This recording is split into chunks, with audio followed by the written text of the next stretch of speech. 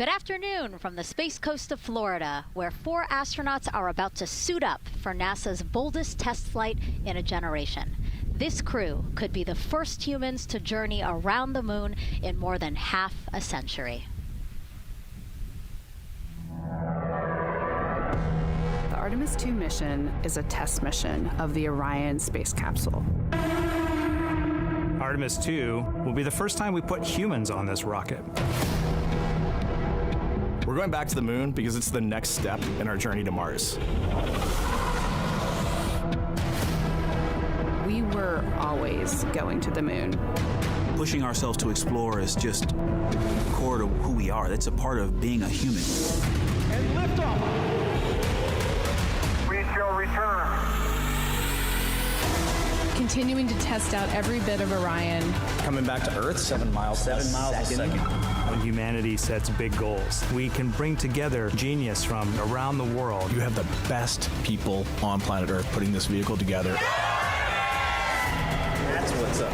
To innovate for the benefit of humanity and to inspire the world through discovery. And here we go.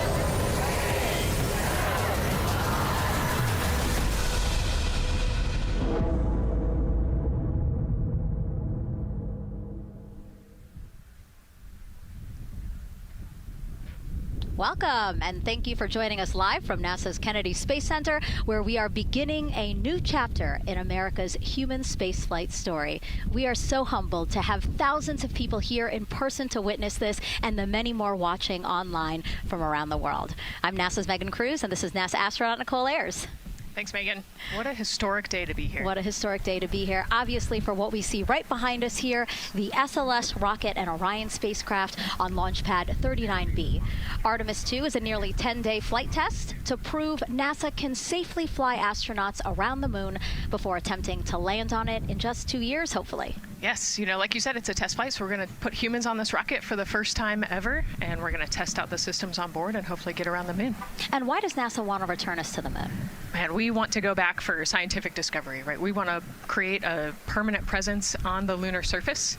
We want to be able to harness some of the volatiles or the resources on the moon in order to get us onto Mars later. So we're going to use the moon as a stepping stone to get to Mars, but also we're going to use the moon to learn so much about Earth and about the creation of the solar system. The moon is this untouched witness mark for the Earth and the solar system. And what I really love is all the things that we do to get us to explore our universe, all of that technology, all the jobs created to support that, it all benefits us here on Earth. Yes, definitely. I mean, getting this rocket into orbit takes, 8.8 million pounds of thrust, right? And it's the people on Earth who do that and who create that, the engineers, the scientists. There are so many people who make this mission happen. And so if all goes well, this crew could travel farther from Earth than any other humans before them and see parts of the moon no one has ever laid eyes on. And now, speaking of laying eyes, here we are in the suit-up room with the Artemis 2 crew. Yes. Looks like the commander's getting his comm cap on, so the communication cap. Looks like Victor's already got his on and the helmet going. He's just stretching out his wrist a little bit, right? Yes. And in charge of liftoff today is Launch Director Charlie Blackwell Thompson. She and her team are just across the street from us inside of the Launch Control Center. They kicked off continuous around-the-clock operations just before 5 p.m. on Monday and started fueling the rocket about 4 hours ago. They have a 2-hour launch window that opens at 6:24 p.m. Eastern Time, which our clock in the upper left-hand corner is counting down to. And, we just heard from Charlie Blackwell Thompson in our tanking coverage, which was the broadcast just before this one kicked off. And basically, she said weather is 80% go. Yes, 80%, we will take that. It's a little windy. There's some clouds building, but we're going to keep an eye on it, and 80% is a good number to keep moving today. Yeah, and what she said was a wave of showers are moving west, but they should be well past the pad by the time we launch again, hopefully at 6:24 p.m. today. Hopefully. All right, so again, let's head back into that suit-up room. We see Reed Wiseman. He is the commander of the Artemis 2 crew, and Nicole, he is putting on what you guys are calling the communications cap, the comm cap. Yes, so it's a little bit for protection of his head there, but also you can see the mic booms, and he's got ear cups there so he can hear, the rocket's loud. So you're going to wear hearing protection, but then we also want to be able to talk to Earth and talk to each other. So they're getting that settled, and then he will put the helmet on over that comm cap. That cum cap will also connect into the suit, which then eventually connects into the capsule through an umbilical there. So there's a lot of cords and wires. You can see them tuck in that cord under his chin right now. And so the suits they're wearing, they're called the Orion Crew Survival Suits, or OX suits. And so they're worn for launch and reentry or during high-risk or emergency situations. And I think a lot of people, especially if they're have been following NASA for all these decades now, they're kind of thinking, hey, these look like the suits that our shuttle astronauts used to wear. There is a lot of resemblance here. That's true. Yeah, they are very similar. NASA does a great job of leveraging the lessons that we learned from previous missions. So dating all the way back to Apollo, some of our first spaceflight missions, we learned lessons about the suits and how to make them better, and we just continued to carry that through all the way into the Artemis mission.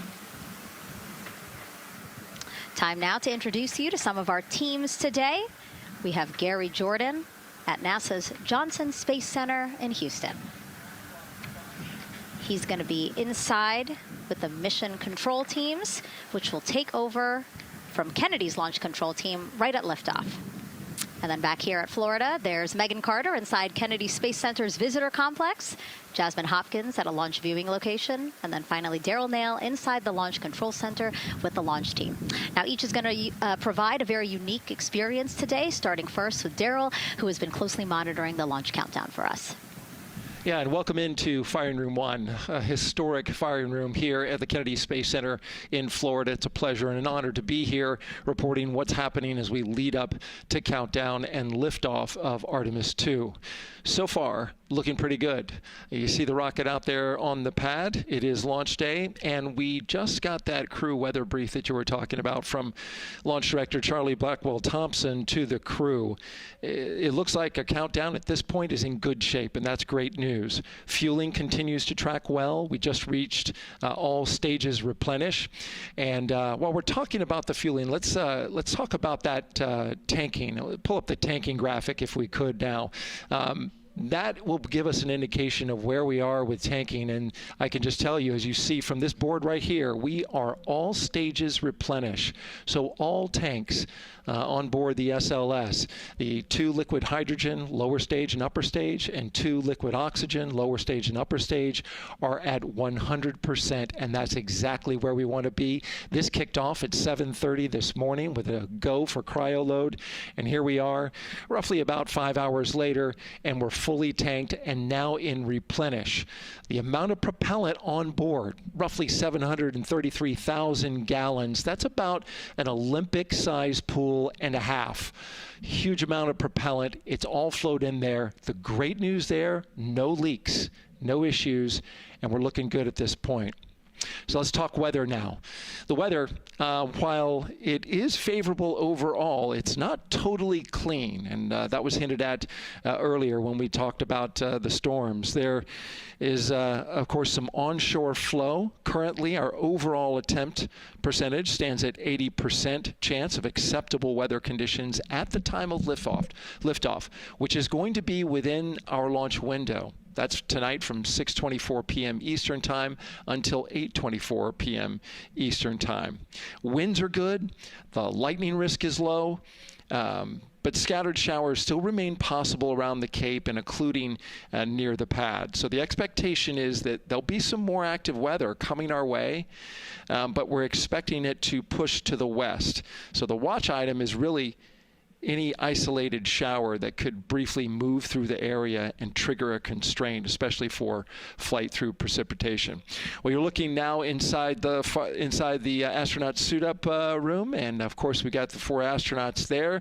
They talked to Charlie Blackwell Thompson today, and everything looks good there. We're tracking one minor NC issue at this point. We'll talk. It's a non-conformance. We'll talk about that a little bit later in our next hit.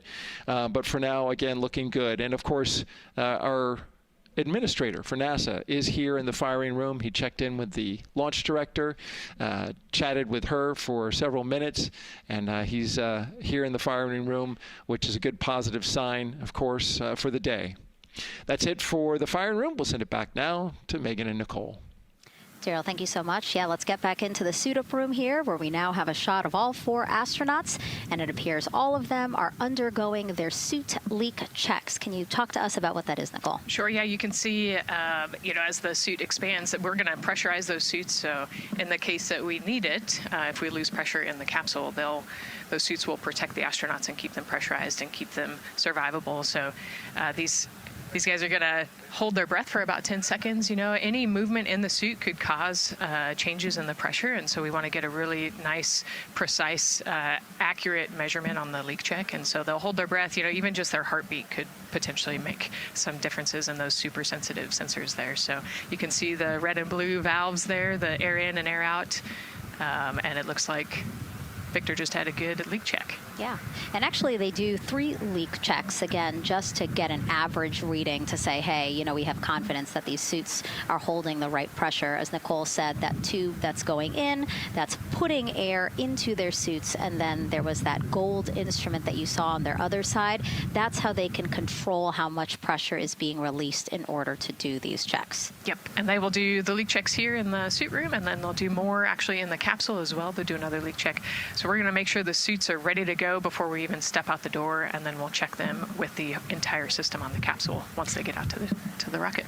And you might also notice that some of the astronauts, while they're doing their suit leak checks, you might have seen Victor gave an OK sign. You might also see a thumbs up, and that's because concurrently, while they're doing these suit leak checks, they're also doing comm checks. Yes, yeah, we talked about the comm cap earlier and the umbilical and how they plug in. So yeah, they're going to test the comm, they're going to test the suit, make sure everything. They're actually probably testing the cooling system as well right now. They're going to plug into the portable cooling system and make sure that all of that is working. So like I said, we want to make sure that we've got 4 healthy suits before we go out. Yeah, this suit, 3 layers, so obviously it can get hot. Yes. So one of the layers is a cooling undergarment, and basically they flow cold liquid through that undergarment to keep the astronauts cool and comfortable before liftoff today. Yeah, it's like a onesie with a bunch of tubes running around it, and the water flows through there to cool you down. All right, lots of information to share with you all today. If you have any questions, we'd love to hear from you. All you have to do is send your questions our way by tagging @NASA Artemis, and we'll try to answer as many of your questions live. And we'll also have some questions for you throughout the broadcast, so we hope you can participate in those opportunities as well. Okay, as we continue to be inside the suit-up room here, why don't we learn a little bit about each of our crew members? Right now, we are looking at pilot Victor Glover, but hopefully we can get a shot here of our commander, Reed Wiseman.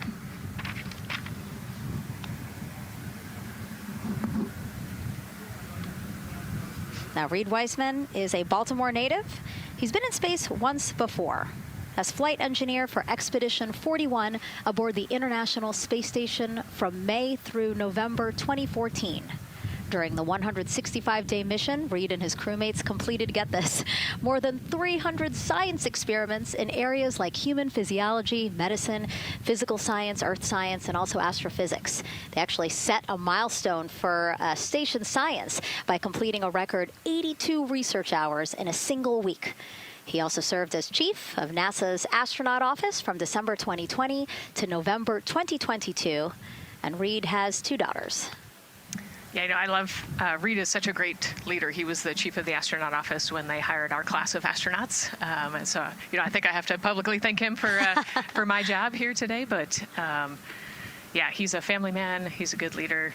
And he's a great pick for the commander of this mission. Yeah, I think, in talking through some of his other accomplishments, obviously he has leadership qualities that makes him prepared for commander of Artemis 2.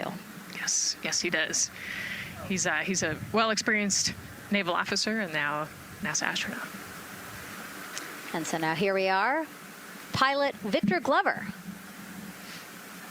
NASA selected the California native as an astronaut in 2013. At the time, he was actually serving as a legislative fellow in the United States Senate. His first trip to space was in November 2020 when he launched as pilot of NASA's SpaceX Crew 1 mission. That was the first operational mission of NASA's Commercial Crew program, which resumed launching American rockets from American soil to the International Space Station at the end of the shuttle program. Victor is a U.S. Navy captain and naval aviator who served as a test pilot, racking up more than 3,500 flight hours in more than 40 different aircraft. He and his wife, Deanna, have 4 children. Yeah, 4 children, a lot of energy, but that checks, right? Because when I think of Victor Glover, I think of a lot of energy, smart guy who's always excited and ready to go. And there you go, he's smiling in the suit room this morning. Oh, yeah, he's a great guy. All of them are. This whole entire crew, they're just a good group of human beings, of leaders, of friends, family. You know, I have never heard anybody say anything bad about any of these 4. They're all so well accomplished, and they're also deserving of this opportunity to return to the moon. Yeah, and they're also humble, right? They're just standard humans going to the moon, but you would never know that when you talk to them in a normal conversation. And so it looks like Christina here has completed her suit leak checks as well, her communication checks too. Yep, they've already got her gloves off. They're getting ready to kind of hang out and relax a little bit, I think, before they walk out. She is a mission specialist for this mission, native of Grand Rapids, Michigan. Was selected to the astronaut corps in 2013, so actually same class as Victor. She served as flight engineer on the International Space Station from March 2019 to February 2020. And during that time, Cook set a record for the longest single space flight by a woman with a total of 328 consecutive days in space. She also participated in the first ever all-female spacewalk. And before becoming an astronaut, Christina helped build space science instruments and led scientific field work in some of the most remote environments on the planet.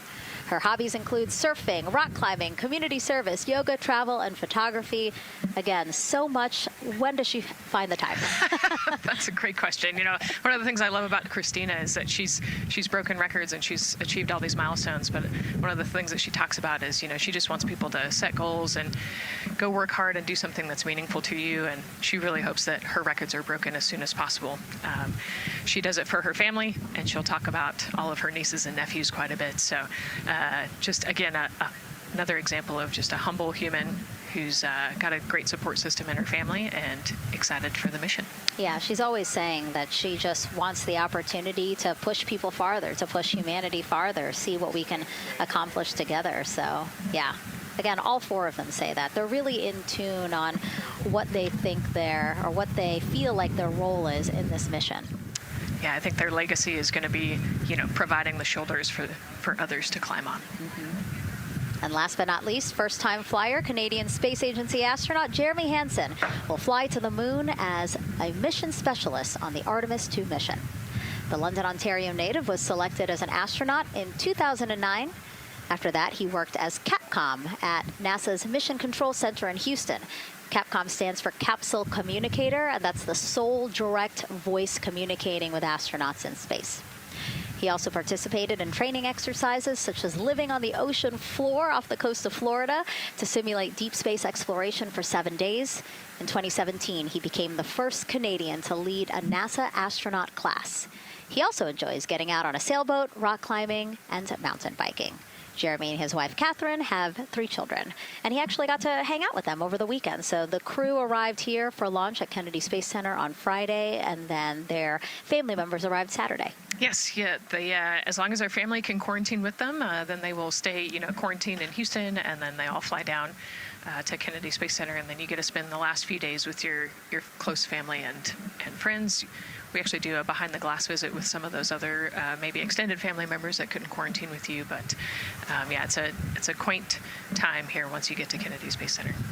A great sign here, all 4 astronauts have removed their helmets. And that indicates again that all 4 have completed suit leak checks. And so, Nicole, what they're doing now is they have these pockets on their forearms. That's just somewhere where they can put personal items that they might want, right? Yeah, just kind of stowage pockets. You know, there's always something that you might need or want while you're in the capsule, and then also last-minute personal items if you want to put a couple things in there. So everybody kind of has their own unique stash in their pockets. And then another pocket has emergency equipment that they might need, right? Like a signaling mirror, things like that. Right, yeah, the suit is basically all in one. You know, it's got the oxygen bottles there on their right legs. You'll see in a different shot, they've got pockets with survival gear in it, and that is to keep them safe. So if they had to egress the capsule, either from the launch pad or from the water, then they will have all of the survival gear with them. They'll have about 10 minutes of oxygen as well from that bottle so that they can get to safety quickly and safely. We are now 5 hours, 3 minutes and counting from the opening of our 2-hour launch window, and we have our first questions from social media.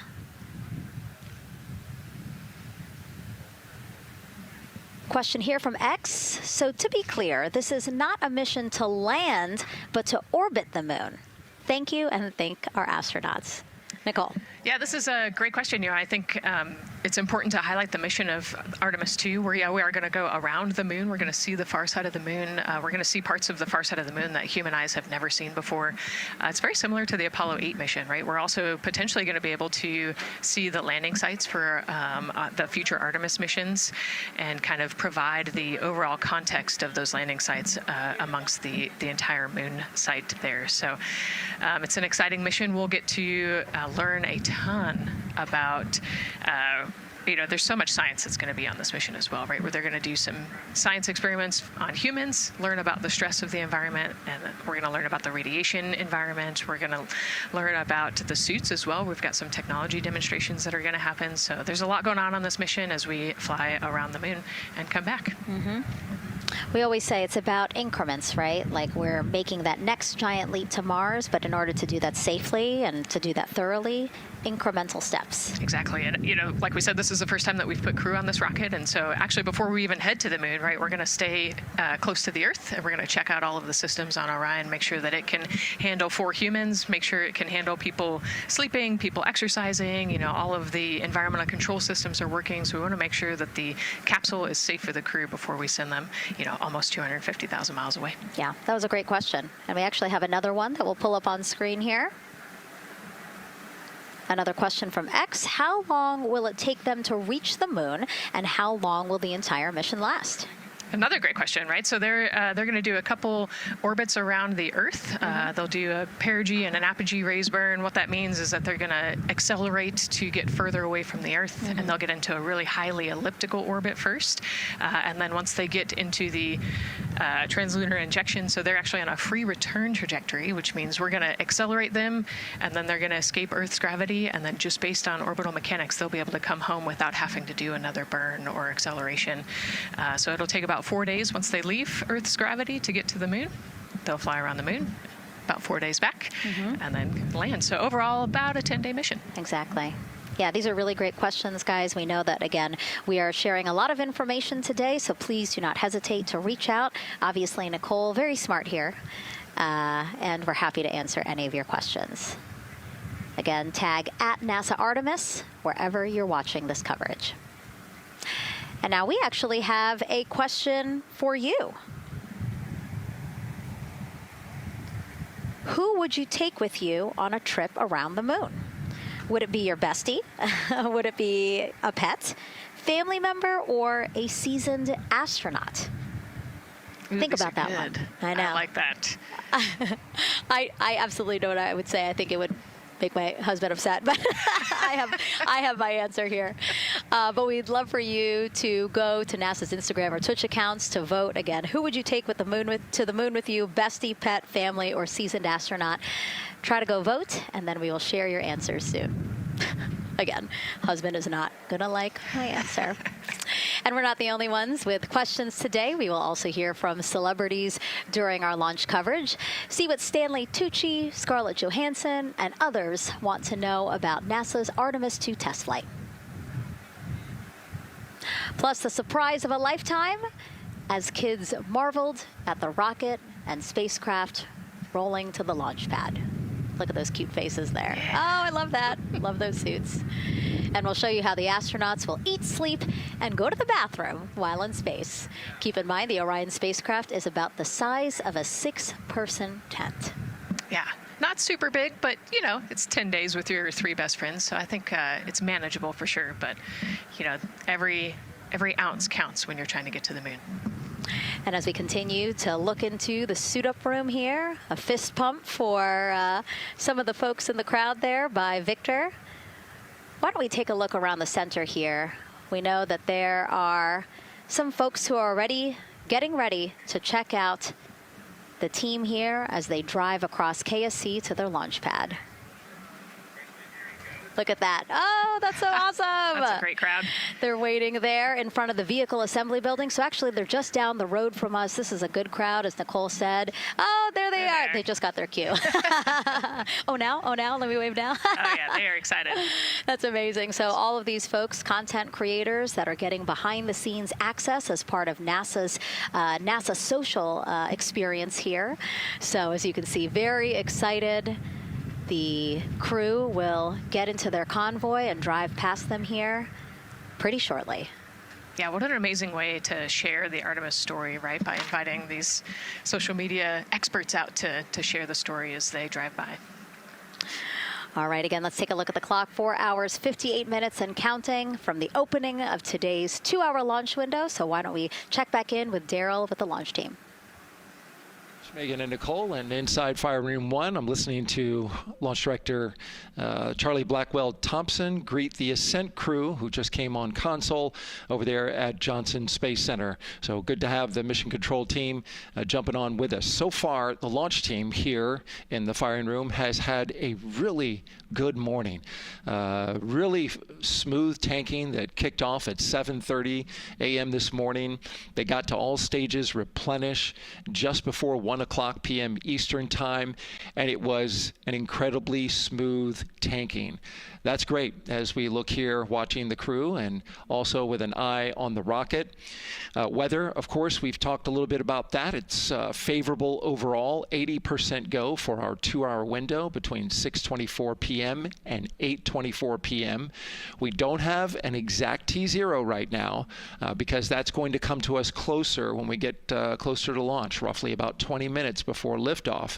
But it's going to be within that window and towards the beginning, provided everything continues to go smoothly along the timeline, and so far that's been the case. I mentioned that there was a small issue in my previous live hit that actually was incorrect. There was no issue. I've gotten the good data now that I'm on the headset and listening into the loops. Engineers, avionics engineers, are keeping an eye on a display unit inside Orion that's just running a little cooler than normal. It's not going out of limit. It's actually completely fine. But they just were noting the trend and reported that to the NASA test director. So they'll keep their eyes on that. But again, there was no LCC violation. And once they get the cover off Orion out there that's protecting it from the rain, they expect the temperatures inside the Orion crew capsule to stabilize. And with that, we'll send it back to the host desk with Megan and Nicole. Thank you so much, Daryl. Now, Daryl is inside Firing Room 1 in the Launch Control Center, or LCC, as you might hear it referred to, which was built in 1967 to support Apollo missions. In fact, Apollo 11, the mission that landed on the moon in 1969, that was called from the exact same firing room. NASA then upgraded the LCC to support shuttle missions, and now Artemis. You can see there a shot from when we supported shuttle. Now with Artemis, the primary launch team for today is in Firing Room 1, but there is actually support staff in Firing Room 2 as well. And together they will propel this ambitious test flight off Earth.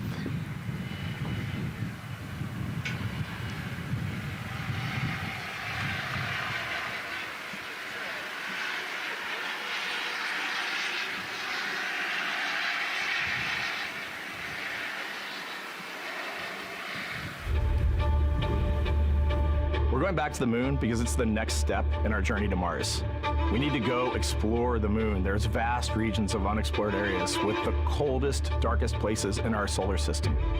This is a test mission, and when we get off the planet, we might come right back home. We might spend 3 or 4 days around Earth. We might go to the moon. That's where we want to go, but it is a test mission, and we are ready for every scenario as we ride this amazing space launch system in the Orion spacecraft. But another reason we're going back to the moon is to fulfill NASA's mission, which is to explore the unknown in air and space, to innovate for the benefit of humanity, and to inspire the world through discovery. And when we succeed and when we accomplish the things that we set out to accomplish, that inspiration not only can set up new things to happen, but it also is a reminder in tough times that we're capable of doing great things when we work together.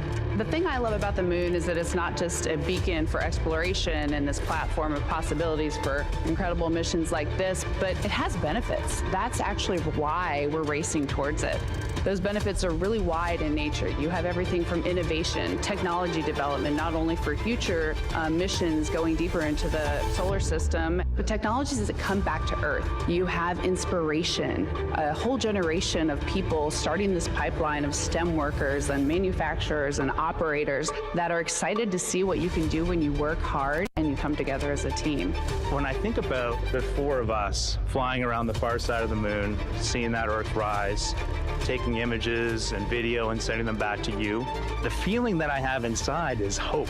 We know that Artemis 2 is not the solution for humanity on planet Earth, but it is a contribution in the positive column. We hope that just for a moment that people will pause and say, wow, it's extraordinary when you look back upon the Earth with over 8 billion people, and you see this concrete example of what humanity can do, this extraordinary thing when we set big goals and we work together to achieve them. Now, Kennedy's launch control team takes us to liftoff, but then mission control at NASA's Johnson Space Center in Houston takes over. That's where we have our Gary Jordan embedded with that team. Hey, Gary. Hey, Megan and Nicole, it's great to be joining you from here in Houston, Texas. I'm in NASA's Mission Control Center, where the Artemis 2 Ascent flight control teams, led by Flight Director Judd Freeling, recently started their shift to monitor the Orion spacecraft integrity, the Space Launch System, and the crew to make sure all criteria is met to commit to today's launch and the mission ahead. The team you see here in this room today has been training extensively to prepare for the highly dynamic phase of flight that begins shortly after engine ignition. Teams here will be monitoring the flight of the Space Launch System, Orion, and of course the Artemis 2 crew on board as they make their way from the Kennedy Space Center into Earth orbit. The lead console positions will be in this room, called the White Flight Control Room, a room which traces its legacy to the Space Shuttle program, with the first shift supporting STS-70 in 1995, more than 30 years ago. Each console represents an expert in a particular discipline, whether it be communications, propulsion, crew health, life support systems, or trajectory. And each of these individuals has a support team in other rooms, each ensuring that no data point is left unchecked, no procedure is missed, and combining efforts as one Artemis team to ensure crew safety and mission success. After liftoff, Mission Control Houston will be staffed around the clock over the next 10 days until the spacecraft is safed for the recovery teams and the crew is extracted from integrity and brought aboard the recovery vessel. The roar of a powerful Space Launch System liftoff is just the beginning. The mission is, of course, a test mission, and the first with humans on board Orion and in deep space. The crew's job is to put the systems and capabilities of Orion to the test, taking us closer to a sustained presence on the lunar surface. It's great to see the crew gathered around the table. Megan, with that, we'll toss it back to you as we continue to monitor from here in Mission Control Houston. Back to you. Thank you so much, Gary. Yes, a pre-flight tradition that we have seen with our crewed flights and our astronauts, the card game, Nicole. Yeah, you know, this is a fun time for the crew. Kind of relax a little bit, play a card game with the chief. You can see Scott Tingle there is the dealer today. Looks like they're playing high card wins. So Victor won, he's out. Now Jeremy's out. You know, there are two schools of thought on this game. Either you want to get rid of all your bad luck or go out on a high note. So it looks like the crew chose we're going out on a high note. And, you know, I think one of my favorite parts when I talked to Reed about this is he was just excited to play a game with his old boss from Naval Test Pilot School. So once again, his boss today. Yeah, and I love this part of the tradition because this is when, again, you usually see them like, yeah, laughing, but very focused still. But when they get to this table, laughs, high fives, smiles, just really a brief moment of levity in what can be and will be a very long day for them. Yes, you know, it's a long day. There's a lot of preparation that goes in today, and so they're just, I think, at least for us, it was a nice brief moment of some relaxation, a couple laughs, you know, a moment to take a few deep breaths and reflect on the mission ahead, and then, you know, get some high fives as well. And so with their bad luck dispelled, some good luck from Scott Tingle, it seemed like there, right? Yes, definitely. It's actually a really fun tradition. You know, I think that card game is more steeped in tradition than anything else. Every crew has played that same card game. As you said, Nicole, the primary reason for why they're there to suit up, to do communications checks, to do pressure checks all done, and now it seems like Reed had some words for the team in that room. Yeah, you know, this day can't happen without thousands of people, right? And so the suit room is a great example of that. You've got all of the suit techs, and you've got your support team there, everyone who has made this day possible. You know, they've been working with the suit team for years at this point, getting ready. So some fist bumps to the group. Again, the suit team are the folks dressed up in those white, very snazzy outfits. Special outfits that we can talk a little bit more about later. But each crew member was assigned their own suit technician. So as you said, working very closely with the same person to make sure that the crew felt comfortable and ready in these suits as they lift off from Kennedy Space Center. Right, and you know, each suit is slightly different, each person is slightly different, and so these suit techs know each individual super well. They know exactly how they like to get into the suit, exactly where things might get caught, or, you know, small adjustments that might need to be made, so they know their suit techs well, and their suit techs know them very well. And so as we take a couple of pictures here, we really hope that you are learning a lot about the suits and the process of checking them out for a mission. But imagine the opportunity to get a hands-on demonstration from people who helped design these suits. Take a look.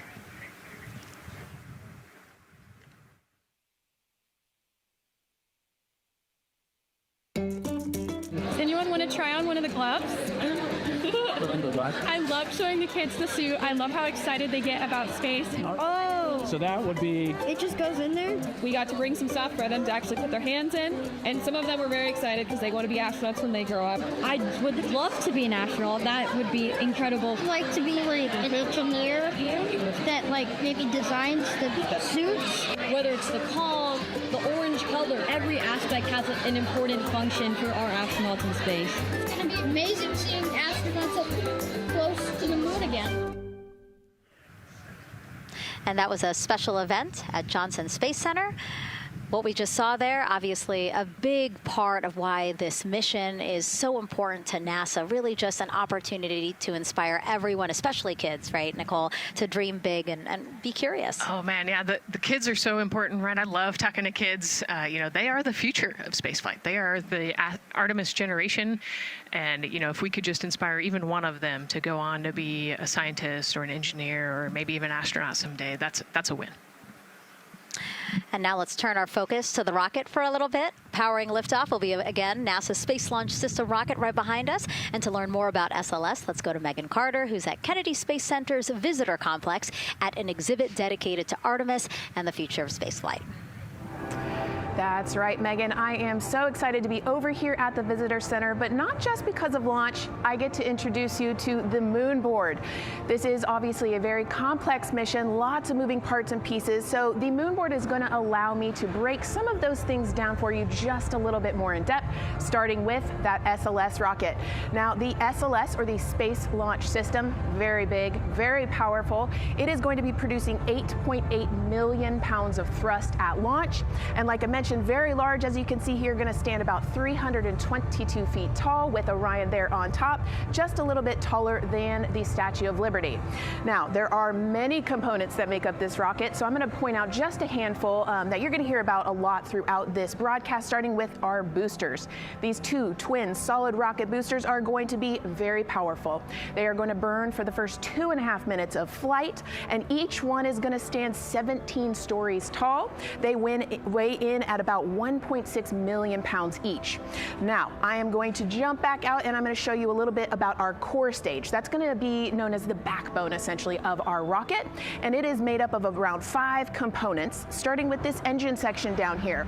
This engine section is where our 2 propellants are going to be funneled down through our pipelines, and they are going to be mixed at 2 different temperatures, very complex processing, and they are then going to go on to feed that fuel to our 4 very powerful RS-25 engines.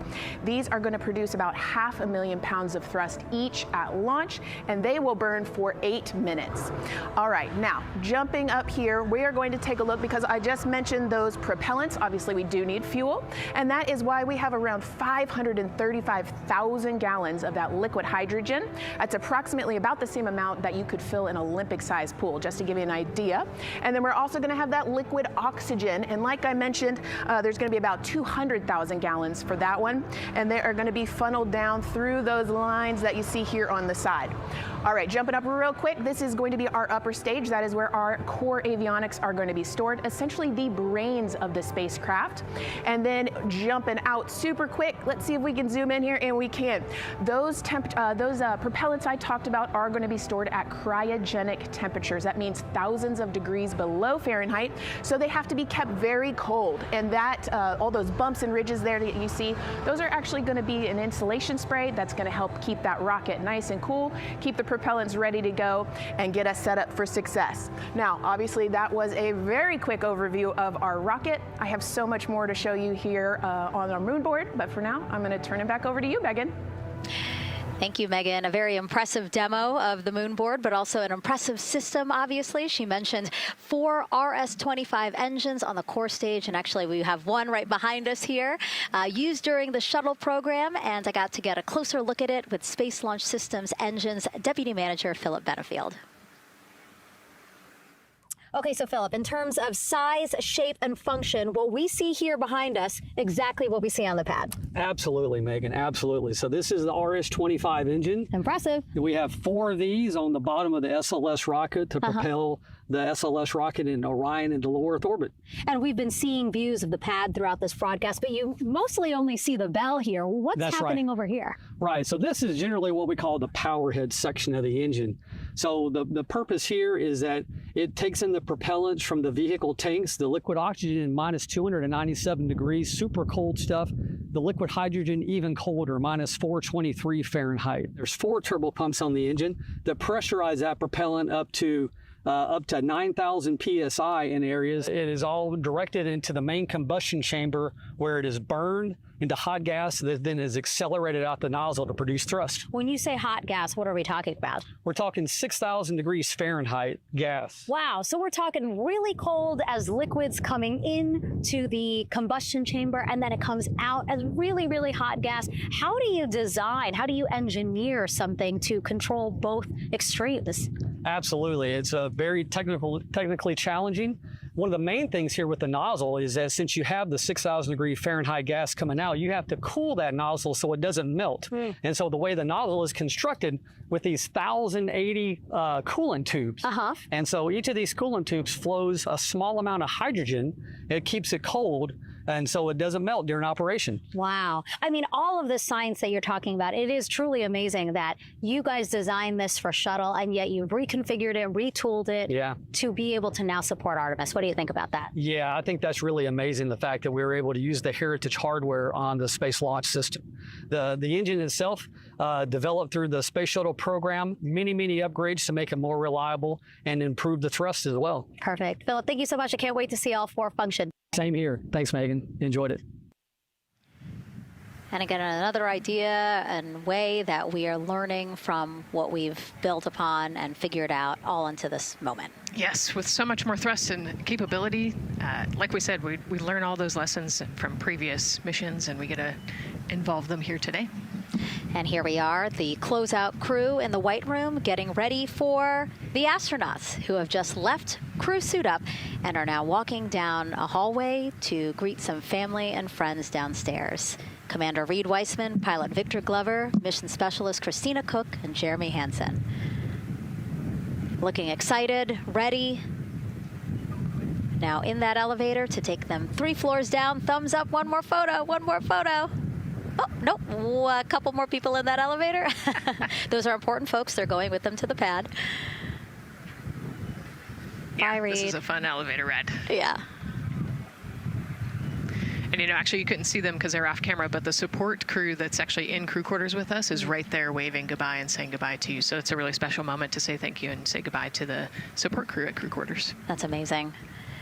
And so again, they will ride down 3 floors, and then soon we'll walk out the doors that you see underneath the banner there that says their names. These doors, the same doors that astronauts who have launched from Kennedy Space Center have walked out of since the Apollo program. Yes, and you can see another tradition is putting your patch on that archway as well. So I'm sure they did that over the last couple days. They did. It's actually it's so hard to see because there's so many of them, which is also great, but it's on the door frame on the right-hand side, the very, very bottom. Awesome. Great crowd here.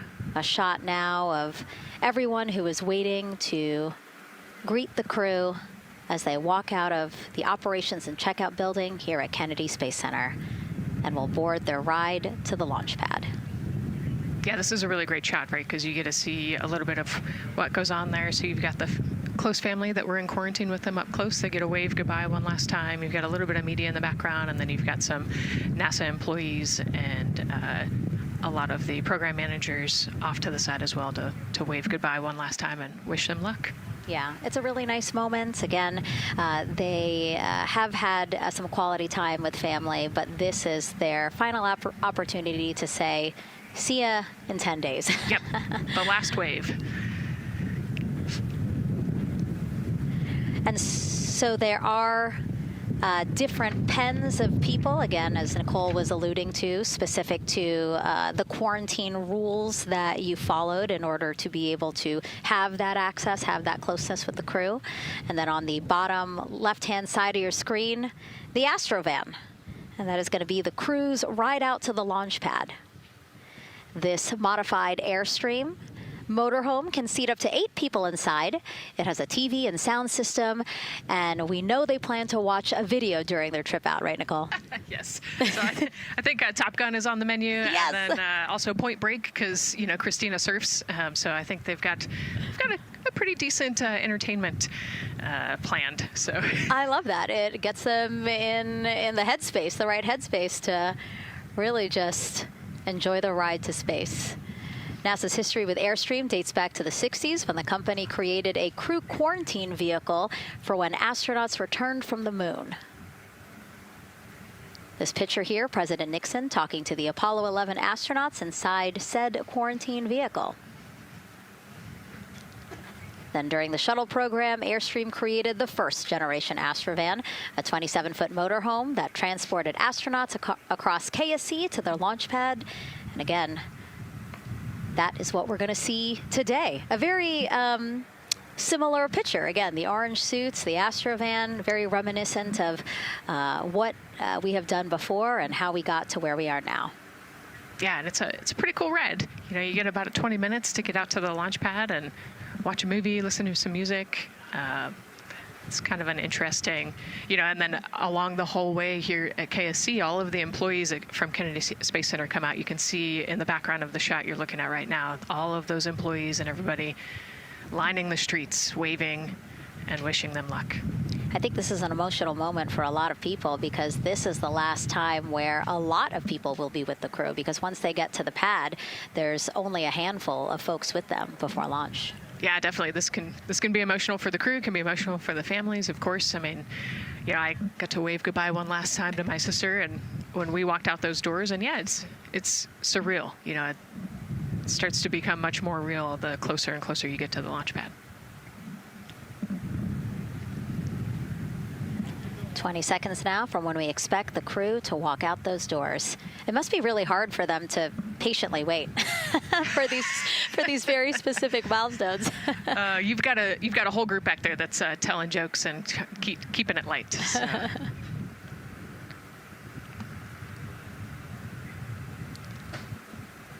And here they are, NASA's Artemis II crew. Commander Reed Weissman, pilot Victor Glover, and mission specialist Christina Cook and Jeremy Hansen taking their first steps outside for their historic test flight. To a wonderful applause from the crowd. They're looking really excited. Some and big really smiles. Ready. I love that. It's a great day for us. It's a great day for this team. A few words from Reed. Great day for us, the team, he said. Thumbs up, more thumbs up. Of course, a lot of pictures. We hear some camera shutter clicks back there. I love the energy of this crowd. Let's go. And so now the crew walking over to each of their pens. The first people closest to them, of course, their family members who got to quarantine with them, correct? Yes. Yeah, so the ones that are close and waving, those are the immediate family, so spouses, partners, kids. And we're trying to give them some privacy so that they can have their conversations with their family members. Christina there, she has her husband. Victor has 4 daughters and his wife, they're there. Reed, his 2 daughters are there. And then Jeremy, his wife, 2 daughters and a son. You know, when you were standing in their shoes, Nicole, when you flew for Crew 10, what were you kind of talking about? Like, did you really think about this moment and what you might want to say? You know, they've all already done their real goodbyes, you know, in person. And so this is more just kind of, again, that last chance to wave, last chance to get one smile. You know, you see Christina there smiling. So this felt much less heavy and just, you know, waving and maybe cracking a joke or something, saying hi. So this was a really, really great moment for our crew. Reed's 2 daughters there. Reed spoke about when he told them that he was selected to be the Artemis II commander. And he said he was worried. He's a single dad, didn't know how they would react. And actually, he said he was overwhelmed by their support. He woke up the next morning with cupcakes baked by one of the daughters, moon cupcakes. Yes, I love this story. Moon cupcakes the next morning. Like, how awesome is that, right? Everybody needs their support system, and clearly he has that in his daughters. Christina said she took a bike ride with her husband and wanted to tell him when the moon rose, but that it was too foggy. But she said he was still very excited and happy for her. Yeah, the moon's still out there. A close-up now of, again, Commander Reed Weissman and Mission Specialist Christina Cook. To the right of your screen, as we pan left, we have pilot Victor Glover. Victor told his wife, and they told their 4 kids together, and he said that one of them just started yelling, "Let's go!" Yes, I love that. Again, the support from the family is awesome. And Jeremy said his wife and 3 children, super excited. He felt very supported. You know, he did have that tough conversation, obviously, of talking about the realities of this being a test flight, but he said they were super supportive. And now as he walks away, some kisses from Victor Glover to his family, hearts to Christina. Jeremy being a gentleman, pausing so that Christina can take a nice photo without him. Hearts too from Reed there.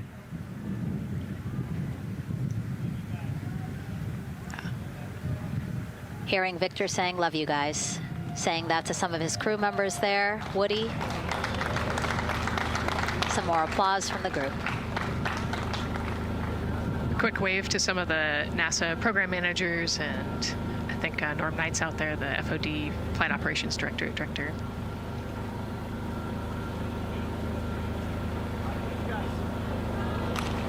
You heard Reed there saying, "Thank you guys," as the crowd picks up again with their applause.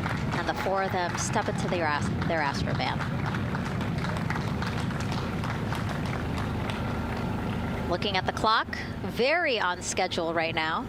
Again, according to the very detailed timeline of launch today, they are expected to drive off in about 20 seconds.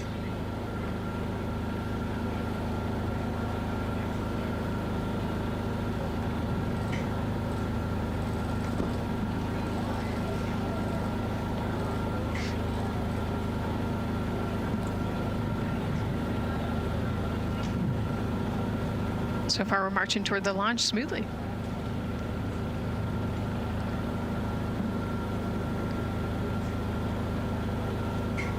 Do you think they're queuing up the video? Definitely.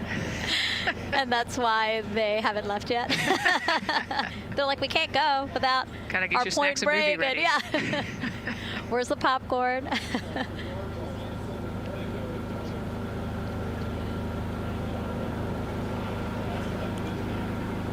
Again, good on the timeline. Of course, they do have these very specific milestones, but this is not one that has to be completely stuck to the second and the minute. Yeah, we will make up that time easily.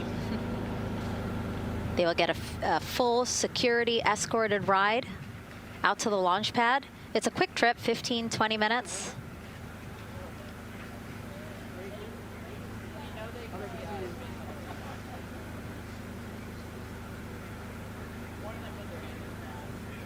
That's all you can see.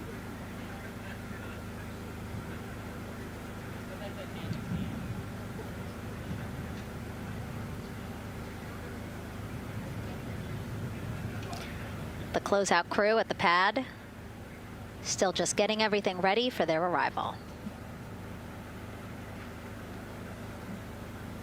Configuring Orion, right, Nicole? Yes, so they're probably laying out the seat restraints and getting all of the umbilicals set and ready to go so that when the crew gets there, they can ingress and start getting strapped in and connected to the capsule.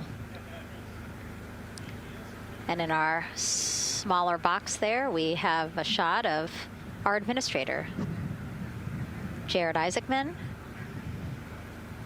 bouncing around quite a lot today. Was in the firing room right after the crew weather brief, saying to the crew that they are good for them to start suiting up, and now here to wish them well as they drive out to the pad. Yes, he's so invested in this mission. I love it. You know, he's been an active participant today, and exciting to see him there at the walkout.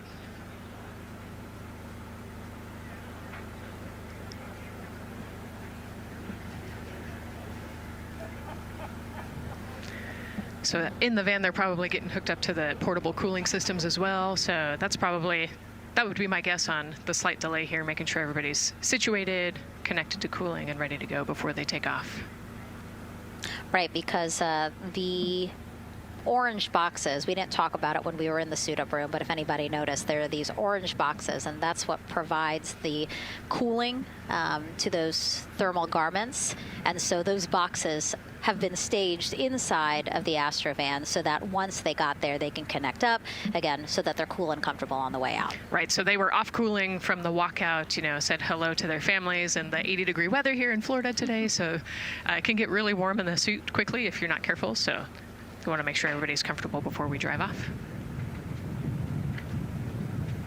And then when they get to the pad, of course, and strapped into Orion, then they don't have any need for those cooling boxes anymore. They will get that cooling through Orion, through the different lines and umbilicals that they'll be connecting to there. Yep, that's exactly right. The Orion capsule and its environmental control system will take over once they're connected to the umbilical.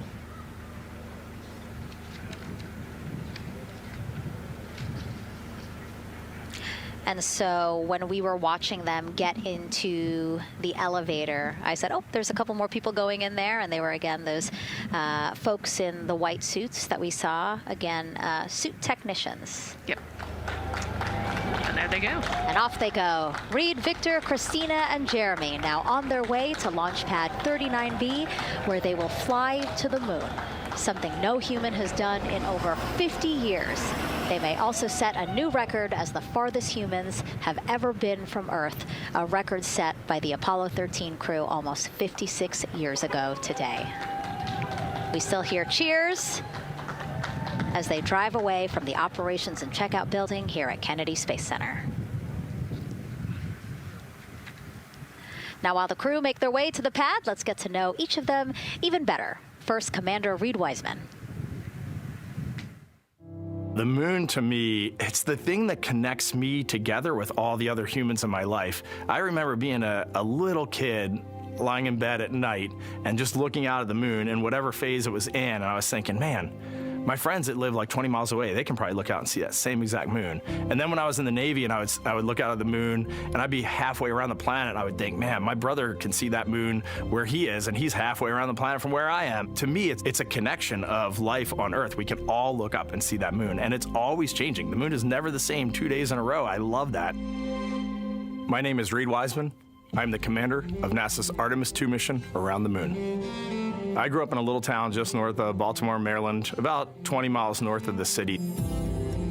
There was a National Guard base nearby my house, and there were A-10 aircraft that would fly over every now and then. I just would look up at them and be like, man, I want to be up there. I want to go do that. And then my brother went to the Naval Academy, and I would go every year and watch the Blue Angels fly during commencement, and that just started to grow and grow and grow. For a while, I wanted to join the Air Force, and then I realized Navy flies as well, and they fly from ships in the middle of the ocean, and that was it, like, done deal for me. That is exactly what I wanted to do for my career. Flying is freedom to me, especially when you're in a jet aircraft coming off of an aircraft carrier in the middle of the Pacific Ocean. Nearest land is over 1,500 miles away. So when you come off of that aircraft carrier, you are truly just alone with yourself out there. It is a magical experience to be out there all by yourself in an aircraft over the Pacific. It's free. I think anybody who accomplishes something that they set their mind out to, there's no one thing that does it for them. It's a combination of everything. I mean, the way my parents raised me, the way my brother and I, the way our relationship developed over time, my friends, being in the marching band, going to college, setting my own course, learning how to live on my own, being mentored along the way, being, kept on the path to success, but being given the freedom to, make excursions and fail every now and then and regroup and carry on. I think all those things come together in the end to get you where you are. I've had to overcome, I'm a human being. I've had to overcome a lot of fears. I'm pretty scared of heights. I joked about that on the International Space Station, but it turns out I'm only scared like at the edge of a building. When you're up on the International Space Station, even though you're 250 miles up, I never had that feeling of falling or that I was, at risk up there. I just kind of loved the feeling of floating and looking down at Earth.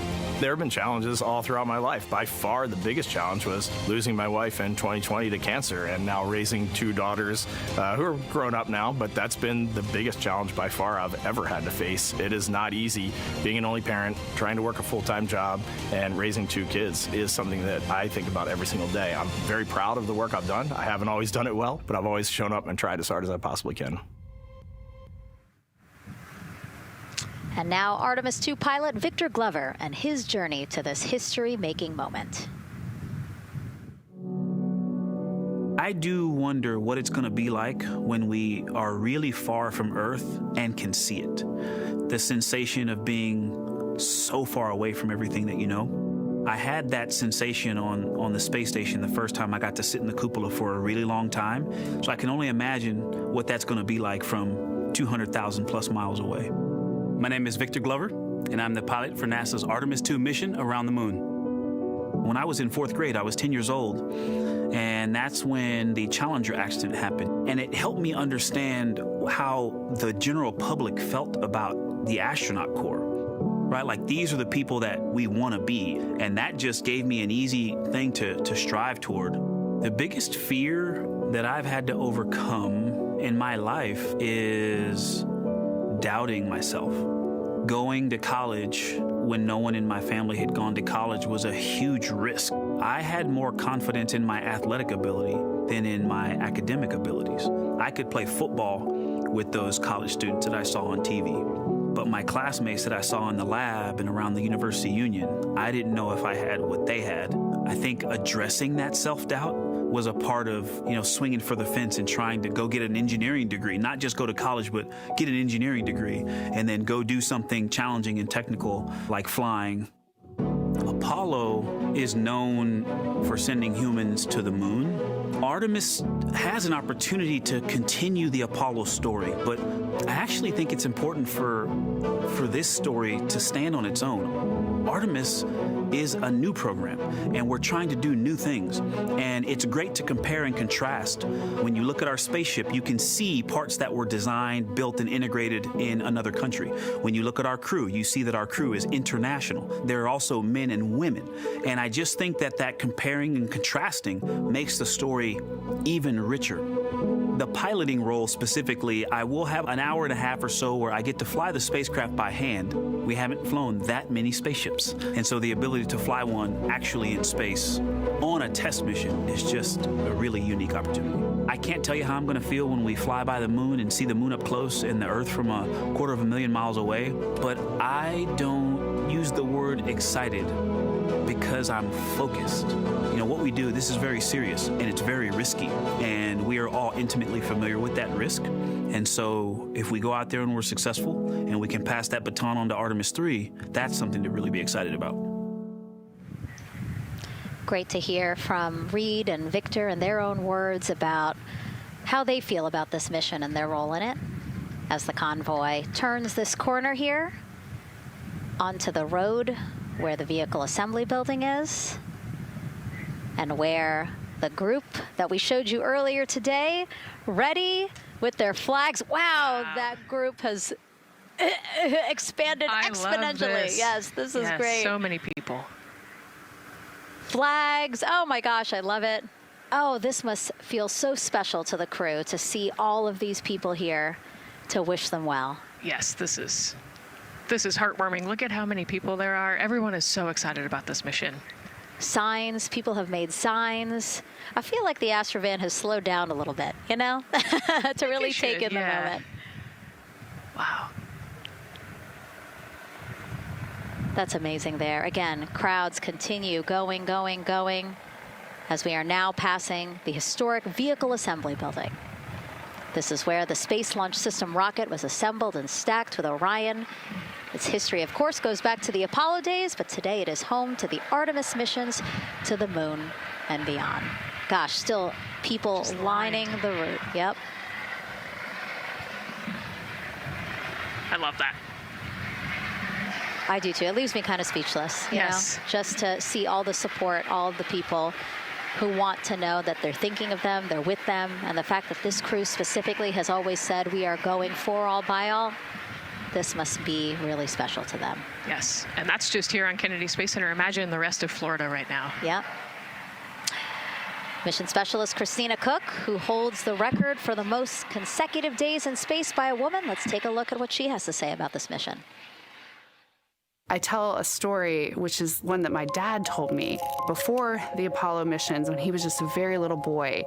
He was looking up at the moon with his mom, and his mom said to him, "Don't worry, Ronnie, we'll never get there." Fast forward maybe 70 years later, it's his daughter that's actually going there. And I think that long arc is something that we can all learn from. The idea that the seemingly impossible becomes possible if you just believe in it and are willing to work hard and come together to achieve it. My name is Christina Cook, and I'm a mission specialist for NASA's Artemis II mission around the moon. When I look back at my dreams as a kid, I definitely never thought I would actually get here. I was very pragmatic. Even though I'm a dreamer, I knew that the odds were way against me again, so I might as well do something I'm loving in the meantime. I definitely loved science and math in school and, did pretty well in those things, but I also loved being active. I was always outside. I loved things that made me feel small. I loved looking at the night sky, oftentimes between the pine tree branches, or I loved the ocean. North Carolina also has mountains, and when we would go there, I just loved the vastness of all of those things. I loved how they made me feel and what they made me think about, and the vastness of the universe and how much out there was to learn. I'm drawn to exploring. I'm drawn to challenges that involve both mental and physical, and I'd much rather be solving problems wearing a whole lot of equipment and in a harsh environment, and that's just something I've carried with me ever since I was a kid. Thinking about the fears or challenges that I've had to overcome, there are just so many. I mean, basically, that has been the journey. I always say to people, do what scares you. And that means I have to follow my own advice. So doing what scares me meant getting on a plane and going to the Antarctic, getting on a plane and going to study abroad in Ghana, applying to become an astronaut, opening the EVA hatch in the airlock and going out of it into the darkness, strapping myself onto a rocket. And so for me, I think that no matter what the challenge, recognizing that if people believe in you and you believe they believe in you, the challenges seem always a little bit easier. To me, the moon, it represents history. It is a witness plate. Everything that's ever happened to the moon is still written on the moon. Every single person has looked at the moon their entire lives. We see the same moon. That's something really special. It's just the epitome of a symbol of something that's in each of our hearts, but that's also represents exploration and reaching. And as we continue to watch the convoy, almost at the pad, mission specialist and first-time flyer, Canadian astronaut Jeremy Hansen.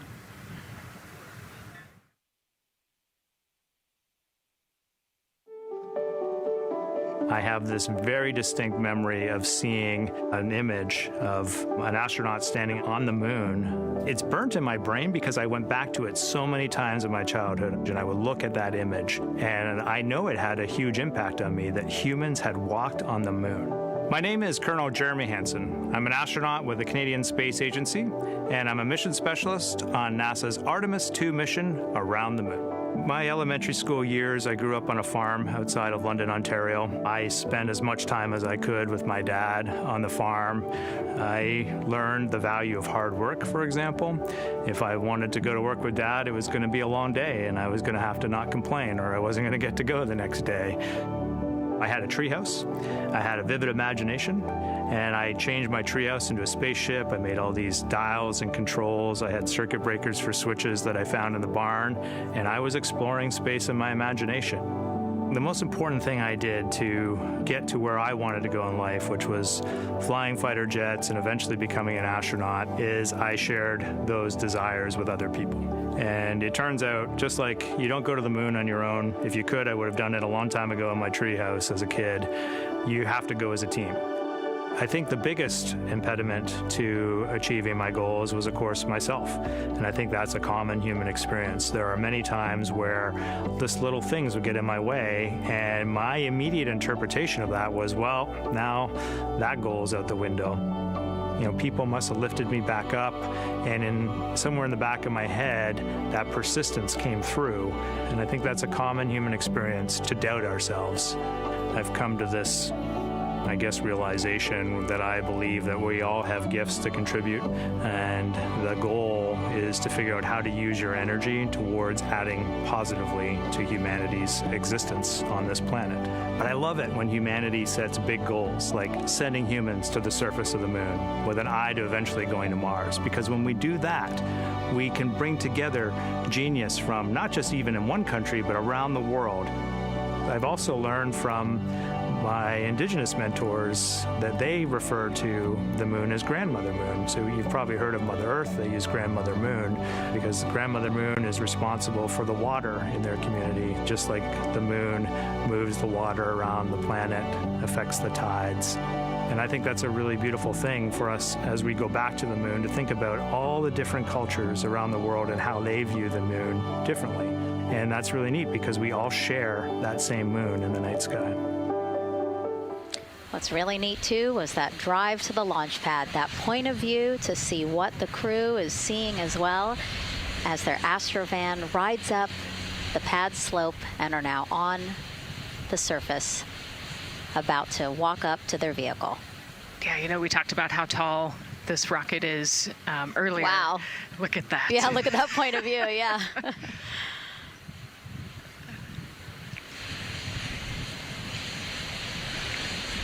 Pad 39B, another historic place here at Kennedy Space Center. Construction began in 1964, finished 3 years later.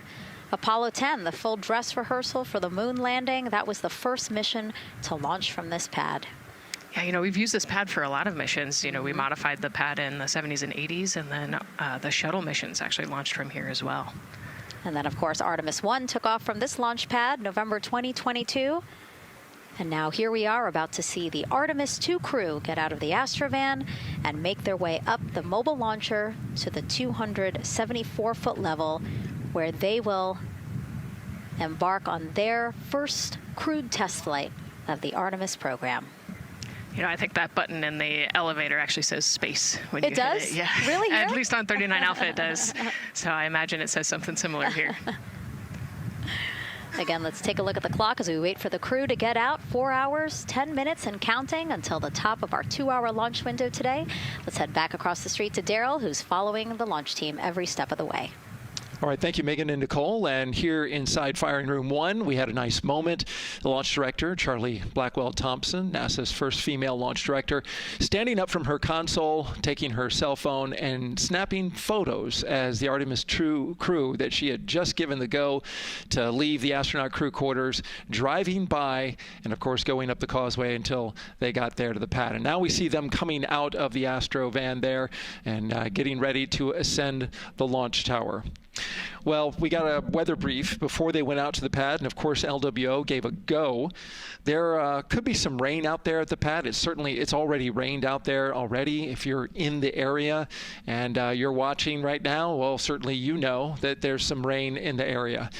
There's going to be spotty showers that are going to be coming ashore here, and we expect that throughout our rest of our countdown. But we also are getting forecasts that there'll be some clearing as we get closer to our launch window. Big wave from Reed Wiseman there, and a thumbs up as the crew goes into the elevator to ascend the launch tower to go up to the level where they'll walk across the crew access arm and get into the white room. One of the things that you're going to start to hear now is from the crew themselves. We're going to be airing the Orion to Earth loop, which is the communications that's going between that crew and the launch team here as they walk them through configuring their various consoles as well as getting ready. A nice moment here, and I'll just pause to just look and see as the crew walks across the zero deck, as they call it, which is the deck that's right there even with the engines, and they're taking a moment to go over there and stand up and gaze up at the 322-foot tall SLS rocket. This was part of the plan for the Artemis 2 crew, and potentially a rocket that could help them make history to go farther from Earth than any crew has before. The farthest distance from Earth when they launch will be roughly around 248,000 statute miles. They're expected to go about 4,000 miles farther than the Apollo 13 crew did. And now they've headed to the elevator to go up. Again, I was talking about the loops. You're going to be hearing from the crew as they discuss with the launch team getting various systems ready to go. And then closer to liftoff, we'll hear the operational launch team loop brought forward ahead of the critical pre-launch polls and then the start of terminal count. And that should be right around L-25 minutes, right before the NASA test director gives their poll and the launch director gives her management poll, which happens at L-17 minutes.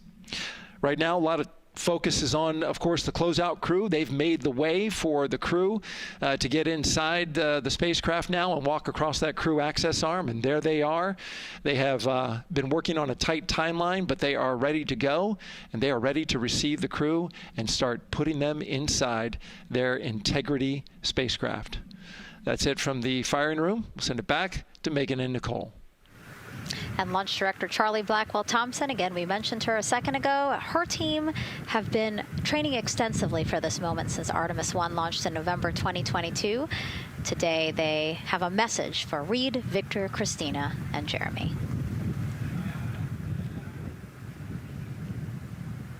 Today, you carry the work of thousands and the hopes of millions.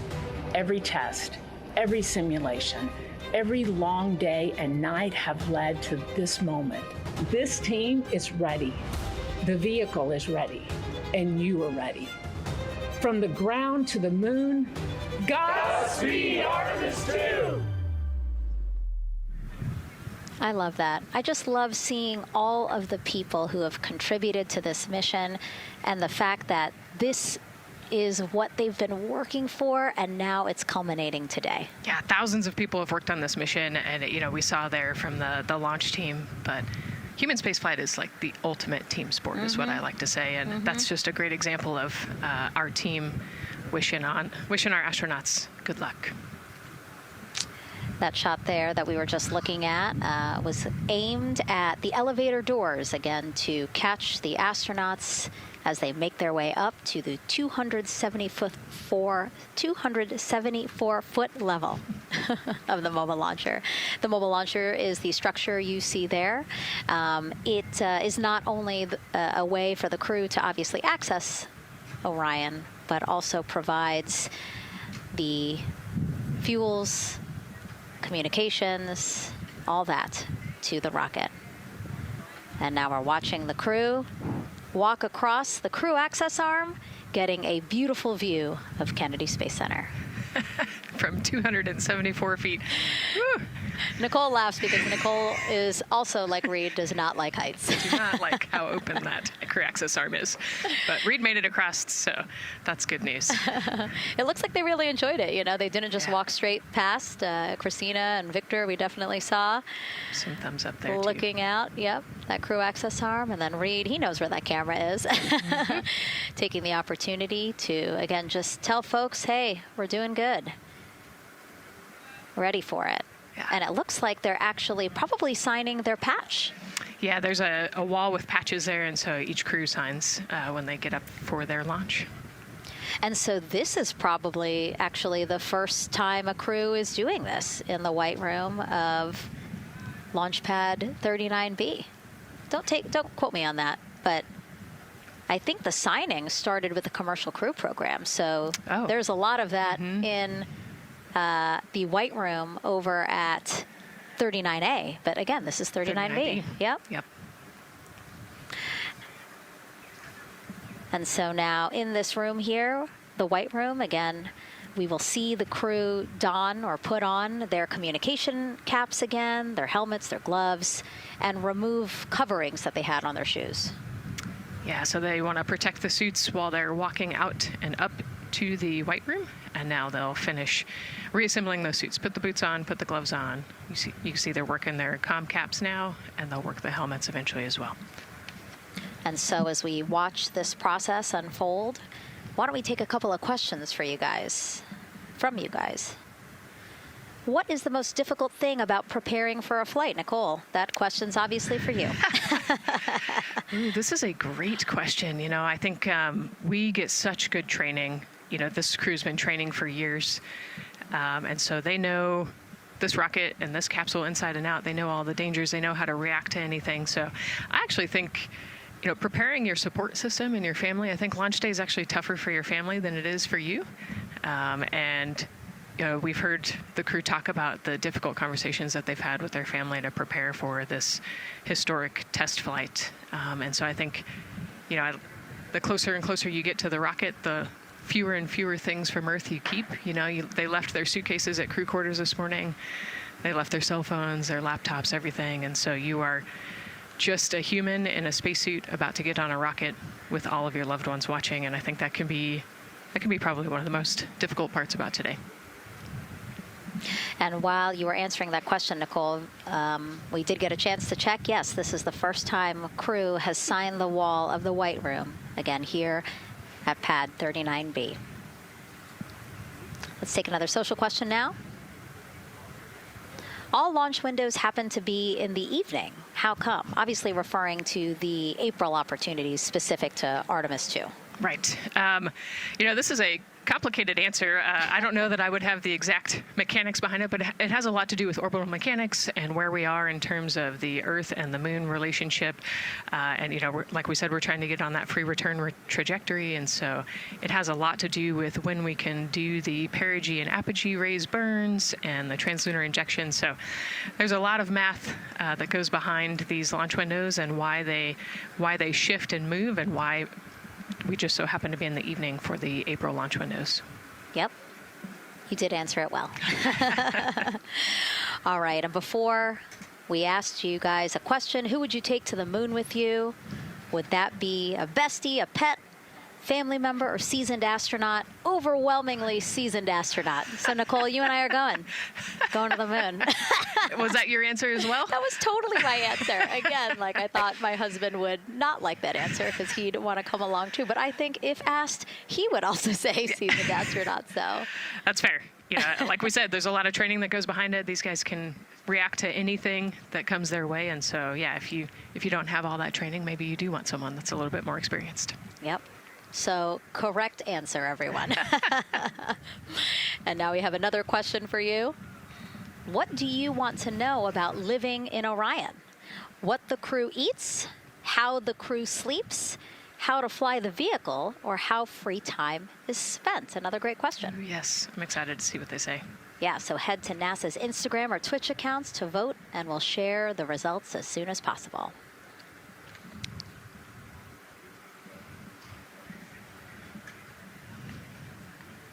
And while you're doing that, remember to also sign up to be a virtual guest for this mission.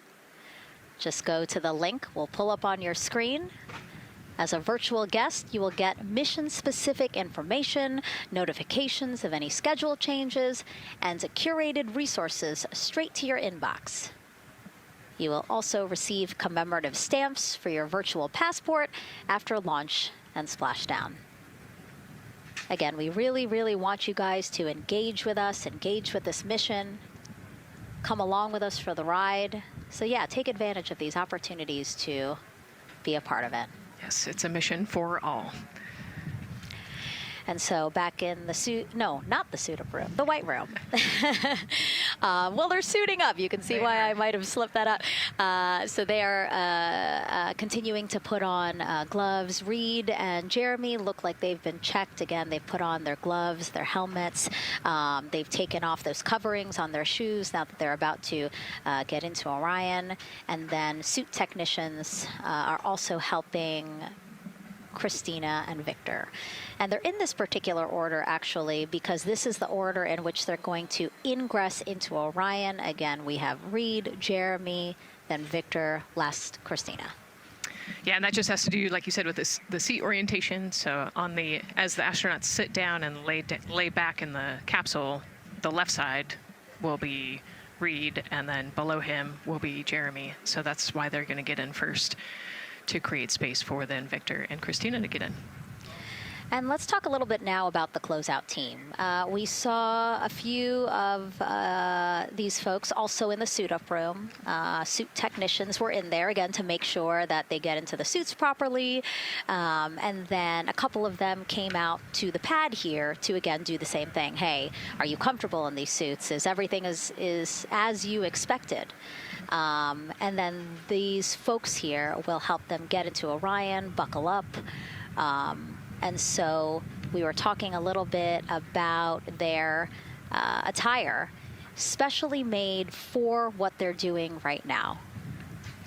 Yeah, so these, they almost look like, the equivalent of a flight suit, right? They're fire resistant. They've got the straps on the back for emergencies that mimic the same straps that the astronauts have on their suits, so that you can use the same exact equipment in an emergency egress from the pad, for example. So we can use the same equipment to get everybody safely away from the pad as required or if needed. Yeah, always thinking about those contingencies, how to very quickly, if there were an emergency, get everyone out, not just the astronauts, but also the closeout crew if an emergency was happening while they were still at the pad. And so those suits, flame retardant. Also, when we see them crawl into Orion, you will notice that they are on their knees quite a bit, so built-in knee pads. Really a thoughtful design for the purpose that they're serving today. Yeah, they're functional, which is exactly what we want, but also they're pretty classy looking. So we did a good job with the design. I was going to say, they actually look like, the outfits that car racers wear, right? Yeah. And then when I said that to the lead of the closeout crew, he's number one if we do see him, Taylor Hose, he said, well, actually, we are kind of like a pit crew, like they're very quickly moving through the operations so that not a lot of time, not more time is spent at the pad than is needed, because this is a fully fueled rocket, Nicole. Right. Yeah, we want to minimize the time that we have more humans up in the White Room, but also safely and efficiently get the astronauts ingress into the capsule. And so that's their main job. That's so yeah, I like the pit crew analogy. Works great.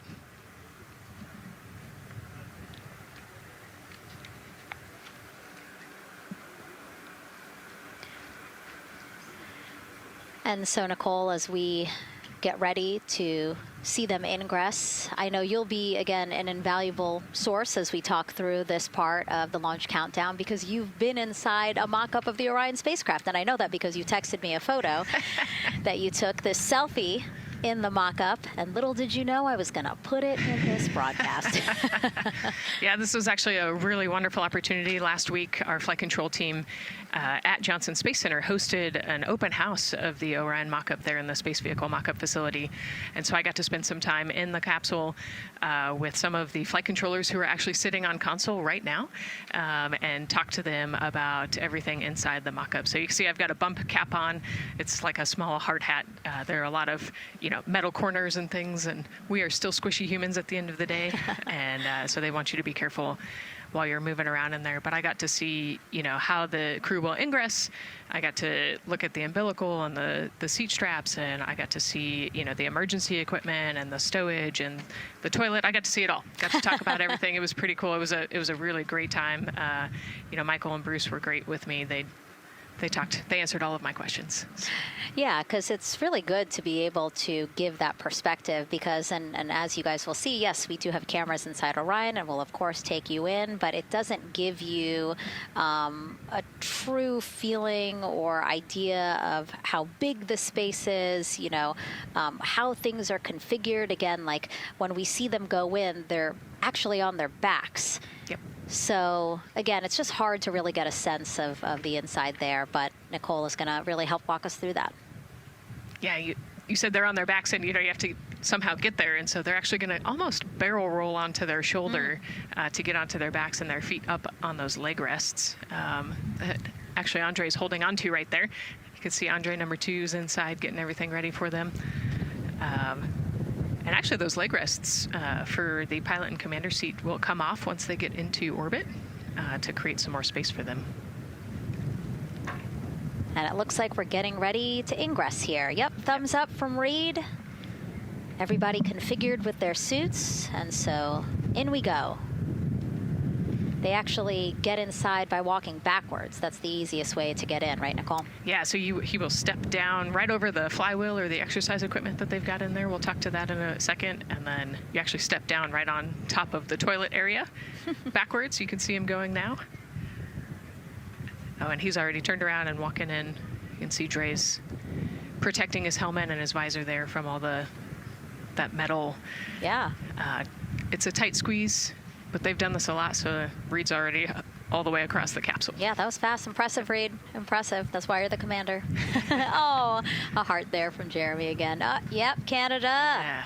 Canada is about to get into Orion. And so you mentioned Dre. Why don't we talk a little bit about him? So that was NASA astronaut Andre Douglas. And he is actually one of the backup crew members for the Artemis 2 mission. He trained alongside the primary crew and will step in and if any of the 3 astronauts are unable to fly. Yeah, Dre's actually a classmate of mine, so fellow fly. Oh, yeah. Yeah, so we've worked very closely together. It's exciting to see him in this role. Yeah, Virginia native, selected as an astronaut candidate in December 2021. He completed his training in March 2024 and was subsequently named as the Artemis 2 backup crew member just months later in July. Before joining NASA, Andre worked at the Johns Hopkins University Applied Physics Laboratory, where he specialized in spacecraft systems engineering. His work focused on the systems that help spacecraft know where they are and how to get where they need to go. So obviously critical for missions to the moon. Yeah, he's a wicked smart guy. He's got like 15 degrees, I think, or something. Oh, my. So. And so now here we are back inside Orion, where the closeout crew each one with either Reed or Jeremy. So it looks like Andre is with Reed. And this is a camera shot of behind Reed's head. So Reed, while Andre is buckling him in, it's a 5-point harness, Reed was configuring his control panel. Yeah, the displays. We're getting the displays ready so that they can monitor all of the systems and monitor the launch as they go. Christina there signing the wall.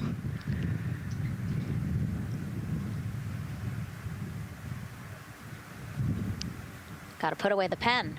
The pen could be foreign object debris or FOD, which is bad for NASA. We definitely want to make sure that we keep track of everything and we know where everything is, because the smallest thing could prevent us from launching or affect the equipment out there.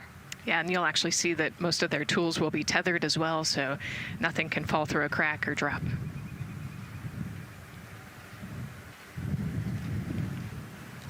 And so as soon as Jeremy and Reed are good to go in their seats and connected to their communication umbilicals, as Daryl had said before, we will start hearing the loops, the audio mission loops, specifically Orion to Earth 1, which is the communication loop that the crew communicate on to the different teams supporting launch today.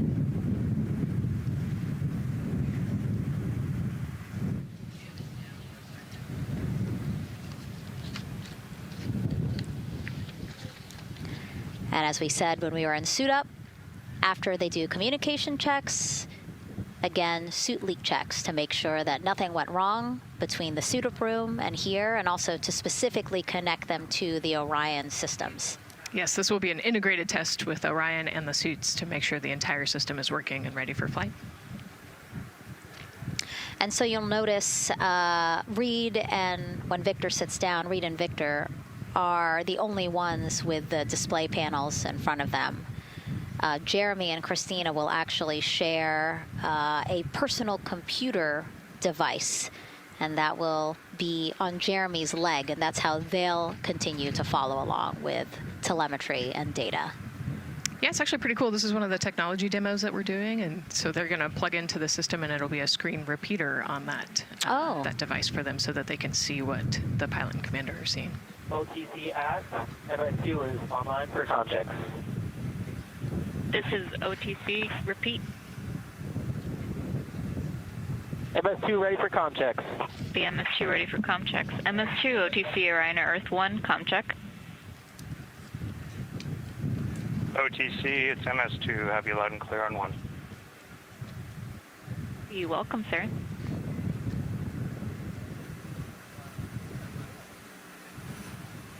And so that was the Orion test conductor speaking with Jeremy Hansen, again, mission specialist 2 for this mission. So his communication check over, you heard him say 1, Orion to Earth 1, has been completed, a successful test.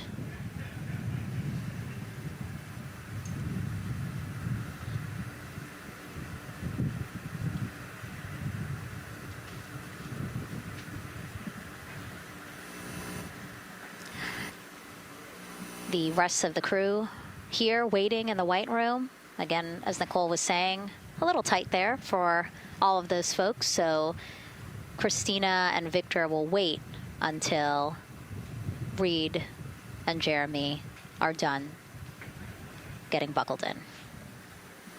Yeah, I think 4 astronauts and 4 suit techs would be a tight fit in that capsule. Yeah, I mean, take a look at Bill. He's number 3 there, that the suit technician there. He is kneeling where Christina will be in order to get Jeremy situated.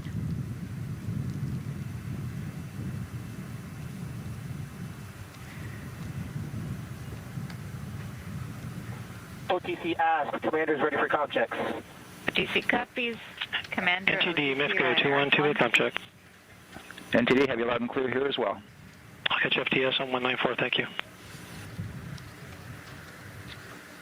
Commander, OTC Orion Earth 1.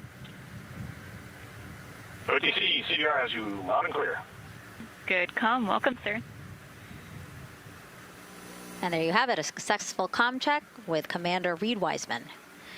And so... And CDR, NTD on Ryan Earth 1 for comm check. I got you loud and clear, NTD. And good to have you on board. Good luck today.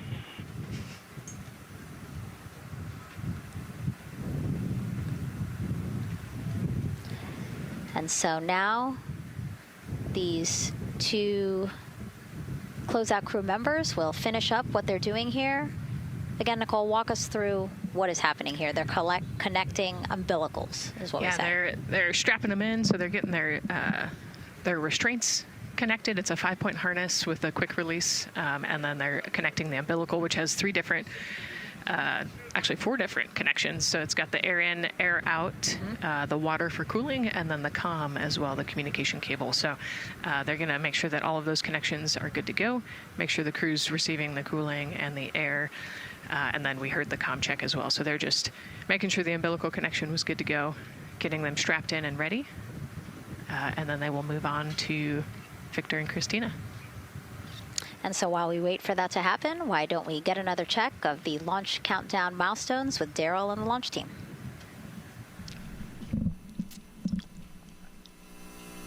All right, welcome back into the firing room 1 here, where some of the launch team is having some pizza that was brought by the administrator. That was nice of Administrator Jared Isaacman to bring that by for the launch team to enjoy. We're L-minus 3 hours and 44 minutes and counting as you can see the crew ingressing into the spacecraft. There are a number of things that are happening on the timeline. Of course, the closeout crew, they liken themselves to like an F1 pit crew, working quickly, methodically, carefully, as they go through their procedures to get the astronauts ingressed. Overall, there's a little bit of timeline pressure, right? There's only a certain amount of time as you see the astronauts going into Orion, only a certain amount of time that they can spend on their backs. They will be there for a few hours, right? So we're sitting at 2:40 p.m. Eastern time, and the window opens at 6:24 p.m. Eastern time and runs until 8:24 p.m. Eastern time. So 4 or 5 hours or more on their backs, and then they'll hopefully lift off for a launch. So, of course, the crew is mindful at the time. They don't want to slip into the window if they don't have to. And so they're keeping a tight lock on the margin, the amount of time that they're working there. And there's a heart from Christina Cook. Great to see that as she gets ready to get into the Orion spacecraft, one that they named Integrity. It certainly fits this crew from what I've observed.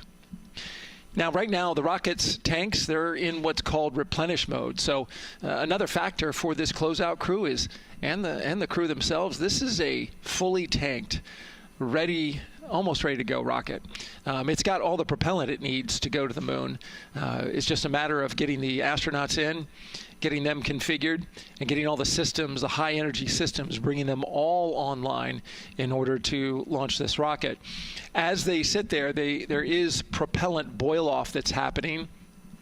All tanks are at 100%, but the propellant, which is liquid oxygen and liquid hydrogen, those two propellants are minus 423 for hydrogen and minus 297 for the liquid oxygen. They are boiling right now. They've been boiling the entire time they've been in the tank.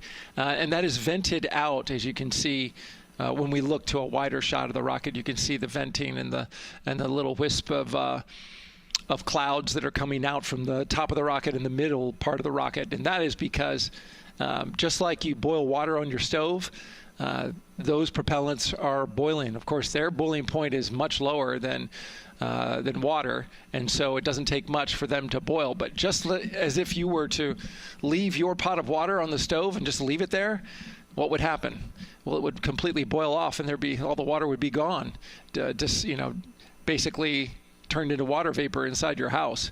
Well, it's the same case here. So we are continually replenishing the rocket with propellant, liquid hydrogen and oxygen, running from those propellant lines that you see there going into the rocket. So that continues to go well. Overall look from the launch team here, this has been a very smooth countdown so far. The cryo tanking went exceptionally well, and the launch team is really in a good mood right now. Cautiously optimistic, understanding that with a system this complex, you can have something unexpected happen. But to this point, the firing room is really encouraged by what they've seen so far, and are especially excited to see these astronauts getting inside the spacecraft. L-minus 3 hours and 40 minutes and counting until we open up that window for launch. For now, we'll send it back to Megan and Nicole. Thank you, Daryl. And, you know, he mentioned that the crew decided to name Orion Integrity, and it was not something they came to easily. You know, they really wanted to put in a lot of thought, and what they came down to is integrity is a value that NASA embodies, and also individually they felt like integrity is something that speaks powerfully to them. Yeah, and I think the other part of integrity, you know, it just represents the humility and the professionalism behind the entire team that built this rocket and got us here today. And so it's a fitting name for this capsule. Yeah, like I said, I think the crew said it took them a little bit to decide on what they wanted, but I think they made the perfect choice. I agree. And so as the countdown to launch continues, we are reminded that this is an agency-wide effort to make today's launch attempt possible. We invited people across our NASA family to wish our crew a safe journey. Go Team Artemis! Go Team Artemis! 3, 2, 1, blast off! Have a great flight. Godspeed. We'll get you around the moon and home. If I had a message for the crew, be safe, to have fun, to remember that we're all down here rooting for them. I want to wish my friend and former student, Victor Glover, and the entire Artemis team best wishes and a successful flight. Have fun. Take some really cool pictures. Can't wait to see you when you get back. From the Earth to Sky team connecting NASA science to public lands, go Artemis. We will see you in the Pacific, and you can count on us being there. Greetings from NASA Langley's historic gantry facility, where Neil learned to land on the moon and Orion learned how to swim. We are with you all the way to splashdown. Let's go fly from the Orion Human Engineering Team. Woo! Like a full moon, your future is bright. Have a safe journey from the multimedia team in Cleveland, Ohio. We hope to see you guys back safely in San Diego, maybe singing some karaoke. Yeah, right, maybe. He knows exactly what he wants to do. After he's like, yep, karaoke. I love that people submitted videos. You know, this is something that we actually asked as part of the broadcast. We were like, you know what, I think it'll be really fun. And the overwhelming amount of people who wanted to record something for the crew was really heartwarming. Yeah, you know, this is the first time in over half a century that we're sending people back to the moon, and everybody is excited about it. You know, kindergarten to congressmen and all over the world, everyone is ready for today and excited to see this launch. And so here we are again, still inside Orion with the closeout team, putting some final touches on, it looks like Victor's configuration there. Again, making sure that his harness is set and that he's connected to cooling, he's connected to communications, and he's connected to any other umbilicals that he needs to be connected to for Orion. Again, we are sharing so much information with you, and we hope you find it educational and fun. But we do know you guys still have some questions, so why don't we take another one now? Tell us what the moon is like! So cute. That wasn't a question. That was a demand. Nicole, you tell her what the moon is like. Oh, man, that was so cute. Oh, man, the moon is really cool, right? So it's a lot of like gray and white and kind of shades of gray. It is something that doesn't have wind or rain or rivers or an atmosphere. And so we like to say Christina said it earlier, it's the witness plate to the universe. And, you know, it has all these impact craters because it's not protected. Things hit it all the time. Meteoroids, asteroids, all sorts of things hit the moon and create these impact craters. That's part of what we want to go and look at and learn about on the moon. It can tell us a lot about the age of the universe and the age of the moon. You know, it's 4.5 billion years old, and we can learn a lot from just looking at the regolith or the dirt that is on the moon. Well, thank you for that question, and thank you for that answer. She was cuter, Nicole. I agree. And then earlier today, we wanted to ask you, what do you want to know about living in Orion? And we told you to pick between what the crew eats, how they sleep, how they fly the vehicle, and how free time is spent. And the winner, most of you wanted to know how to fly the vehicle. And we are going to be doing that. Yes, we are. You know, that's a great question, and actually, part of what we're going to go do. So the rocket is fairly automated, right? There's a countdown, and the whole system knows when it needs to ignite the engines. But we are going to do some manual piloting throughout this mission.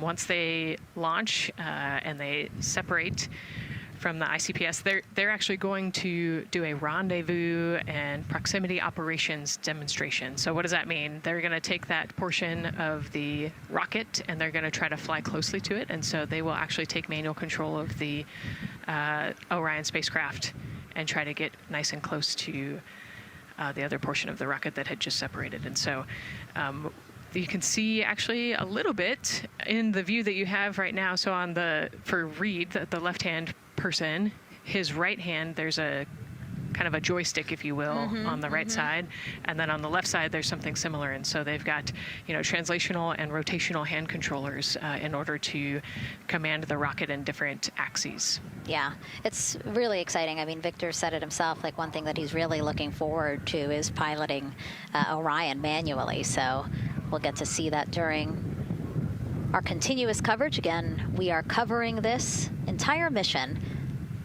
We started with tanking, and we will go all the way through splashdown, so you will see what Nicole was just talking about, that proximity ops demonstration, where the crew will pilot Orion manually. And so, speaking of their 10-day mission, why don't we take a closer look at the crew's home away from home for the next 10 days. Here's Megan Carter again from the KSC Visitor Complex. All right, thanks, Megan. Yeah, it's getting real out there, so I am going to bring you back to the moon board so I can show you just a few things about the Orion. Obviously, it is going to be very compact, sitting up there on top of the SLS rocket. Very compact, like I mentioned, over 355,000 pieces. So let me show you a couple key components, starting with these three fairing panels right there. When the rocket blasts off, obviously it is going to get very fast. It's going to get hot and windy, and so we have these three fairing panels in place to help protect our astronauts. I am also going to take you into a little bit closer look and talk about the LAS, or the Launch Abort System. This is the one piece that is going to be in place to protect the astronauts should something happen to go wrong in the first few minutes of launch. They can actually hit those abort motors, and these can activate within milliseconds, basically faster than you can even blink, and that is going to pull the crew and the crew capsule away from any danger. Now, obviously, we hope that those are not needed, and if that is the case, then about 3.5 minutes into flight, the LAS and those fairing panels will actually activate and jettison away. They'll fall away from the rocket, because at that point, the crew can actually abort the spacecraft safely by themselves. Now, we've talked a lot about the crew capsule right here. This is where they are going to spend the duration of their flight. We're going to talk a lot more about that one in just a little bit, but for now, let me jump down here to the service module. This is the one, we're going to think of this as the powerhouse for the spacecraft. It's pretty much going to provide them with almost everything that they need for the entire mission. Temperature control, removing the carbon dioxide, providing them with oxygen, so much more. You can also do course corrections and things like that. So super quick breakdown, but as you can see, all of these components together are going to make the spacecraft one that is built not just to fly, but to protect, sustain, and bring those astronauts home. All right, lots more to come, but let's see where we are with the crew. Back over to you, Megan. Hey, thanks so much, Megan. A lot of useful information there. And we did want to point out that you did hear over and PLT, NTD on Ryan to Earth 1 for ComCheck. NTD PLT, I have you loud and clear on OE1. And I have you the same. Welcome aboard. And so, again, we are now hearing mission audio loops, specifically the Orion to Earth 1 loop, the communication channel for the crew. Successful comm checks by both Victor and Christina. CDR, OTC Orion to Earth 1. CDR. Yes, sir. Configure ARS to shoot mode per EPROC 10.1.1. Crew ingress and vehicle pre-launch config, step 1. 10.1.1, crew ingress and vehicle pre-launch config, step 1. Going in work now. And so, see, now we are privy to some of the countdown procedures that the team is asking for the crew to do. Yeah, so they're going to work through some of these procedures and finish the ingress portion, as you heard in that procedure. So this is where the crew is going to start building their nest, if you will, running some procedures, getting the capsule ready for humans to be on board. And now look at the clock, 3 hours, 30 minutes and counting until the opening of our 2-hour launch window. And we are pretty good on time. We are as we are expecting in terms of when ingress will be wrapping up soon. And so now let's bring Gary Jordan, again, our commentator inside of Mission Control at Houston. Gary, let's check in with you about mission preparations. Hey, Megan, thank you. Yes, we're following along here in Mission Control Houston. OTC copies. And we'll stand by for those comm checks.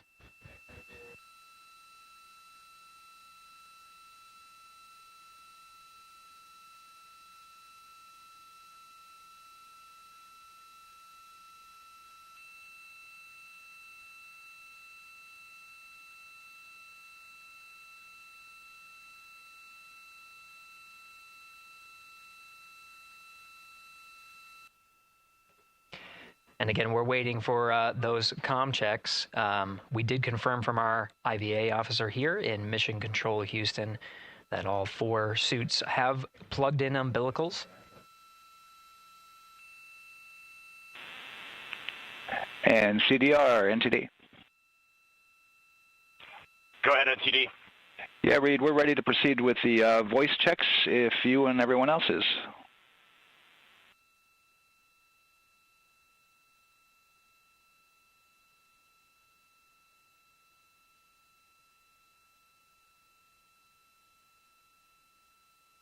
NTD, integrity crew is ready for voice checks.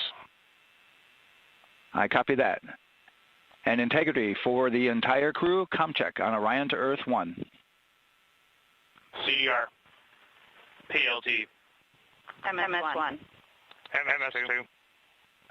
Good ComCheck by all. NTD moving to Orion to Earth 2.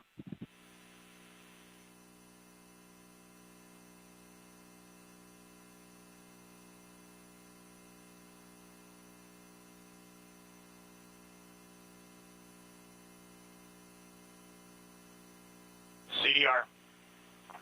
PLT. MMS1. MMS2.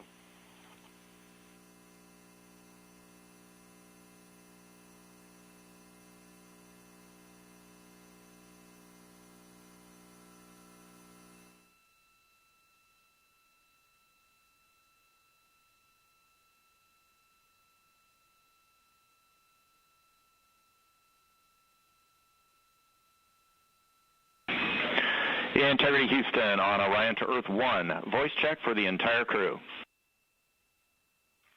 CDR. PLT. MS1. MS2.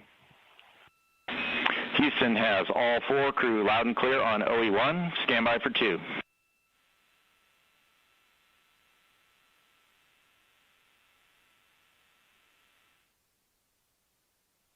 You're initial word was broken stand.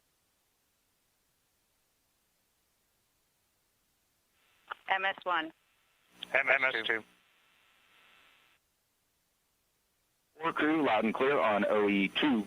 We'll use one for the default. Houston out.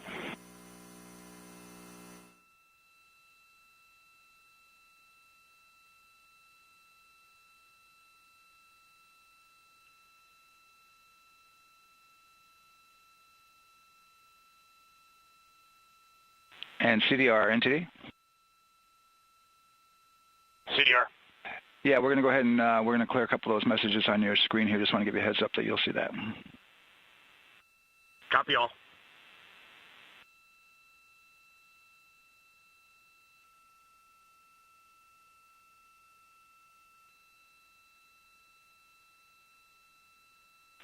CDR, OTC, Orion Earth 1.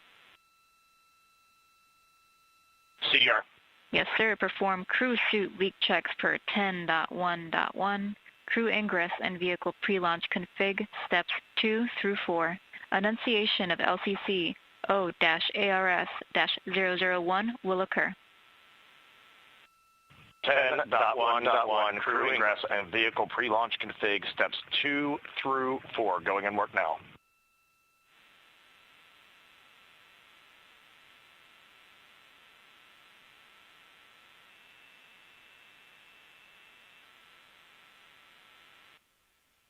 This is Mission Control Houston. We are following along as the 4 crew members of Artemis 2 work through their voice checks, then the umbilical connections and various pathways to get communications from all of the... refresh on your screen.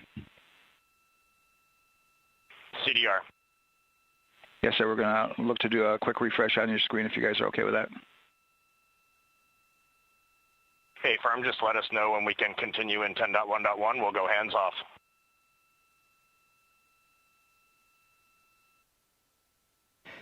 .1.1 referring to the procedures that they have through the various phases of ingress and some of the checkouts needed to prepare for today's launch.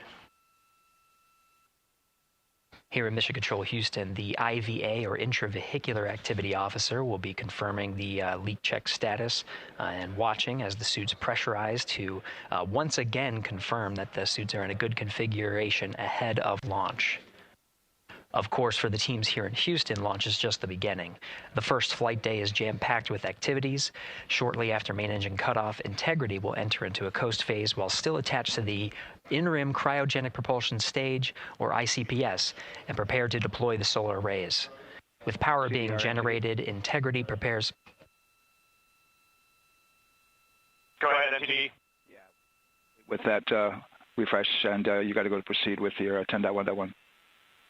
Picking up 10.1.1, step 2.3 through 4.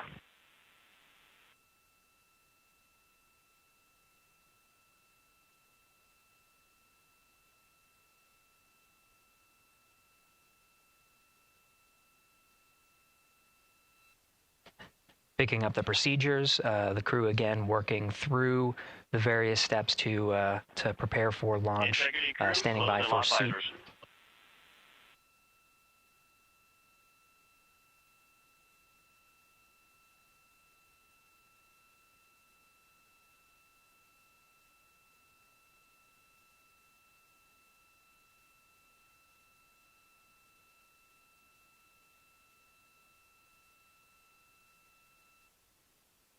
This is Mission Control Houston. With visors closed, the pressurization tests can commence.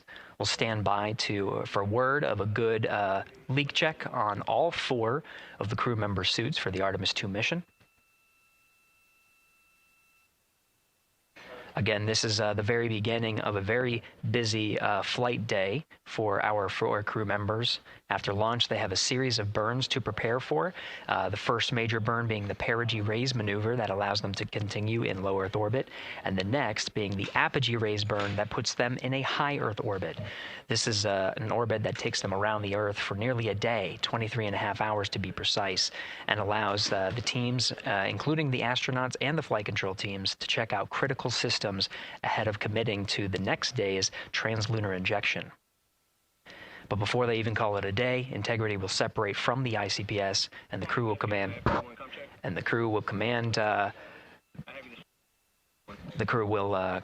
the Orion capsule to separate from the ICPS and turn around and approach the upper stage, but not dock. This is to test Orion's in-space maneuvering capabilities and provide further confidence in docking to another lunar space vehicle like the Human Landing System that will be part of the Artemis 3 mission ahead of future moon landings.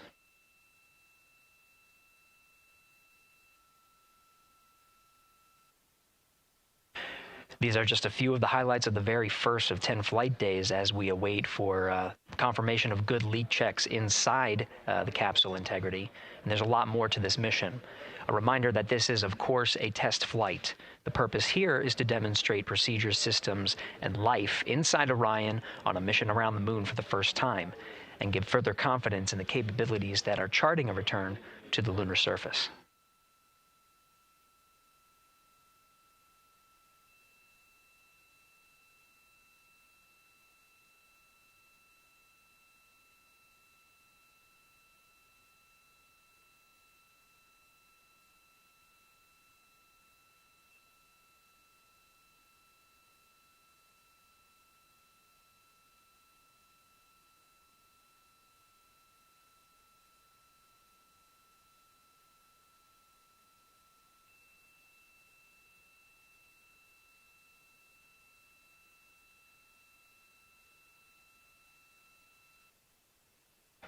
You may be able to see from this view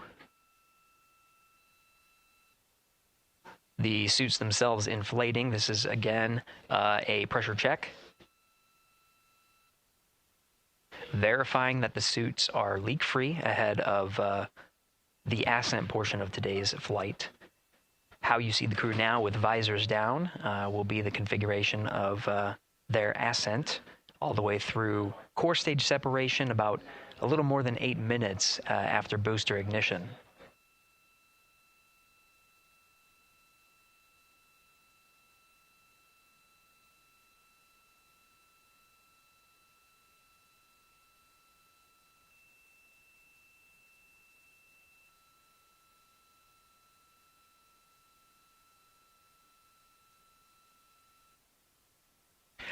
All right, here in Mission Control Houston, we are continuing to follow along, standing by for confirmation of good leak checks. In the meantime, there are no showstoppers here in Mission Control Houston, and we continue to monitor the countdown to launch. Megan, we'll send it back to you over at the Space Coast. Hey, Gary, thank you so much. Yeah, as we wait for confirmation of a successful leak check for all 4 astronauts, why don't we go back to Daryl, again, who has been following along with the launch countdown as we inch closer to the opening of our 2-hour launch window. All right, thank you, Megan. And yes, getting some good communication. It's great to hear from the crew inside, even though it is as simple as a comm check. It's really good to hear their voices as they move through those various comm checks and then get ready for their suit leak checks. Fantastic views inside Orion that you're looking at now. Give you an update on the weather outside. We're still 80% go for our 2-hour launch window, which starts at 6:24 p.m. Eastern Time and closes at 8:24 p.m. Eastern Time. That's the good news. The bad news is that we've got some rain showers that are starting to head in. Looks like it may miss the pad. It wouldn't matter if it rained on it or not, though. It's received some rain earlier today. Water isn't going to hurt anything out there at this point. But the rest of the area might be getting a little bit wet, which may include the hostess, so keep an eye out for that.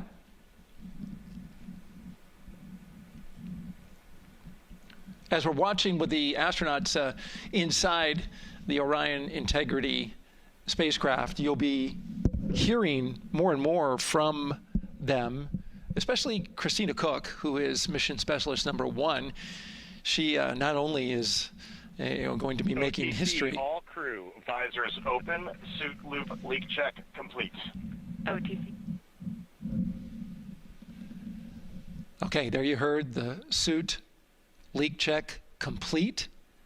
They checked those suits for leaks in the astronaut crew quarters. They check them again inside the spacecraft.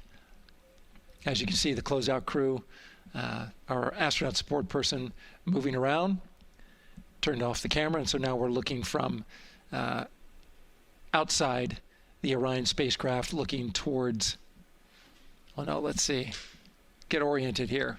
Well, there we go. Back inside, we've got the view. But basically what I was saying about Christina Cook is that she will have the role of reading. CM is ready for closeout, performing video sweep using drag-on camera. OTC.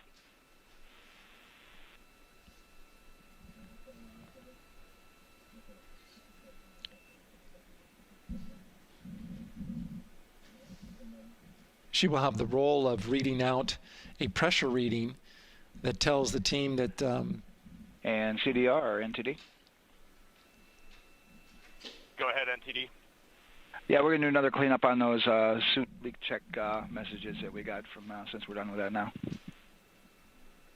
Integrity copies. Yeah.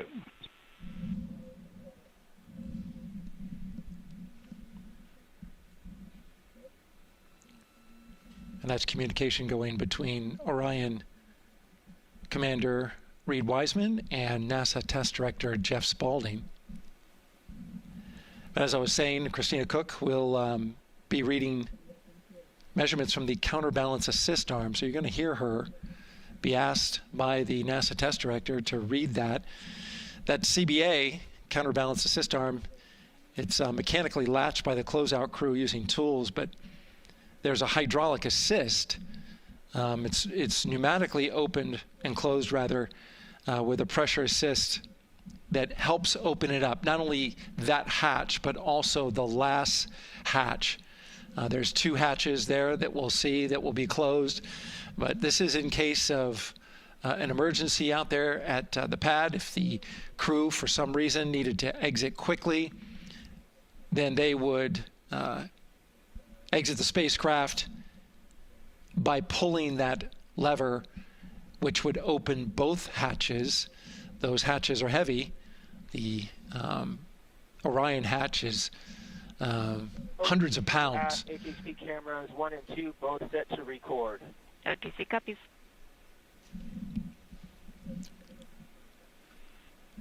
And just an update on the launch countdown, continuing to monitor the team's communications here in Firing Room 1. Everything going really smoothly so far.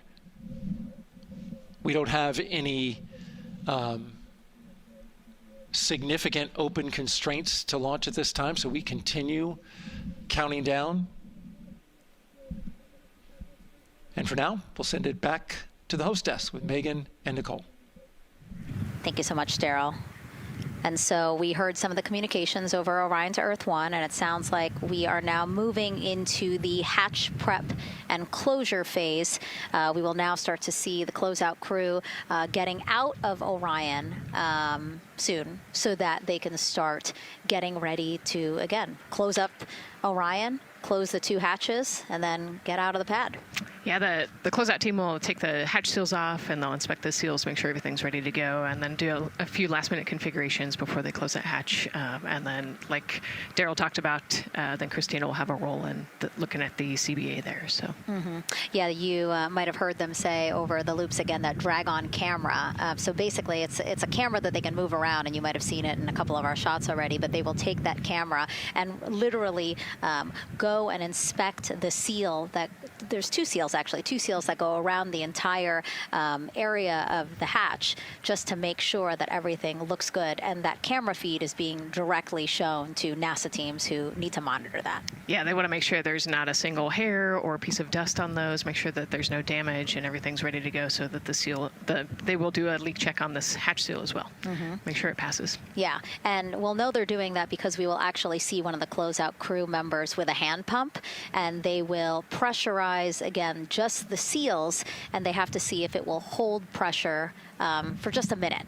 And if it does, then they will go ahead to pressurize the entire Orion spacecraft. And then that, again, is to make sure that the spacecraft is holding the right amount of pressure. And that one's a lot longer. It'll take them like 8 minutes. Like it takes time to pressurize it, then they have to hold pressure, and then it takes time to depressurize it. Right, and they want to measure the difference in pressures at the beginning and end of that and make sure that it holds the right amount of pressure so that when they get to the vacuum of space, obviously the capsule holds its pressure. Yep. Okay. Well, again, as we continue to watch operations that are happening at the pad inside of Orion, why don't we go over to Banana Creek? It's one of our viewing locations here at Kennedy Space Center. They will have a spectacular view, and we actually have NASA's Leah Martin there chatting with a big group of people surrounded by a lot of folks on bleachers there.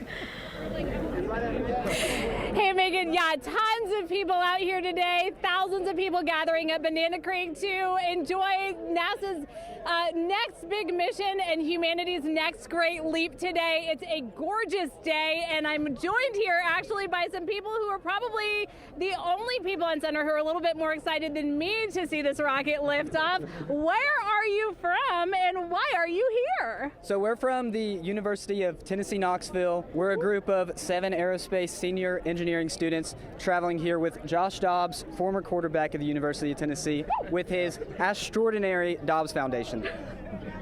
Now, you were actually telling me a little bit earlier, you're here local, you're from Orlando. What's it like being an aerospace engineer and then having the opportunity to come back here to the Space Coast and see this mission lift off today? It is absolutely amazing. I feel like the little 9-year-old girl inside me is so excited. Like, I'm from around here. I grew up watching launches in my backyard, and so this seems like such a full circle happy moment for me. Now, you are an aerospace engineer looking hopefully to join the workforce in the future. How does it feel to be here and see firsthand what that work does? It's just so cool to see what I've been working for the last 4 years and then the 12 years before that just actually be physically happening in front of me. It's something I never dreamed of as a kid. And I'm actually joined here by the pastronaut himself, Mr. Josh Dobbs. Now, you have a history with NASA as well. You did an externship here. And how did that kind of play into your passion for aerospace and then the foundation that actually provided this opportunity for these students today? 100%. So I spent a month here around the Artemis 1 mission, which was a tremendous opportunity to learn about the space program and also what's next. And so to be back here for Artemis 2 and unfortunately, Artemis 1 went in the middle of the season, so it's surreal to be here for Artemis 2. And with my foundation, like the goal is to be able to take advantage of the opportunities that I've had and pass them along to the future of the industry and give them the opportunity to see what all their hard work can accumulate into. So it's an honor to be here. We're really appreciative of all the engineers and all the hard work that's gone into this moment, and we're excited to watch history happen today.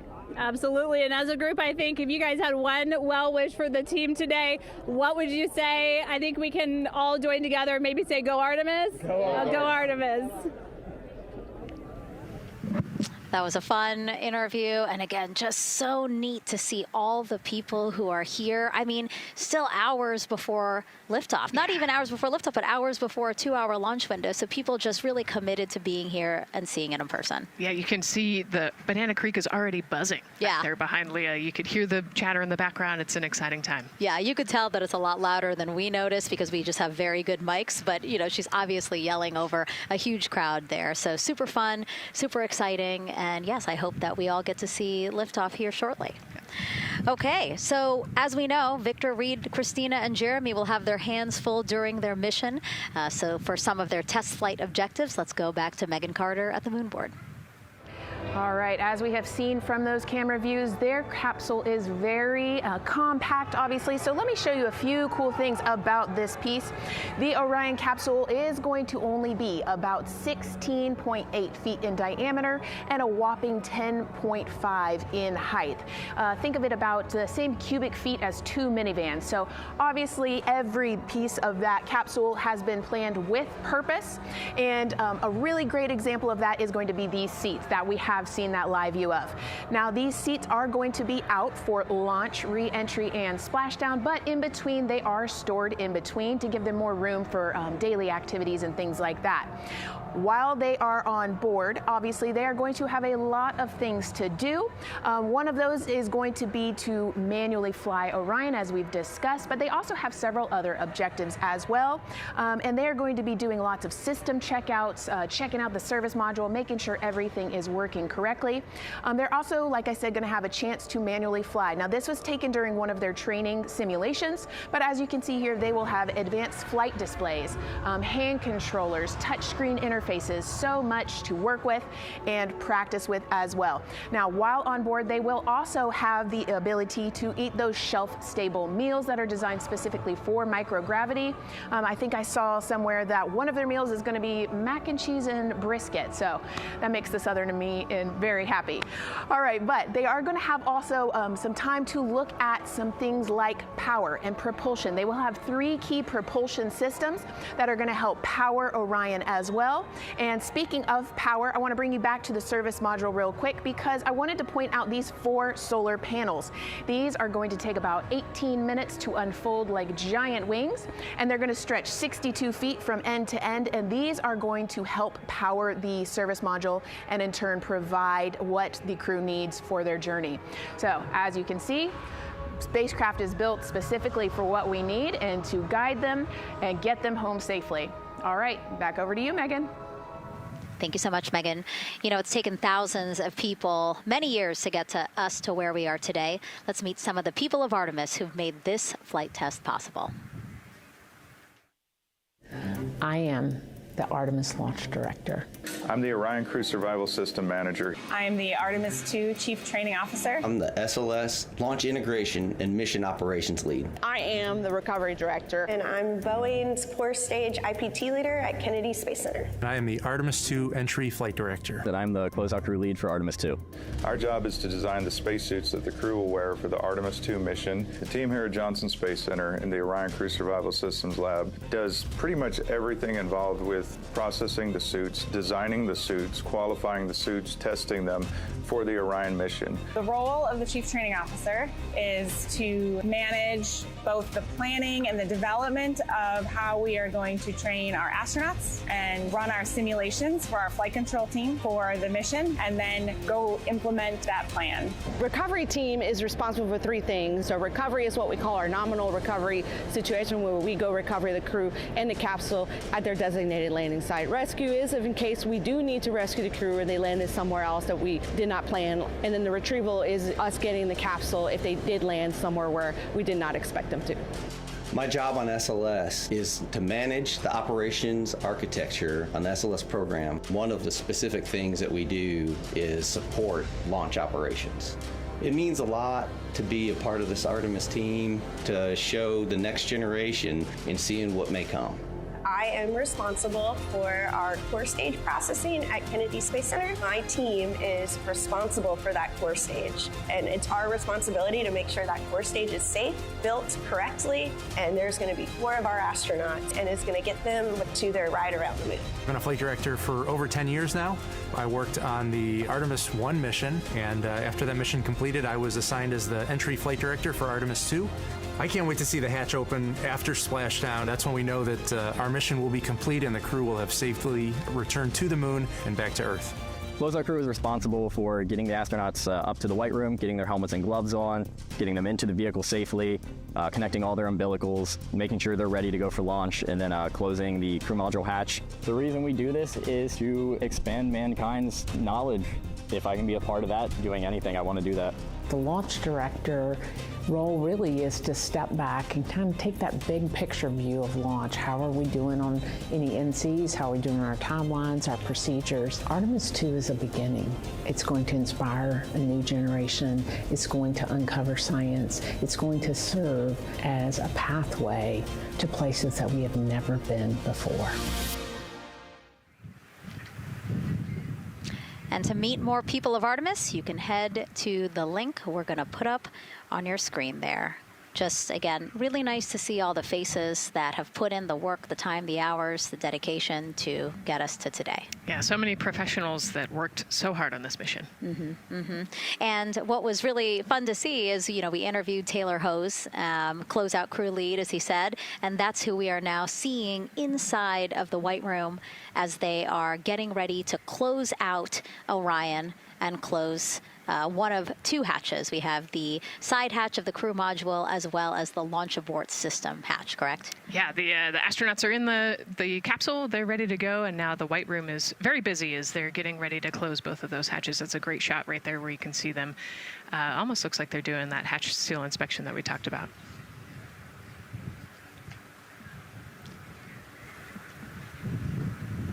And so, Nicole, as we continue to see them get ready to close that smaller hatch, again, the crew module side hatch, let's take some questions now.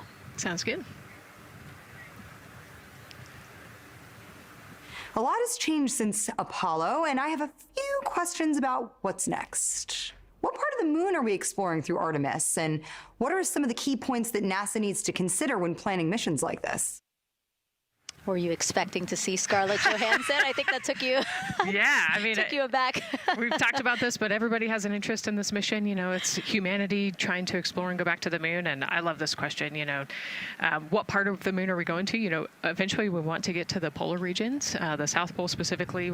We think that there are volatiles there, so water ice, something that can be harnessed as a resource as we create the permanent base on the moon and then try to get onto Mars.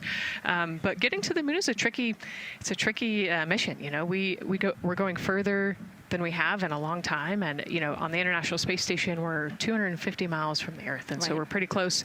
We resupply that spacecraft pretty often with cargo missions, but the further and further you get away from Earth, the more you have to think about the lack of cargo, the comm delay. There's a communication delay the further away you get, and so there are different and unique problems as we continue to explore further and further out into the solar system.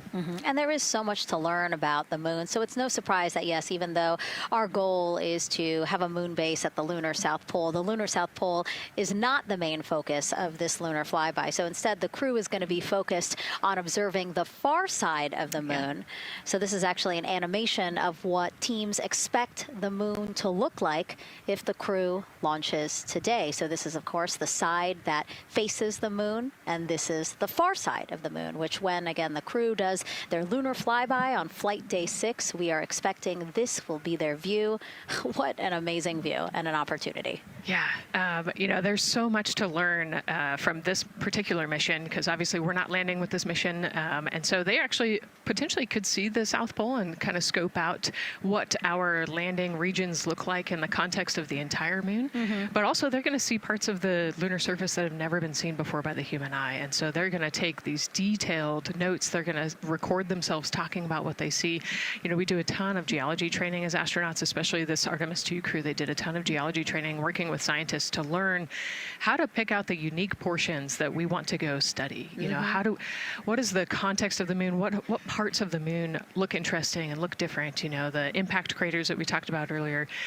So really trying to take all the pictures, take all the observations, write down, talk about their observations, and record as much data as we possibly can for the researchers back here on Earth. Yeah, it's so important to, yes, we're all talking about what they hope to do during this 10-day mission, but you really do have to think about all the training that goes into this. I mean, you have 4 crew members who won't have the support the way that they've been having the support. I mean, they'll be talking through communications, but you know what I mean? It's just them and the moon, right? So they need to be fully aware and equipped with everything that they'll need to do to be able to accomplish the objectives that we hope to accomplish during this mission. Right, and their specific flyby around the moon, the lighting will be different and the path will be different depending on when we launch. If we launch today, it would be different from tomorrow. And so, they actually had to learn the geography of the moon so that they can orient themselves when they're on the backside of the moon, because they're not going to have communication. They're just going to have a, I think, 45+ minute comm blackout while they're on the far side of the moon. And so they themselves have to know what things look like on the moon, how to orient themselves, and how to get the data that we're looking for. Yeah, really ambitious mission. Excited to be here at the start of it. All right, so another check of the clock, 2 hours, 57 minutes and counting to the opening of our 2-hour launch window for Artemis 2. This pivotal test flight comes 250 years after America began its journey as a nation. As we celebrate that milestone, a special live performance now of our national anthem by singer Ann Wilson.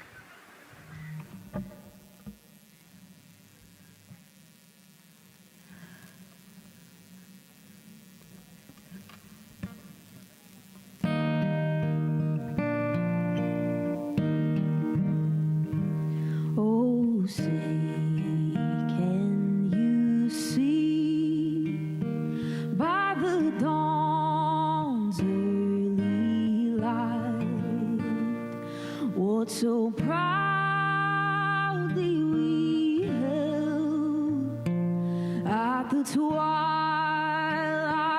last gleaming, whose broad stripes and bright stars through the perilous fight o'er the ramparts we watched were so gallantly streaming, and the rocket's red glare, the bombs bursting in air, gave proof through the night that our flag was still there. Oh, say does that star-spangled banner yet wave o'er the land of the free and the home of the brave?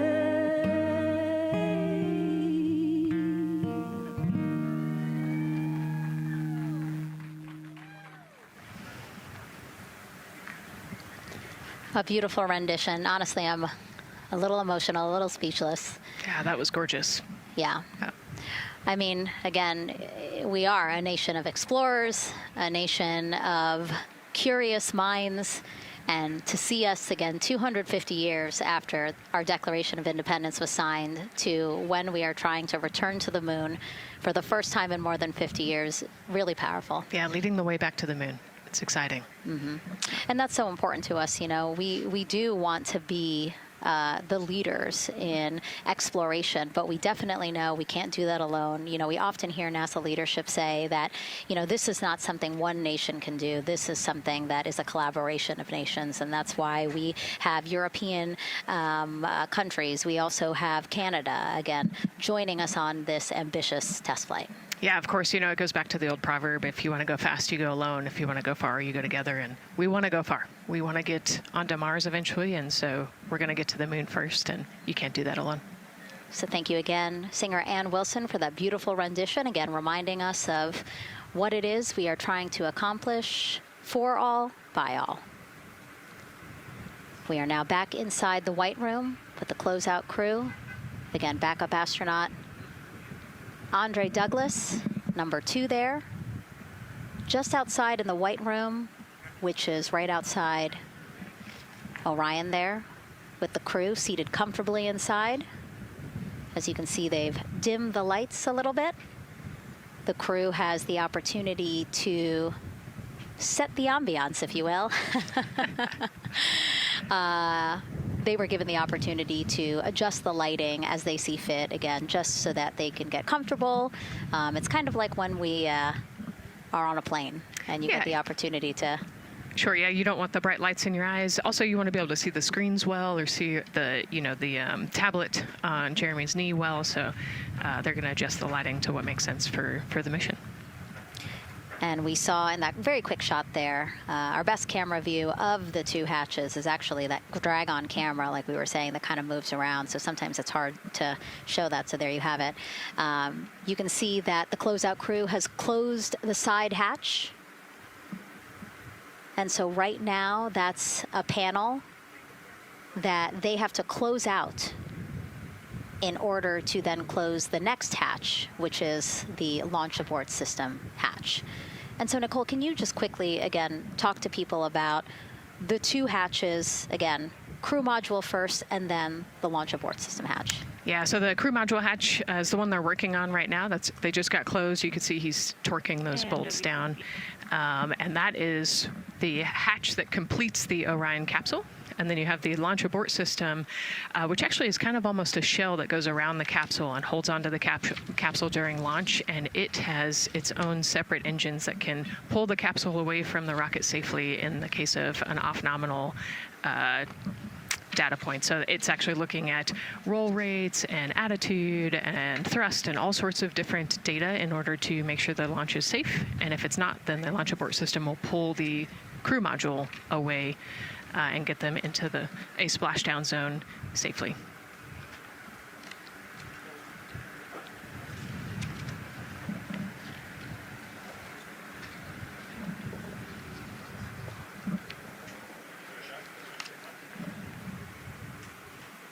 And as we wait for the crew to complete closing that side hatch of the crew module, let's head over back to Banana Creek, where we have Leah Martin standing by with the person who designed this mission's zero gravity indicator, named RISE. It was second grader Lucas Yee from California. Hey, Leah. Hey, Megan. Yes, of the many special guests we have with us today, I think one of our most exciting guests is Lucas, who's joining us, like you said, all the way from California. He and his family actually worked this as a group project to design the zero gravity indicator. Lucas, can you tell us a little bit about your design? Yeah. So you named him RISE. Can you tell me why you picked that name? It was very remote, representing the Artemis 2 launch and Earthrise. And yeah, that's pretty much it. So were you really excited to find out that you won the competition and that your zero gravity indicator would be going to space? Yeah. So how does it feel? We're actually just across the river right now from Artemis. We can see it from where we're standing. How does it feel to know that design you created is actually currently on that rocket, just a couple hours away from going to space? Really, really, really, really, really, really surprised and very happy. Now, Mom, you were telling me on the way over here that it was kind of hitting you what was happening. Tell me a little bit about that. It's definitely very surreal to be here in person. That Commander Weissman said that it's for all and by all. That we couldn't have said it better. We're just very grateful to be here. Super, super excited. And we're so excited to have you here too. Now, Oliver, this is your first launch too, is that right? Yeah, that's right. And how does it feel to be here just a little bit away from watching the first group of astronauts in your lifetime on their way to the moon? It feels like very, very happy and surprised. So if you had one word of encouragement or something to say to the crew who's sitting on that rocket right now, what would you say?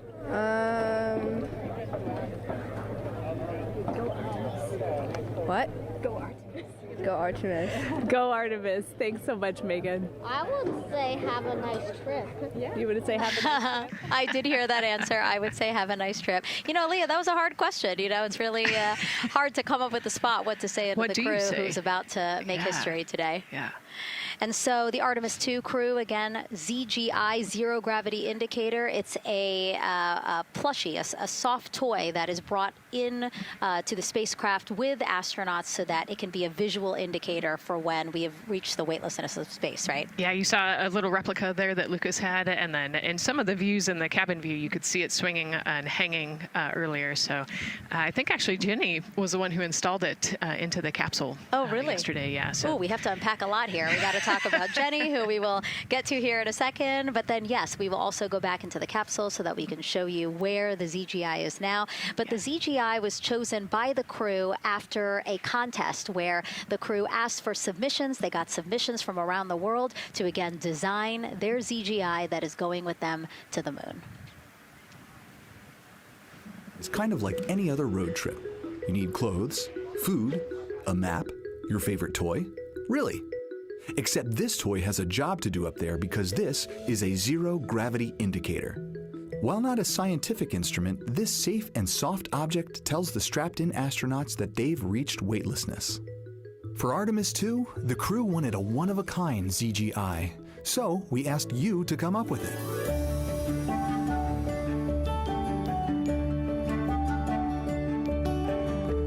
Thanks everyone for sending in your entries from around the world. Over 2,600 of you submitted.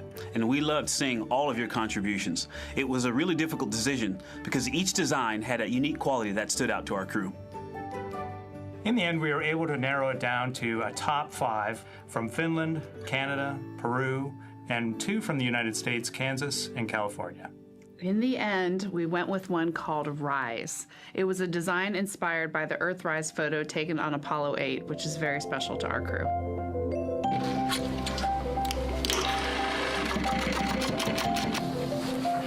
With the winner chosen, next came the task of bringing it to life here in the Thermal Blanket Lab at NASA's Goddard Space Flight Center. This lab specializes in custom materials to protect sensitive spacecraft equipment and is perfect for creating a ZGI that meets the rigorous safety standards of NASA. Because you have to be concerned with whether the thread's going to outgas or if it will hold up, if it's flame retardant. This is the Rise ZGI doll. All I have left to do is to close the opening here and hand sew the hat on, make sure its stuffing is stuffed in there, and we have our pocket here for the SD card. And on that tiny SD card will be millions of names submitted to virtually join the crew aboard Orion. Got Rise. Not the real one, obviously, but this is a replica. I mean, so clever for Lucas and his family to design. Yeah, I love that he replicated the famous picture that we all love of Earthrise, and then I love that the bill represents the space in between the moon and Earth. It's just such a cute and wonderful way to represent this mission. Yeah, and again, Earthrise, very important to this crew. It harkens back to the picture that was taken by the Apollo 8 crew where they saw Earthrise, and so very appropriate since, again, now here we are going to see Earthrise again with this mission. Yep. So yeah, so this is little Rise here. And then you heard in that video that there is an SD card that is zipped inside with the real ZGI with the crew. So get this, more than 5 million people submitted their names as part of NASA's Send Your Name to Space campaign. And actually, Christina said that her niece and nephew's names are inside that SD card. How cool is that? Her nieces and nephews are going to go with her. Yeah. Love this. Love that people are engaging in such a cool way. And actually, if we take a look back inside of Orion, we can actually see the actual ZGI inside with the crew.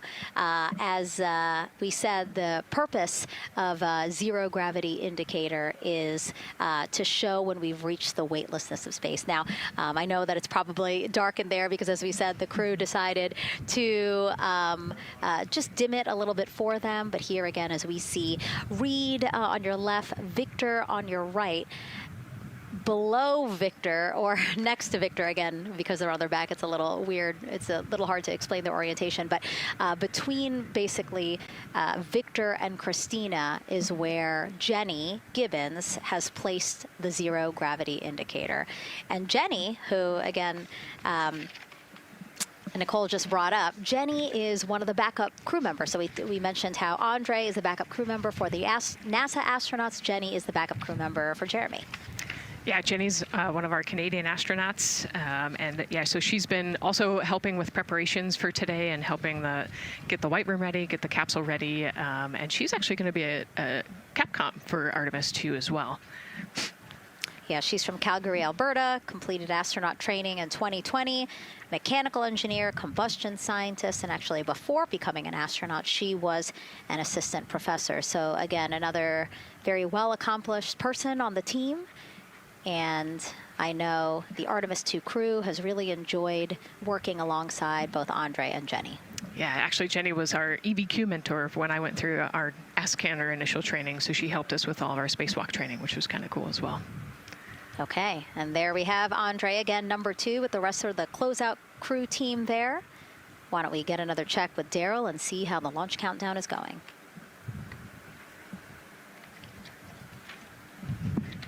Still going quite smoothly here from Firing Room 1 here at the Kennedy Space Center. Launch team working no major constraints to launch, which is great news. We did get an update on a weather balloon that the launch weather officer and his team released. This is an important weather balloon released right around the 3-hour mark.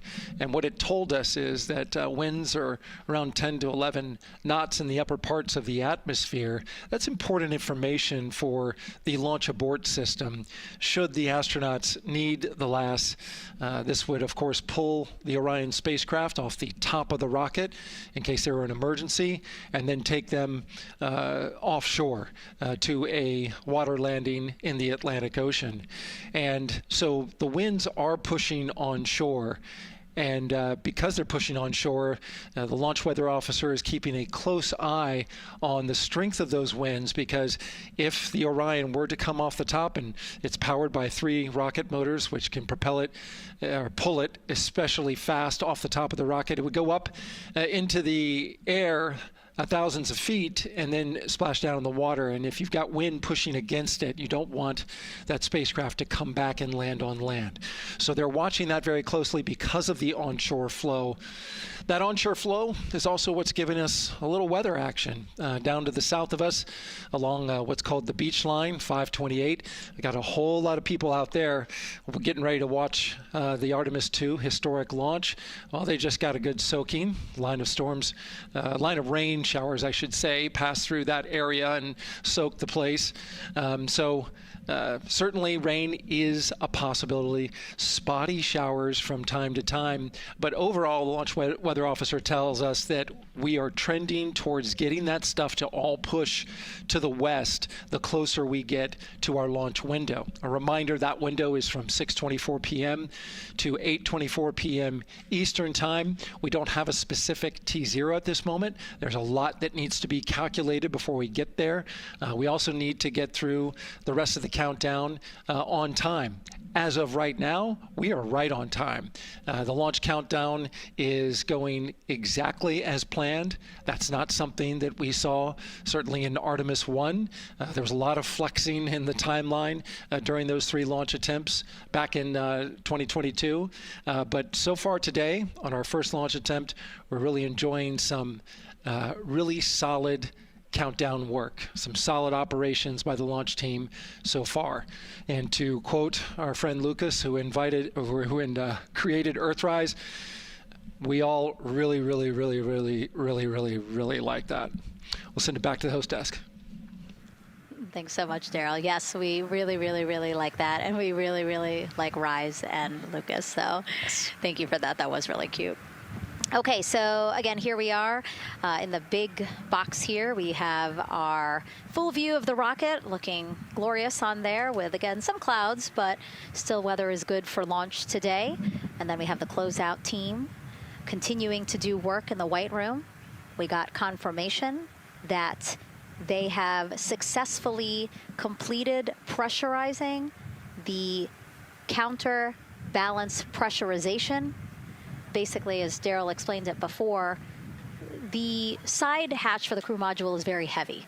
So in order to open it, there needs to be pressure applied to it, and that's what we just completed, right? Right, that's exactly it. So the CBA, that counterbalance assembly that we're talking about, has to be pressurized. It's a pneumatic system to help. So in the case of an egress, Christina's the one that has to open that hatch. So once she gets it unlatched and unlocked, then that pneumatic system will help move the hatch. It weighs a lot, and so the average human cannot open that hatch by themselves. And so that's why we want to make sure that the system is pressurized, that it's not going to leak, and that it is ready to go in case they need to open the hatch. So that is complete, and now what is happening are the seal leak checks. So that is in progress. Again, 2 seals go through the entirety of the hatch, and we will take the seals to pressure, hold it for about a minute, and just make sure that it is holding pressure. Again, we want to make sure that the crew has a safe, pressurized environment in any sort of situation while they're in Orion. Yep, that's right. So we're going to take a look at it. We're going to take a look at the starting pressure, and then after a certain amount of time, we'll take a look at the ending pressure, and then there are certain tolerances that we will accept for flight. 2 hours, 37 minutes and counting from the opening of our 2-hour launch window today at 6:24 p.m. Eastern Time. After liftoff, it takes less than 10 minutes to reach Earth's orbit. Let's learn more about today's ascent profile with Gary in Mission Control. Hey, Megan. We are monitoring here in Mission Control Houston. Flight controllers are looking at data from integrity in the Space Launch System during the countdown. We're looking at some of the events happening in the White Room now and just making sure that all criteria is met to commit to launch and ascent today. It's the team you see in this room that would be looking after ascent, which is a very dynamic phase of flight. And after solid rocket booster ignition of the Space Launch System, it's this team that takes over control of the mission. There are voices you'll hear upon ascent, calls being relayed between Stan Love, the Capcom you see here in this shot in Mission Control Houston, that's the voice from this room, and the Artemis 2 crew on a communications channel aptly named Orion to Earth. Here are the calls you may hear during this part of the mission. Capcom Stan Love, his first call after responding to the crew's successful roll pitch maneuver at 30 seconds is AMT high. This notes that should we lose just one of the main engines, an alternate mission in low Earth orbit can still be achieved. At 1 minute 25 seconds, you'll hear max Q on PDL. This notes that reaching the moment of maximum dynamic pressure on the spacecraft. This event happens to be in line with a communication switch to another ground station, the Ponce de Leon Inlet Tracking Annex, located about 35 miles north of Kennedy. At 2 minutes 45 seconds, you'll hear SM primed, upper stage RCS ready. This means that the European Service Module propulsion system that's prepared for the next phase of aborts after the launch abort system jettisons, and the reaction control thrusters on the inner rim cryogenic propulsion stage that enable pointing and maneuvering are ready. At 3 minutes 50 seconds, you'll hear voice check on TDRS at the Kármán line. At this point, the launch abort system has jettisoned and revealed the Orion capsule underneath. This check verifies that the now exposed Orion antennas have a good signal over the tracking and data relay relay satellites, which is part of a geosynchronous satellite network and the same assets that are used aboard the International Space Station. This communication switch happens to be at the Kármán line, a widely recognized boundary about 62 miles, statute miles, or 100 kilometers above the Earth's surface, where the air is too thin for conventional aircraft to fly and marks the point where our astronauts leave Earth and enter space. At 5 minutes 16 seconds, you'll hear the call 3-engine press. This notes that if one of the 4 main engines on the SLS core stage were to fail, 3 engines can carry the crew to a nominal main engine cutoff and proceed with the expected mission timeline. This is an important call that gives more assurance of continuing today's moon mission. At 7 minutes, you'll hear expect nominal shutdown. You'll hear this call should the main engine performance be as expected up to this point. Shutdown plans can vary and may impact G-forces experienced by the crew or future burn plans, but a nominal shutdown is more indicative of continuing the mission on the expected timeline. At 7 minutes 30 seconds, you'll hear AOA open. This notes crossing into a new abort profile. At this point, an abort would use Orion engines to escape the core stage, and the altitude and velocity are enough to make it one lap around the Earth and aim for a splashdown in the Pacific Ocean instead of the Atlantic. And then, of course, shortly after 8 minutes, you'll hear nominal MECO. You won't hear MECO right away. Teams here wait until the core stage has separated and the trajectory is confirmed as expected before that call to the crew. Now, this ascent profile is approximate, as there may be calls that move a few seconds depending on the trajectory, and of course these are the calls and times for a nominal trajectory. Teams in this room have been training extensively to prepare for any and all scenarios, and they are confident and ready to take this crew into space today. In today's pre-brief, the flight director, Judd Freeling, expressed his confidence to the team, citing the hundreds of simulations to prepare for this very moment. These are the calls you'll hear during ascent less than 3 hours from now, but now we'll turn our attention to the countdown to launch and send it back to you, Megan, at the Space Coast. Thanks so much, Gary. Now, one of today's 4 astronauts, of course, Canadian Space Agency astronaut Jeremy Hansen. Let's go now to Jasmine with her next guest. Thanks so much, Megan. Yeah, we're joining you live now from the Operations Support Building here at Kennedy, where crowds are starting to gather, and we're honored to have Lisa Campbell of the Canadian Space Agency joining us. Lisa, Jeremy Hansen is about to make history as the first Canadian to venture to the moon. What does that milestone mean for your agency? Thanks so much, Jasmine. It's wonderful to be here. It's such a special moment, both for our astronaut colleague Jeremy Hansen, but also for Canada. We're here because of decades of public investment in space robotics, in space collaboration, and so for our country, we're very proud. He's so ready. He's been waiting for this his whole life, preparing, training, and he's a wonderful example of Canada. Yeah, and that's a perfect way to capture Jeremy. He really has been prepping for this his whole life. This will be his first space flight. So what has it been like watching him become part of this Artemis 2 crew? Well, as I mentioned to you, I've known Jeremy since 2020, and he's a colonel, a fighter pilot, a father, and he really is a very dedicated, passionate human being. So both for him to realize this goal of being an astronaut and flying, he also is hopeful that witnessing that will raise awareness about the value of a space program, of the benefits here on Earth, of exploring the universe and our place in it. Wow, that's beautifully said. And really, this international collaboration has been going on for quite some time now. We've worked together in low Earth orbit and now going into deep space together. So why is it so important that we have these international partnerships? It makes us stronger. We can go faster and further together.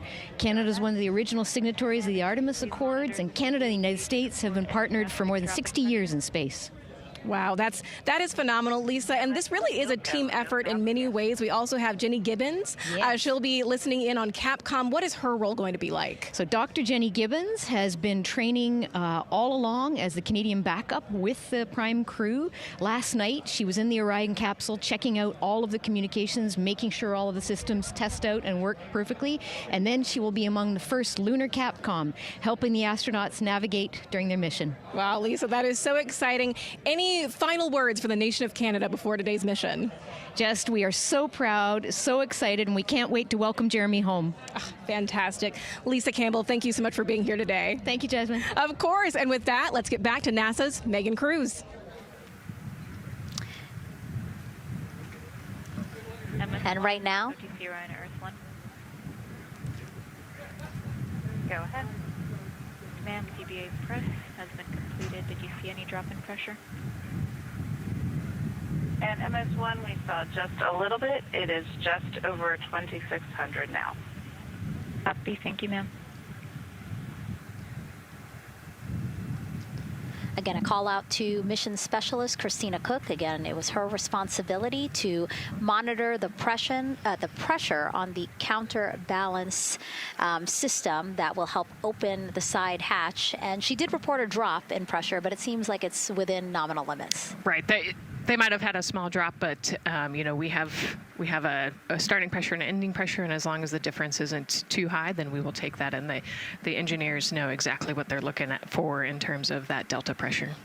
And so again, that milestone on the checklist of things that have to happen before they launch today, that is complete. The crew, again, still inside comfortably as the closeout crew team work to close the side hatch. Again, a separate seal leak check, followed by a full cabin leak check, and then they will close the last abort system hatch. Lots to do still in the White Room and marching down the countdown timeline well. And so Bill, again, number 3 there, he is holding a silver flex hose. That hose is what will be connected to Orion in order to do that cabin leak check. So again, it does seem like we continue to march down through the milestones in this countdown.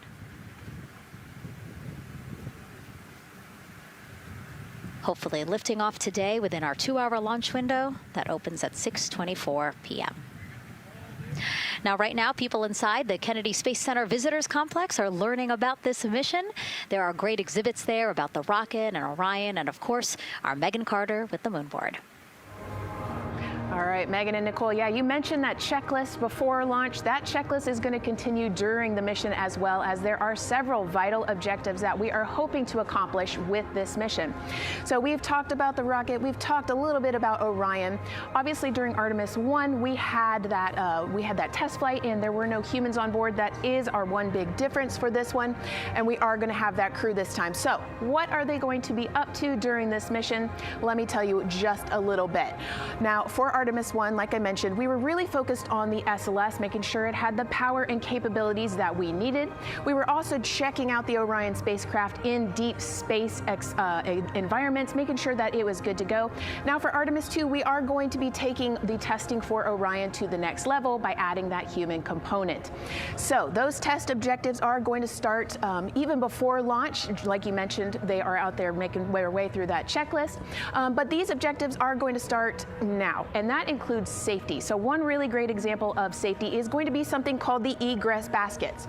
They're out there in the spacecraft, obviously, and should a situation happen to come up, they are going to have something called the egress baskets they can get in, and those are going to zip line them essentially down to the ground within seconds to safety. Another great example of those safety procedures are going to be the LAS, or the launch abort system that I mentioned earlier. Just a reminder, that's the one that can pull the crew and capsule away from any danger within a few minutes of into the launch. Now, those are just a couple quick examples, but our recovery teams have been training extensively, quite a lot, to make sure that they are ready and prepared for any challenging situation that could possibly arise. All right. Several other objectives that we are going to be looking at are also going to be communication checkouts. That is going to be vital. I know we talked a little bit earlier about all the maneuvering that they're going to be able to do, but we want to make sure that they have full communication ability from space to ground so that we can fully support them here. We are also going to be checking out those life support systems. Obviously, we've talked a lot about the service module and what it is going to do for the crew, but we want to make sure that those life support systems are fully functioning, obviously, before we send them farther into deep space. That's going to be critical for them.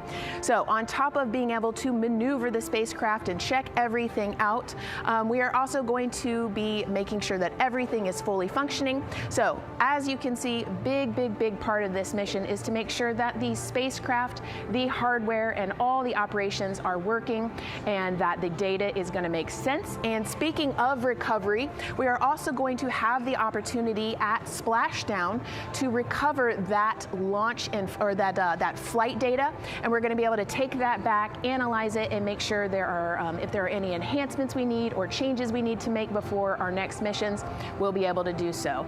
So lots to do. They're going to stay very busy, obviously. And with that, I will turn it back over to you, Megan. 2 hours, 25 minutes and counting, and the crowd, check it out, continues to grow at our Banana Creek viewing location. They will have a great view of launch, and we will go back now to Leah Martin, who's standing with her next guests.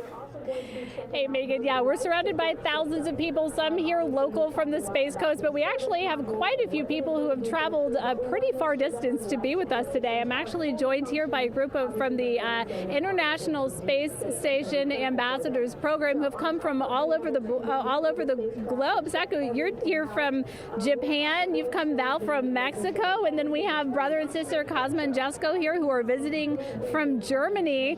You actually told me that you participated in the NASA Rover Challenge in Huntsville. How was that experience, and how is it kind of participating there in Alabama and then being here today? So it is an amazing experience because you meet so many young people with visions, with dreams, with ideas which inspire you and motivate you. And it's even better to be here now to see the SLS launch because we are going back to the moon, and that's what we're working for. Absolutely. And, you know, the Artemis missions, we talked a lot about the Artemis Accords and this being an international effort. You were actually telling me, Saku, that you're interested in becoming an astronaut with JAXA, pursuing your PhD to be able to do that. Tell me a little bit about that. Yes, actually, I applied for the Japanese Aerospace Agency, the astronaut selection like 2 years ago, and then I didn't make it all the way, but I'm still working on it, and hopefully I can be at the launch pad sometime, and then I hope to go back to the moon and Mars, and yeah, I'm working on it. Absolutely incredible. And Val, you're from Mexico. We were talking a little bit about women in space. This is a team who, is predominantly made up of women. What is it like knowing that Christina is on that rocket right now, about to be the first woman to travel around the moon? I think that's such an amazing news. It's just so inspiring that we are taking the first Black person and also the first woman to the moon. It's just the first step in humanity and a big step in equality as well. Megan, a lot of excitement here, not just in Florida, but from around the globe, and we're keeping our eye on that rocket, and we're ready to see it lift off. Thanks, Leah. Yeah, a lot of excitement, but also a lot of inspiration. Again, this is part of, or a big part of the reason why. 130.6. Good readback. Aux 1 voltage, 131.3. I copy 131.3.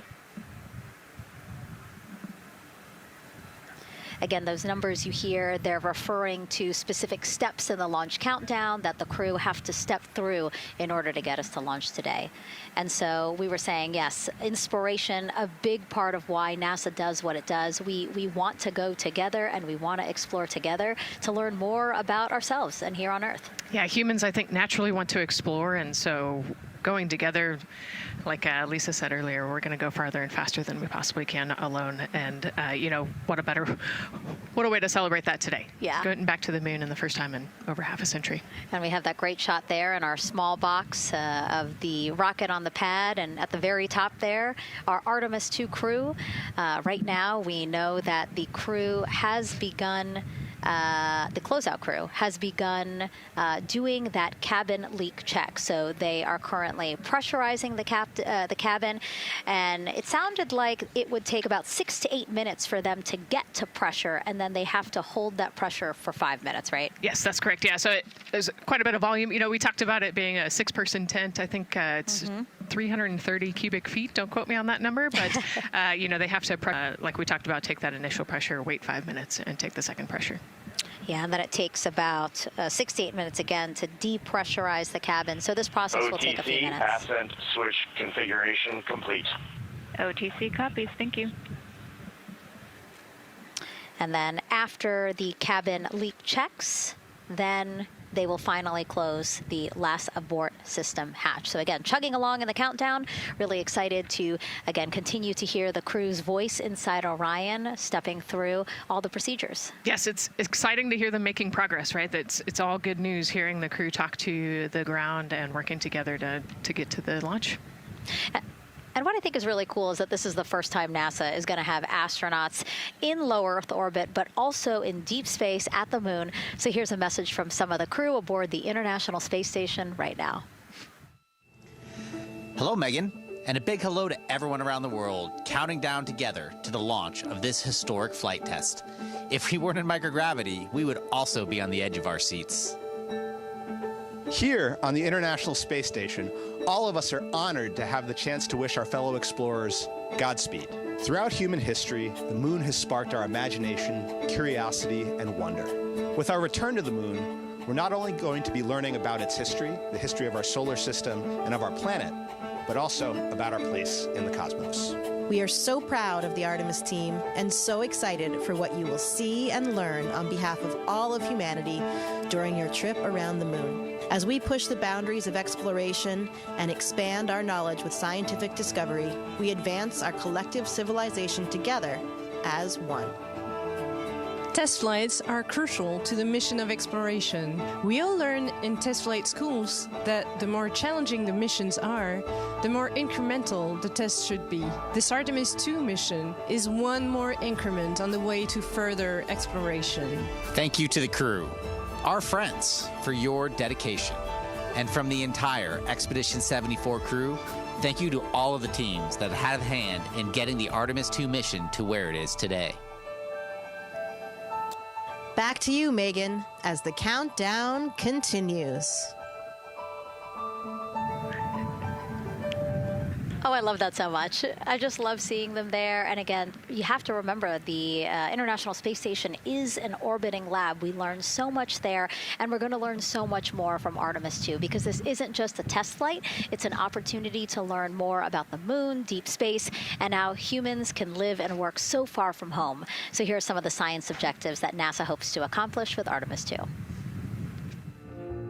Artemis 2 is our return of humans to the moon, flying around the moon on board Orion. But along with that, we're doing a lot of great science. One of the exciting things about the Artemis missions to the moon is that science is actually a fundamental pillar of why we explore, why we're going, what we're doing in Artemis. I think it's incredibly exciting that not only are we testing the vehicle, but we're testing science on board. Science where the astronauts are conducting experiments, science riding along with the astronauts. We have astronauts looking outside the window and really observing the lunar surface. It will help us understand the deep space environment. It will help us understand how that environment affects our astronauts, our systems, and life in general. So deep space is a challenge for us because you have to leave Earth's protective magnetic field. Here in low Earth orbit, the crew members are protected from some of the harmful radiation. Going to the moon, they'll no longer be protected, so they'll have a higher radiation exposure. Much like Artemis 1, we have so many radiation sensors and detectors that are inside the capsule so that we can fully understand and appreciate the radiation environment for protecting our astronauts. In my hand here, I'm holding a tissue chip model. This is the exact design that's going to be flying alongside the astronauts. We'll be collecting samples from each of the crew members, and we can make these organ chips out of the astronauts themselves. So every crew member will have their own avatar on board, and then upon return we can evaluate that deep space radiation environment and what that compares to the astronaut themselves. Not only are they going to help change the course of medicine for the astronauts, but revolutionizing that on Earth as well. We're looking at sleep, we're looking at team dynamics, we're looking at how you interact with the environment. We're also looking at the immune system, so what are the biomarkers? We're using saliva as a method to study hormones and different things in your body that may change during a mission like this. And then finally, how do we function after microgravity, being close to the moon, then returning to Earth. Which will ultimately help us achieve our goal of getting humans to Mars. And then on top of that, we have an opportunity to look at the moon from deep space on the far side for the first time in over 50 years. Having human eyeballs and brains back around the moon is going to unlock a new generation of lunar science discovery. The human eyeball is capable of taking in so much data in just a split second. They'll be able to tackle impact history, volcanic history. They'll be able to look at how the albedo, or kind of the shade and hue of the moon and the color of the moon, can tell us something about how that terrain evolved over time. We're integrating science in ways that have never been integrated into human exploration before. We have a front room mission control flight controller position called the Science Officer. We have a brand new science back room where it's basically our brain trust of lunar scientists and geologists supporting the crews of the future. And Artemis 2 will allow us to really test how this works so that future missions are really set up for success. We'll also be deploying some CubeSats. They're small shoebox-sized spacecraft of their own. They're each provided by another country, one of our partners. As they conduct their research, they'll complement what we are doing at the moon with Orion. It is so incredibly exciting to be a part of this mission. And it has been, really one of the privileges of a lifetime. I can see the work I'm doing benefit crew members right now and benefit the crew members in the future. So it's incredibly exciting and it's very rewarding. As this rocket launches humanity off of the Earth, we'll be setting the stage through our science to prepare humanity to leave Earth and explore the solar system. And what we learn during this and future Artemis missions to the moon will eventually get us to Mars. Here's Jasmine Hopkins again, now with Nikki Fox, Associate Administrator of NASA's Science Mission Directorate.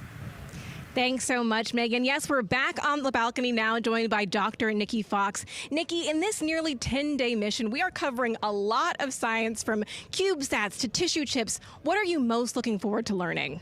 Oh my goodness. I think for me, the most exciting thing is actually being able to interact with the crew while they are flying, doing this historic journey on the far side of the moon.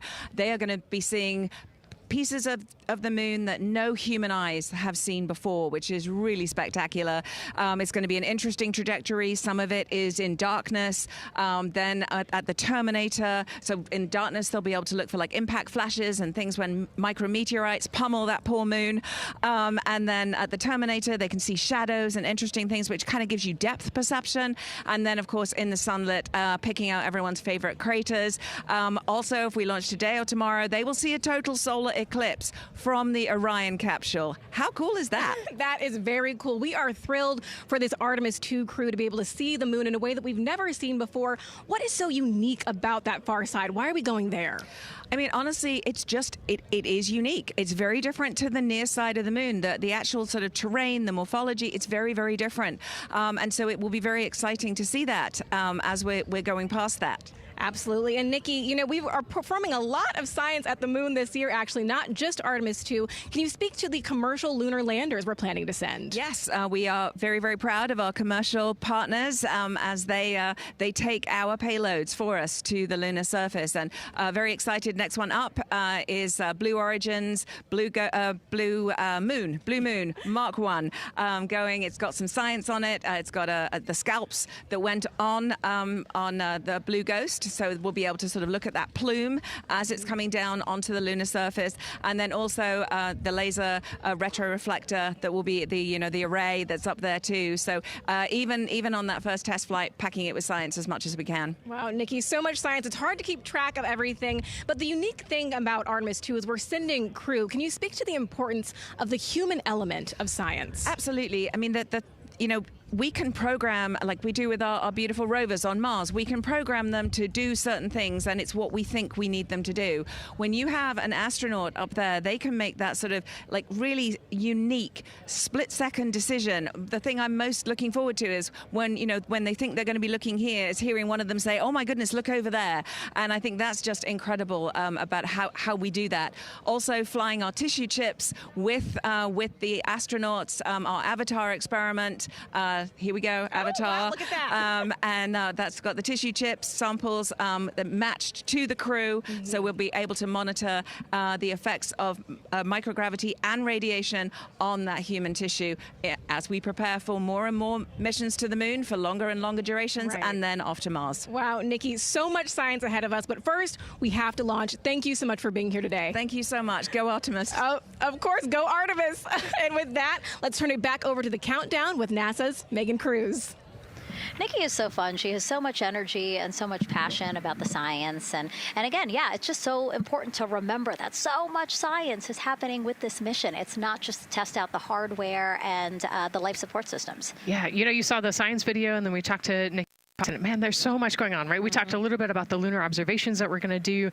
And then, she talked about, made a really great point about, the human eye can pick things out that a camera or a robot can't necessarily pick out. And so that's why we're sending humans. But also, we're not just doing the lunar observations. The Avatar, that's a really cool experiment. They took blood samples from the crew, and then they used those stem cells to make bone marrow and create those little Avatar chips, which is so impressive. Feels like scientific, sci-fi movie stuff. Yeah. But, we're going to look at radiation. We're going to look at all sorts of different scientific experiments. We got the little CubeSats. We're going to go look at space weather. Lots going on. Yeah, even collecting some of the astronauts' saliva. You can learn a lot about the body through the saliva. So just really a lot in a small amount of time in a small capsule. Yeah, scientific discovery. That's why we go back to the moon. Yeah. And so, again, her energy just so... oh my God, I can't find the words. So wonderful. Awesome. Yeah. I don't know why I couldn't find the word. So anyway, yeah, just really, again, thank you, Dr. Nikki Fox and Jasmine. And so, Nicole, what about answering more questions? Let's do it. Okay, great. First one, what was the word I was trying to get at? No, I'm kidding. Let's have the first question up on the screen now.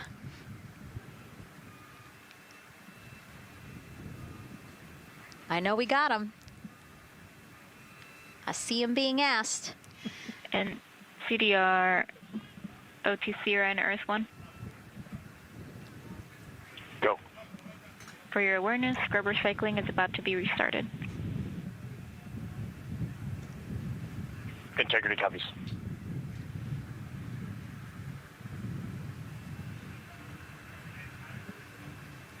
All right, let's try that again. Can we get the next social question, please? What are the G-forces experienced by the Artemis astronauts during launch and reentry?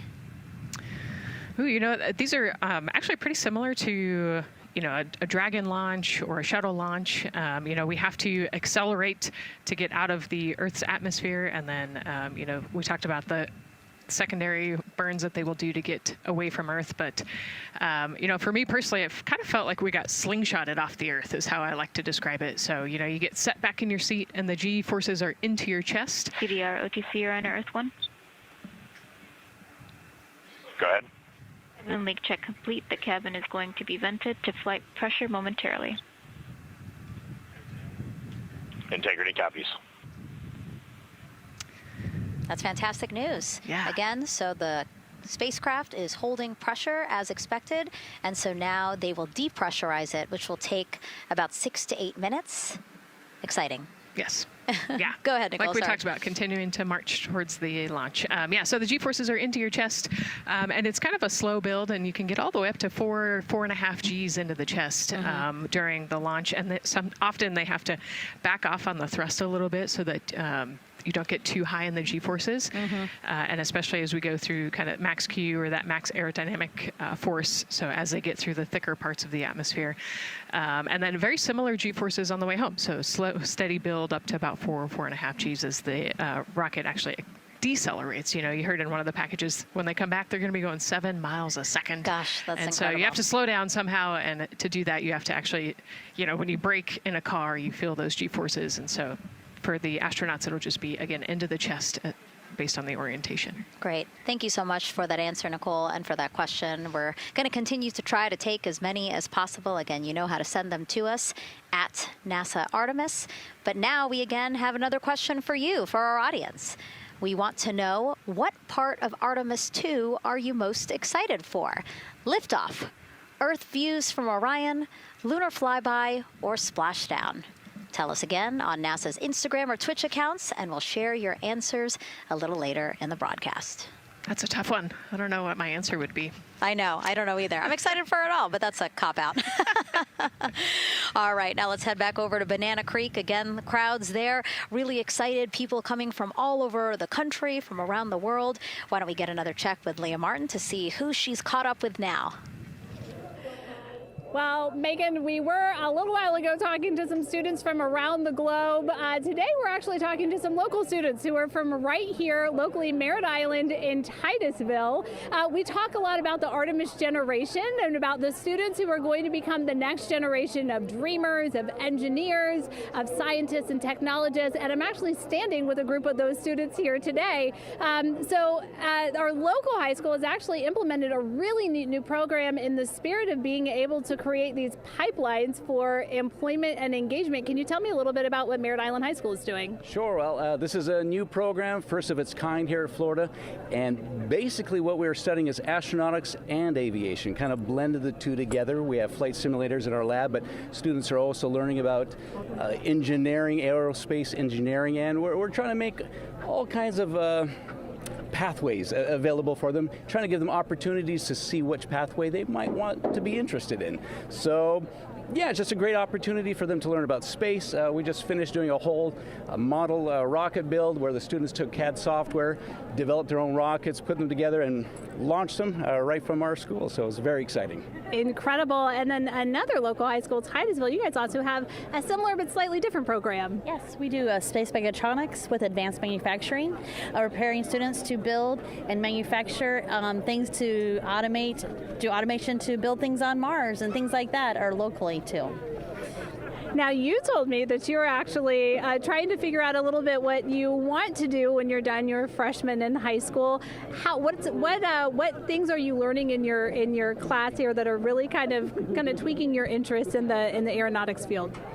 So we're building a lot of things with like metal and how we're supposed to do it on the rockets. We're also doing computer programming, which would help with NASA and like programming and coding. Absolutely. And you were actually telling me that I think, were telling me that you're interested in becoming a pilot. We talked a little bit about the pilot who is on board the rocket right now. How is this program preparing you for your future? I mean, it's teaching me everything that I know about aviation, and it's really inspiring that I get to learn it in a classroom, like locally as well. It's amazing. I love it. And then you were also telling me you're taking this class. What's the most interesting thing you've learned? I really like the whole design part of it, like actually like engineering, like because I want to be an engineer. Engineering the products we use when we build stuff, that's definitely my favorite part, learning how to use those kind of softwares. Absolutely. Well, Megan, when they're seasoned NASA employees, you'll be able to say that you saw them here first when they were still in high school. Back to you at the desk. I can also say that they have fans. Nicole Ayers here. As soon as that girl said that she wants to be a pilot, Nicole went, yeah, why is that something that's so thrilling for you to hear? I mean, I love when kids in high school have goals and they set their goals high and they want to go do something. You know, the kid who wanted to be an engineer or a pilot, like, I love that. You know, find something that you're passionate about, go work hard at it, and go get good at it. Yeah, and speaking of passion, I mean, we definitely have a whole bunch of people here passionate about what NASA is doing here. Again, the lawn behind us just filled with media from around the world, making sure that they can help tell our story to everyone who is interested in hearing it. So back here in Florida, of course, we have NASA leadership also keeping a close eye on launch operations. Let's go now to Jasmine Hopkins, who is standing by with Lori Glaze, Acting Associate Administrator of NASA's Exploration Systems Development. Thanks so much, Megan. Yeah, we're honored to welcome Dr. Lori Glaze to the balcony now. Lori, this is our very first time having crew on an Artemis mission. How does that feel, and how does that change our overall approach to the mission? It's a really good question, and it really came home today when we were watching the crew walk out, and then we saw them get into their van and go out to the pad, and we've been watching them getting into the crew module. And so we've really put an enormous amount of rigor into assuring the safety of our crew. One of the most important things on this mission, different from Artemis 1, is we now have environmental controls and life support systems. One of the most important things we're going to do on this mission is test those out and make sure that we can keep our crew healthy and safe throughout their mission. We also on this mission have an activated launch abort system, which we had the system for Artemis 1, but it wasn't active. But we definitely had that active on this mission. We want the ability, again, if something goes wrong, to be able to have that ability to abort and get them back to the ground again, safe. Absolutely, Lori. I mean, as you're driving home, safety is paramount here at NASA, and your program is responsible for all of these Artemis elements. We have the Space Launch System, Orion, ground system. So how do you get everybody cohesively on the same page for a day like launch? And that's a great question, and it's really been wonderful to watch our teams working together. We have the ground systems, which are kind of the bookends of our mission. The ground systems help prepare us to get the rocket ready to take off. They're doing all of the loading of the tanks right now and getting the crew into Orion.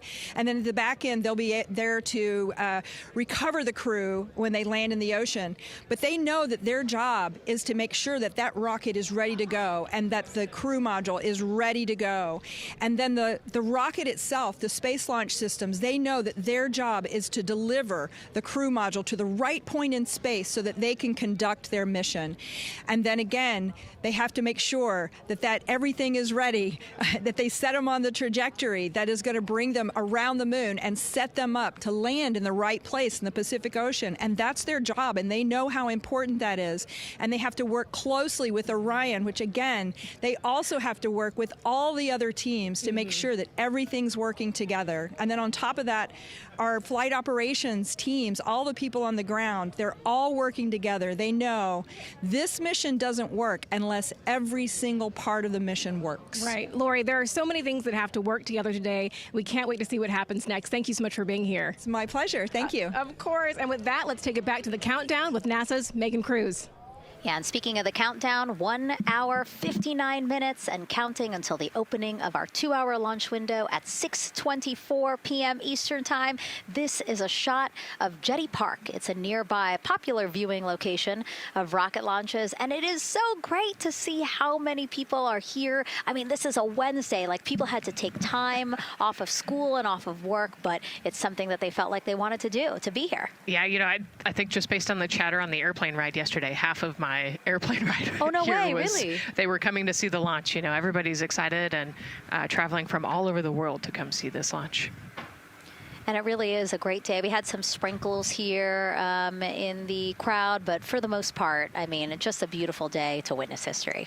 It is, yeah, you know, a little bit of sprinkles, but for the most part, the clouds are staying away, and you can see the blue sky behind us, so hoping for good weather in a couple hours. Absolutely. And so Dr. Lori Glaze mentioned what we learned from the Artemis 2 mission helps pave the way to sustained human presence on the lunar surface. So what are the objectives of this mission to eventually accomplish that? Let's check in with Gary in Mission Control for more. Thank you, Megan. Yes, the Ascent teams are here in Mission Control Houston, working through their steps to prepare for a go for launch. Right up here on the front board, we're watching the teams in the White Room work through their checklist and closing the hatch as we verify ours, working as one NASA team. What Dr. Glaze said about working across the teams throughout the nation is true. It takes one NASA team to bring everything together and accomplish the mission objectives. The Artemis 2 is designed as the first crewed test flight of NASA's Artemis campaign, sending astronauts into lunar space to validate systems, operations, and human performance ahead of a more complex lunar landing missions. NASA has identified an extensive list of mission and flight test objectives that serve as a checklist to verify the capabilities needed to land humans on the moon. For the Artemis 2 mission, there are 5 overarching priorities that cover the mission and flight test objectives. First is, of course, the crew. As the first crewed mission inside the Orion spacecraft, this mission serves to demonstrate the capability of safely sustain the flight crew throughout the mission, including launch, the deep space component, and return. Number 2 is systems. This mission brings it all together to validate the performance of all ground and flight systems needed for a long-term lunar campaign, from launch infrastructure to spacecraft operations in deep space. Third is hardware and data. We'll be gathering performance data as much as possible over the Deep Space Network, but we also aim to retrieve onboard data and hardware after splashdown to gather additional insight and improve future Artemis missions. Fourth is emergency operations. The crew and flight control team will be testing emergency systems such as abort procedures, rescue operations, and contingency responses. During the flight, astronauts will rehearse a number of these procedures to ensure that in the event of a real emergency, the planned procedures and operations are sound. And finally, there's subsystem validation. Engineers will be verifying subsystems across the board to ensure reliability across life support, propulsion, avionics, and navigation systems aboard the Orion spacecraft. Human spaceflight is a complicated endeavor that requires precision and confidence across all disciplines. You may hear the phrase, human spaceflight is the greatest team sport, a few times in today's coverage, and it's absolutely true. Not only does it need mastery of specific components, but the integration extends across thousands of people and facilities around the world to come together and make it all work. A lot of the work from many people has led to this moment, a rocket at the pad with humans on board, ready to put everything we worked for to the test.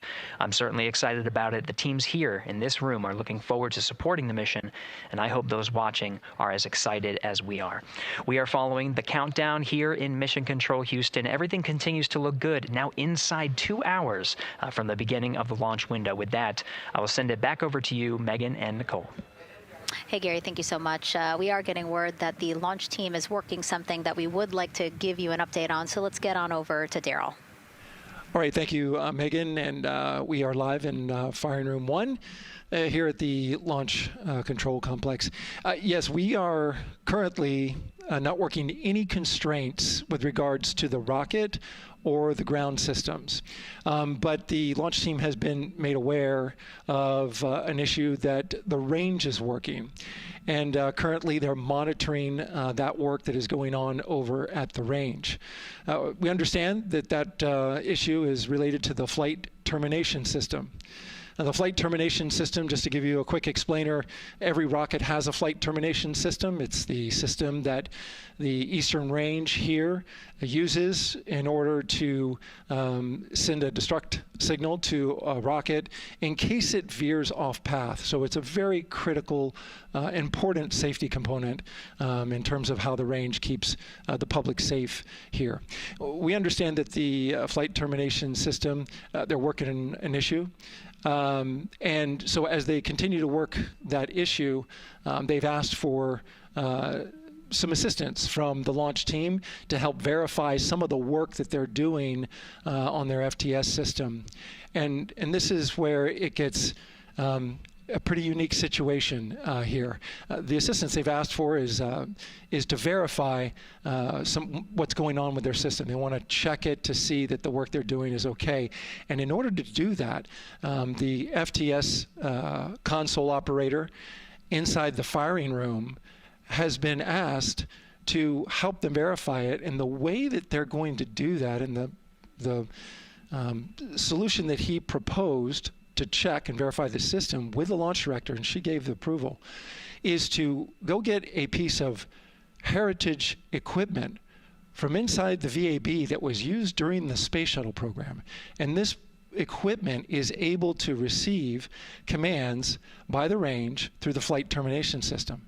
And so with this piece of equipment, this console operator who works FTS was granted permission to go go over to the VAB next door and get this equipment that he's very much aware of and used during the space shuttle era. And so that is in work right now. The bottom line of all this is, at this moment, the range is no-go. But that is not stopping us from moving forward in the countdown. We can continue to process and work the countdown. The closeout crew will continue to do their work, and the launch team will continue to do their work as well. But we'll keep you updated on what happens in regards to, as far as my understanding goes, a pretty unique situation here with trying to bring resolution and kind of help out the situation that we're seeing at the range right now. And that's the latest here from the firing room. I'll send it back to Megan and Nicole out the host desk. Thank you, Daryl. Yes, very unique, but I think it speaks to the ingenuity of this team, right? To say, hey, we have this equipment at the VAB. Why don't we leverage it to try to solve this issue and work it? Yeah, what a great example of human creativity, right? We know this thing exists. Let's go solve this problem. Mm-hmm. We have time, like Daryl said, we're going to continue to march down the countdown. So we'll continue to get the rocket and the crew ready, but we still have that 2-hour window. So in the meantime, let's try to figure out what's happening with the range. And speaking of the range, what is the range for people who might not watch rocket launches with us often? Sure, yeah. So anytime that you launch a rocket, you have to clear the airspace, right, in the launch corridor. So where the rocket's flight path is going to go, you have to make sure that that whole airspace is clear. And so we actually have assets. The Space Force helps us out with this one, but we want to make sure that there aren't airplanes in the way and there aren't other maritime assets in the way or things like that. So that there's a whole group of people. We talked about, actually, Gary said it great, right? It's a huge team sport, and so there's a whole group here on the ground that is monitoring that launch corridor to make sure it's clear and ready to go.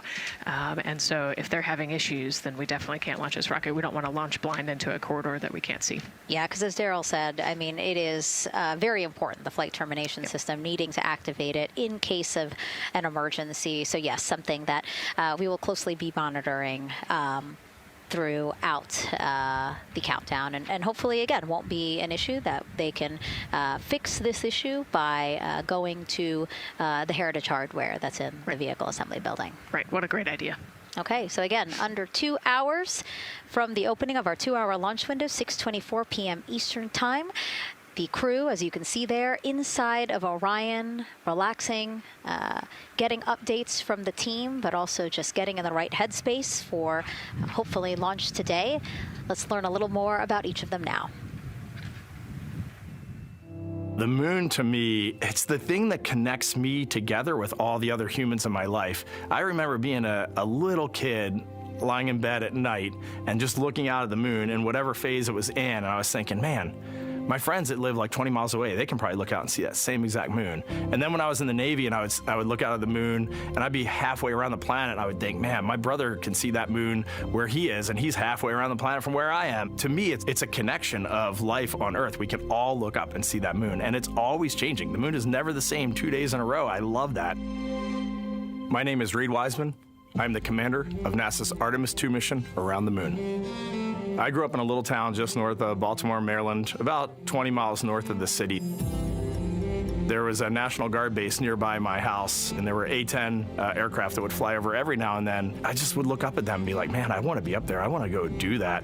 And then my brother went to the Naval Academy, and I would go every year and watch the Blue Angels fly during commencement, and that just started to grow and grow and grow. For a while, I wanted to join the Air Force, and then I realized Navy flies as well, and they fly from ships in the middle of the ocean, and that was it. Like, done deal for me. That is exactly what I wanted to do for my career.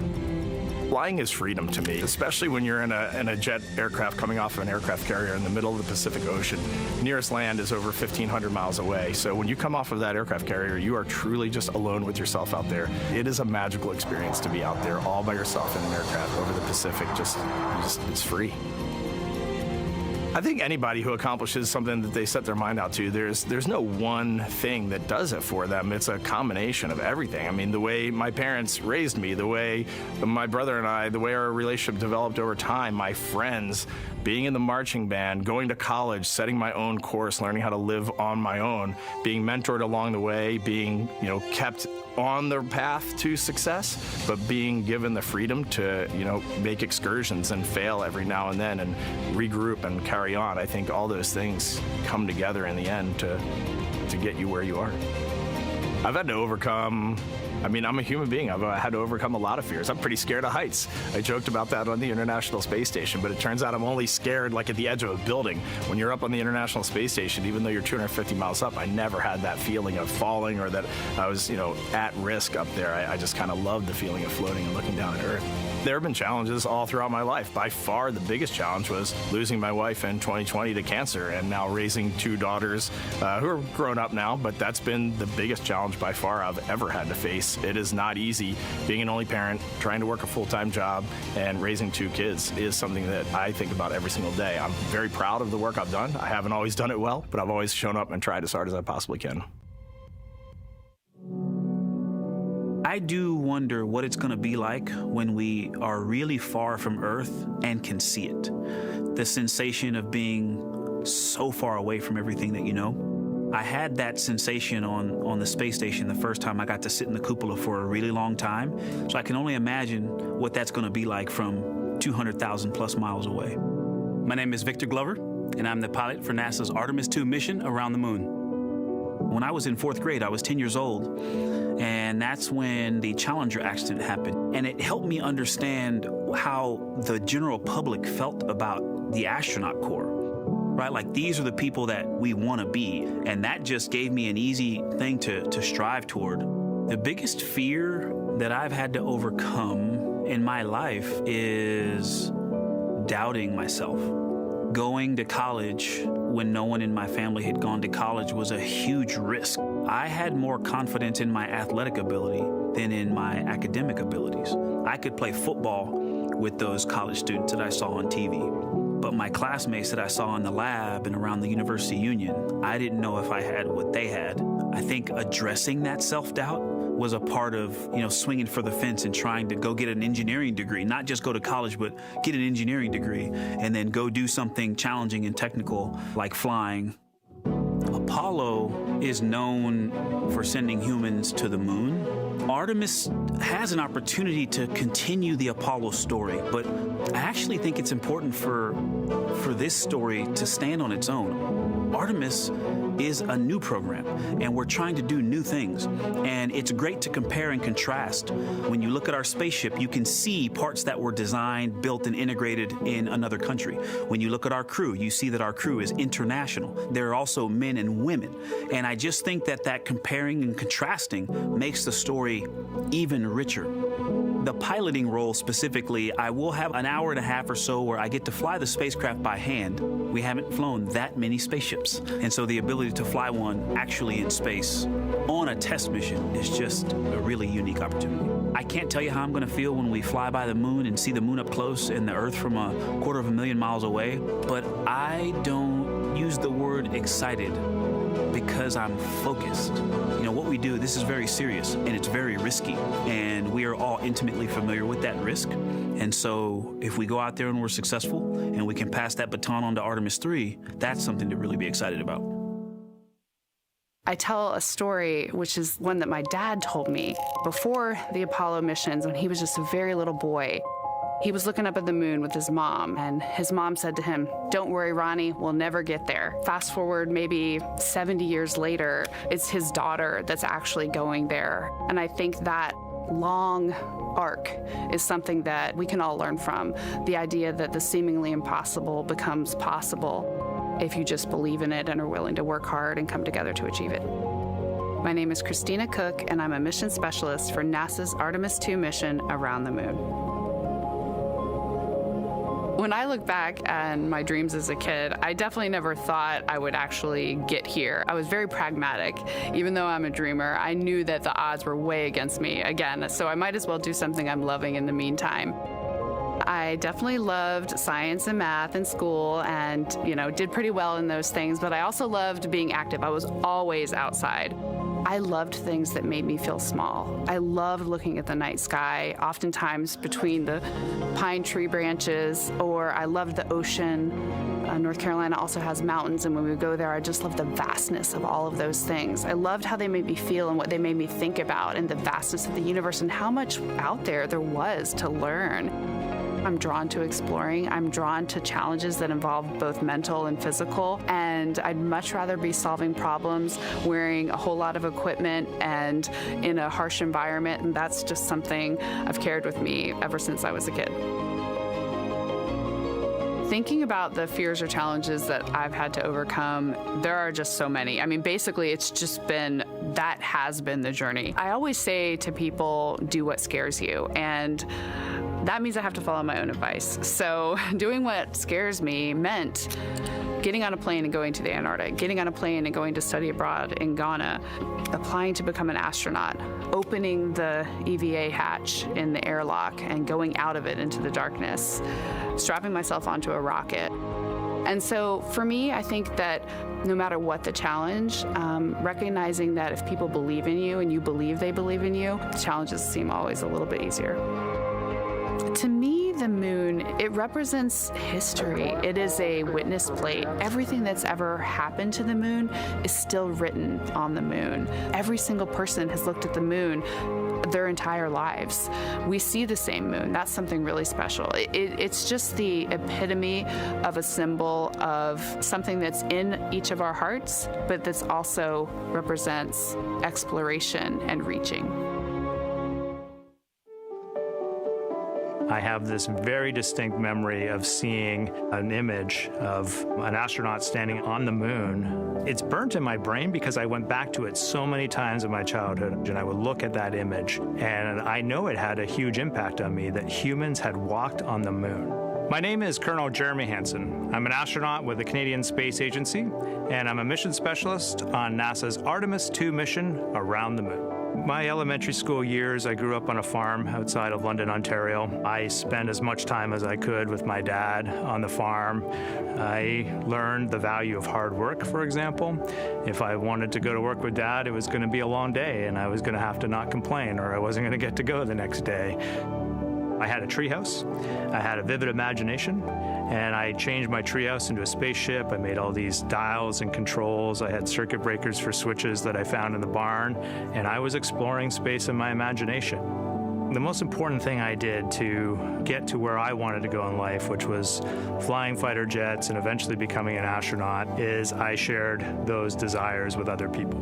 And it turns out, just like you don't go to the moon on your own, if you could, I would have done it a long time ago in my treehouse as a kid, you have to go as a team.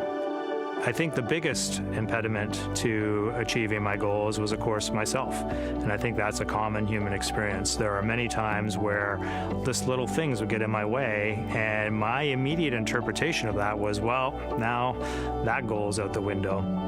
You know, people must have lifted me back up, and somewhere in the back of my head, that persistence came through. And I think that's a common human experience, to doubt ourselves.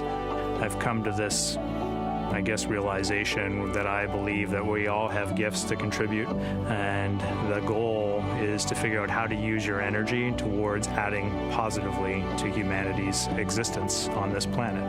But I love it when humanity sets big goals, like sending humans to the surface of the moon with an eye to eventually going to Mars, because when we do that, we can bring together genius from not just even in one country, but around the world. I've also learned from my indigenous mentors that they refer to the moon as Grandmother Moon. So you've probably heard of Mother Earth. They use Grandmother Moon because Grandmother Moon is responsible for the water in their community, just like the moon moves the water around the planet, affects the tides. And I think that's a really beautiful thing for us as we go back to the moon, to think about all the different cultures around the world and how they view the moon differently. And that's really neat because we all share that same moon in the night sky.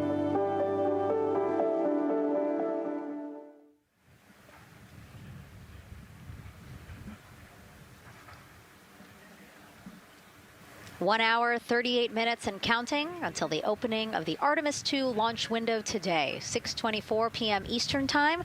And we are looking at the rocket and Orion out on the pad, historic launch pad 39B here at Kennedy Space Center. What a great view, Nicole. Yes, it is. You know, we can see the clouds out in front of us, but they are to the west. And you can see that there's some blue sky peeking through behind that rocket, which is good news. And more people continue to come on center here. About a couple of hours ago, folks with special passes to come on center were allowed to start driving on with family and friends. And of course, we have media growing by the moment here at the press site here at Kennedy Space Center, setting up their cameras, setting up tents, interviewing folks. Again, this great jib shot that we have from our camera here showing all the interest that we have here at the press site. And actually, even to the right of us, so camera left, no, sorry, the right of your screen, left of us, plenty of other people there, set up with their own tents, broadcasting to their own viewers. And so again, just really cool to see everybody wanting to share in this moment. Yeah, that's, I mean, how many media tents we can see from here.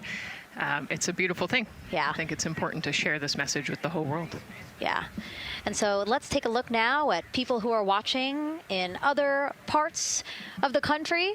We have this shot here from the U.S. Space and Rocket Center in Huntsville, Alabama. Oh, man, look Just at that. kidding. Museum of Flight, Seattle, Washington. So sorry. Hello to you over there. Sorry, I thought that you were in Alabama. But here you are from Seattle, Washington. Again, the Museum of Flight. They must have had a special event to bring people there to watch, as well as a special event here. Now, correctly, the U.S. Space and Rocket Center, Huntsville, Alabama. Of course, they would have a lot of people here, and I'm sure this crowd will grow when we get closer to launch. Marshall, the home of the SLS rocket. Yes. Yeah, this is a great shot. You can see all the people there, and obviously you've got quite a few artifacts in there as well. Oh, now they know. Yes. Yeah, now they know. They're on the broadcast. That's too funny. Awesome. Hey, listen, it's all right. We can sit. We can sit and chill until we wait for the opening of the window. No, there they are. Yeah. Everybody's excited. Thank you guys for showing us your excitement. I know deep down it was in there. It's just that you felt like sitting at the moment, and that's all right. There's a little delay. Yeah, that's all right. Well, thanks so much to those supporting these watch parties and bringing them to us live here. Actually, our video paths are taking quite a circuitous route to be able to bring those live views in from Seattle as well as Alabama, but we're glad that we can be able to share it with you in the broadcast now. And so why are we going to the moon? Why does NASA want to build a moon base there? Here's Megan Carter again with our moon board. All right, thank you, Megan. Yeah, so we are right around that hour-and-a-half mark, hopefully for that launch. It's going to be very exciting. So they are going to have a few days to be around the low Earth orbit, and then they'll be heading on to the moon. So yes, let's talk what will be happening. Why are we going to the moon? So obviously this is not going to be a landing, as we've discussed. They are going to be coming with 4,000 to 6,000 feet around the moon's surface, and this is going to connect us directly to our past. Those Apollo missions did have 6 lunar landings, and the Artemis campaign is looking to build on that past by going back to the moon, staying longer, and then going farther. So how are we going to do that, and why? We have obviously talked a little bit about that lunar South Pole, and we are focused specifically on the far side of the moon for this one for a specific reason. You might have guessed we're going to be looking for some resources especially, and that's going to be water or water ice. That is going to be giving us some really critical pieces for future missions. And as you can see here, we have identified 9 potential landing zones. So this is going to be a critical objective for our crew. Depending on when they launch, it will determine what is going to be visible, but we do have these 9 landing zones right here around the Shackleton crater. And as you can see here, a lot of that area is deep and dark, and that is where we are going to be looking for that water ice, because that is obviously going to give us not just water to drink, but as we know, that can actually be converted into our propellant potentially, that hydrogen and oxygen. So that is going to make the moon a critical place for that moon base, because we want to think of it essentially as a backpacking trip. If you have your tent and your hiking boots and your camping stove and all your gear, you don't want to take that out and be on the trail for the first day and then try everything out. You're going to test things out a little bit closer to home before you go out on that adventure. And that kind of goes for us as well. So the moon is going to be critical for us in the future steps towards our lunar landings, and then also for going farther on to Mars in the future. It's going to set us up for that deep space exploration, and we can't wait to see what they see once they get to that flyby. But for now, we are, like I said, getting closer. So I'm going to turn it back over to you, Megan. Exciting stuff. Again, the idea of accomplishing a moon base, like as we've been saying, sometimes things just seem like science fiction, and it's amazing that we're making it science fact. Yes, yeah, we're going back. We're going to scout it out, and then on the future Artemis missions, we're going to put boots back on the moon for the first time in over half a century. But we're going to stay, and we're going to learn from the moon, and we're going to, as Megan talked about, the water ice, and harness that resource, and, not only learn from the moon about Earth and about the solar system, but also figure out how we get to Mars from the moon. And so what we're seeing now back inside the White Room with the closeout team, they are removing basically fixtures that protected the crew module hatch while they did work around it, right, Nicole? Yep. Yeah, so anytime that you're moving around and working, there are some sensitive sensors and parts of the crew module that we don't want to kick or bump into, and so it's easier to just put a guard up while you're working in there and then take it down later. And so this is a visual cue for us that the team is getting ready to close the last hatch, again, the launch abort system hatch. Can you tell us about what the LAS is? Yeah, so launch abort system, this is, we have the crew module, and then what sits out basically on top of the crew module is the launch abort system, and it has its own motors, so that we'll arm it about 5 minutes prior to launch, and then it stays with the crew module until about the Kármán line, so that 100-kilometer point in space. Once the crew could safely get to orbit, it will actually be jettisoned, and the crew module will then be exposed. So this is just a safety mechanism that stays on the outside of the crew module, and then as they monitor the attitude and the thrust and all sorts of the roll, all sorts of different data points to make sure the crew is safely getting to orbit. And once they are safely to orbit, then we will get rid of that launch abort system. And it looks like they're putting all these parts that they're removing from around the crew module hatch into a bag, because they have to take this out with them once they leave the pad, right? Yes, yeah, we don't want anything left up there in the White Room, and especially because that crew access arm will move away from the capsule and the rocket, and so we want an empty White Room, no FOD like we talked about, so that we can have a safe launch. And this orange tube that you see on the right side of your screen, that had been inside the crew module, providing breathable air to the crew. And now again, with the crew module closed and them getting ready to close the second hatch, that has been removed and is out of the way. So again, the closeout crew can continue to do their work. Yeah, that's just a duct to provide some cooling air and some breathing air to the crew and the closeout crew while they're in there. That's actually a good point, yeah. And so as we continue to watch the crew prepare to close the launch abort system hatch, why don't we take a look at the crew's mission patch?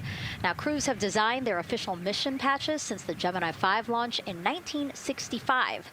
Reed, Victor, Christina, and Jeremy, they really wanted to play on the abbreviation of Artemis 2 to all, signifying not only the second major flight of the Artemis program, but also a mission to explore for all, by all. The crew chose the iconic Earthrise photo for a reason. It was taken by the Apollo 8 crew in 1968, the first crew to ever fly around the moon. The mission was to prove teams then were ready to land on the moon the same way Artemis 2 hopes to fly around the moon ahead of a lunar landing with Artemis 4. This time, as we've been saying throughout the broadcast, to stay on the moon and pave the way to Mars. Yeah, we talk about incremental steps, right? And so Artemis 2 is very similar to Apollo 8 in terms of that increment. They're going to fly around the moon and set up the rest of the Artemis program for landing on the moon, but also with a nod towards the fact that we do this for all humanity. And I love the thoughtfulness and how much importance they put on their patch design.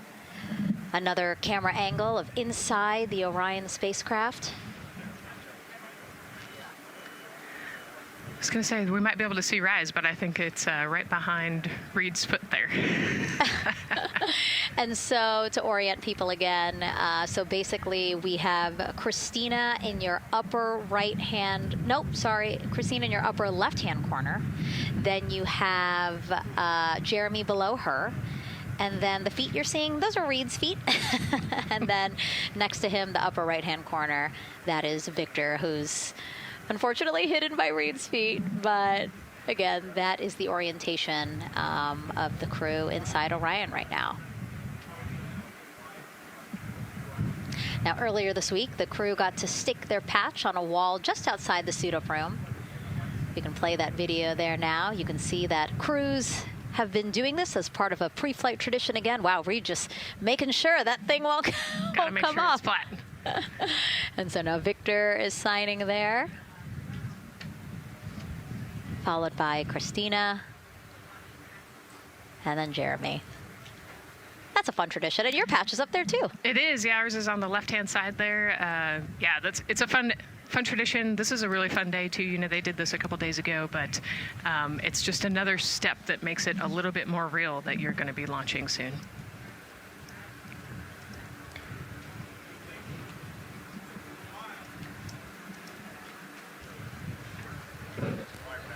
Again, we talked a little bit about this before. The basically like a computer there on Jeremy's leg, a way for him to just check out the data, see some of the data that also Reed and Victor are getting to see, but in those much bigger displays for Orion. Right, yeah, it's basically a tablet on his leg, and it's actually plugged into a cord nearby that allows him to have a screen repeater so he can see what they're looking at.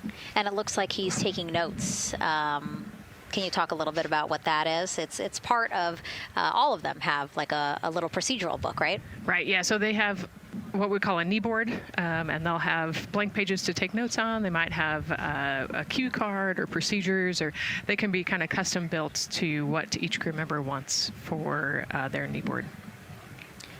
This mission, of course, built by people and companies in all 50 states, as we've been saying throughout the broadcast, and with our international partners as well. Let's take a look at some of the people playing such a big role in today's test flight. What we're doing here is a collaborative effort of hundreds of thousands of people. This is about the parts, the hardware, the software, the services, all coming together to make that mission possible. My dream for this space program is that we would not just push the boundaries, but that we push them together. And liftoff of Artemis 1. We rise together, back to the moon and beyond. It takes a team to do great things. And Artemis has an incredible team. We have international partners. We have commercial partners and industry partners. It takes unity to accomplish great things, and that's what this mission's all about. We're not sending our money to the moon and lighting it on fire. We're putting that money right back into the economy in ways that benefit everybody. So every dollar that comes out of the Treasury that goes to support this mission goes back into the Treasury 3 times. What is very important to me is that we do it the right way, and that we do it with our values, that our industries grow, that our communities grow, that our families are healthy and safe and have amazing things to work on. Then we're going to build machines to go even further onto Mars. That is our generation, the Artemis generation, that defines the starting point of our exploration future.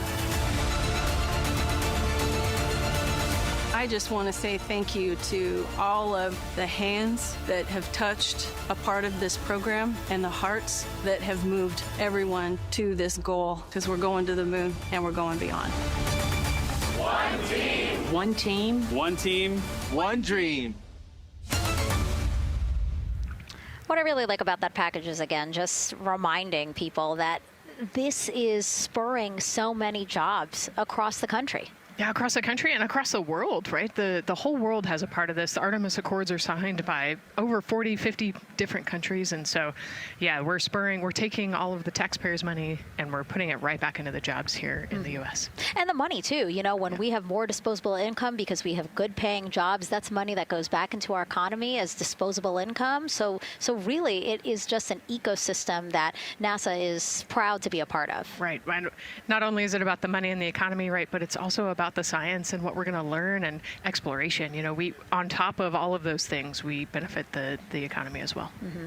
Obviously, Nicole is a wealth of knowledge. We're very lucky to have her. We're going to be tapping into that knowledge throughout the broadcast, and we have been for now close to 4 hours. So thank you, Nicole. I hope you're holding up okay. Yeah, I'm loving it out here. It's been great.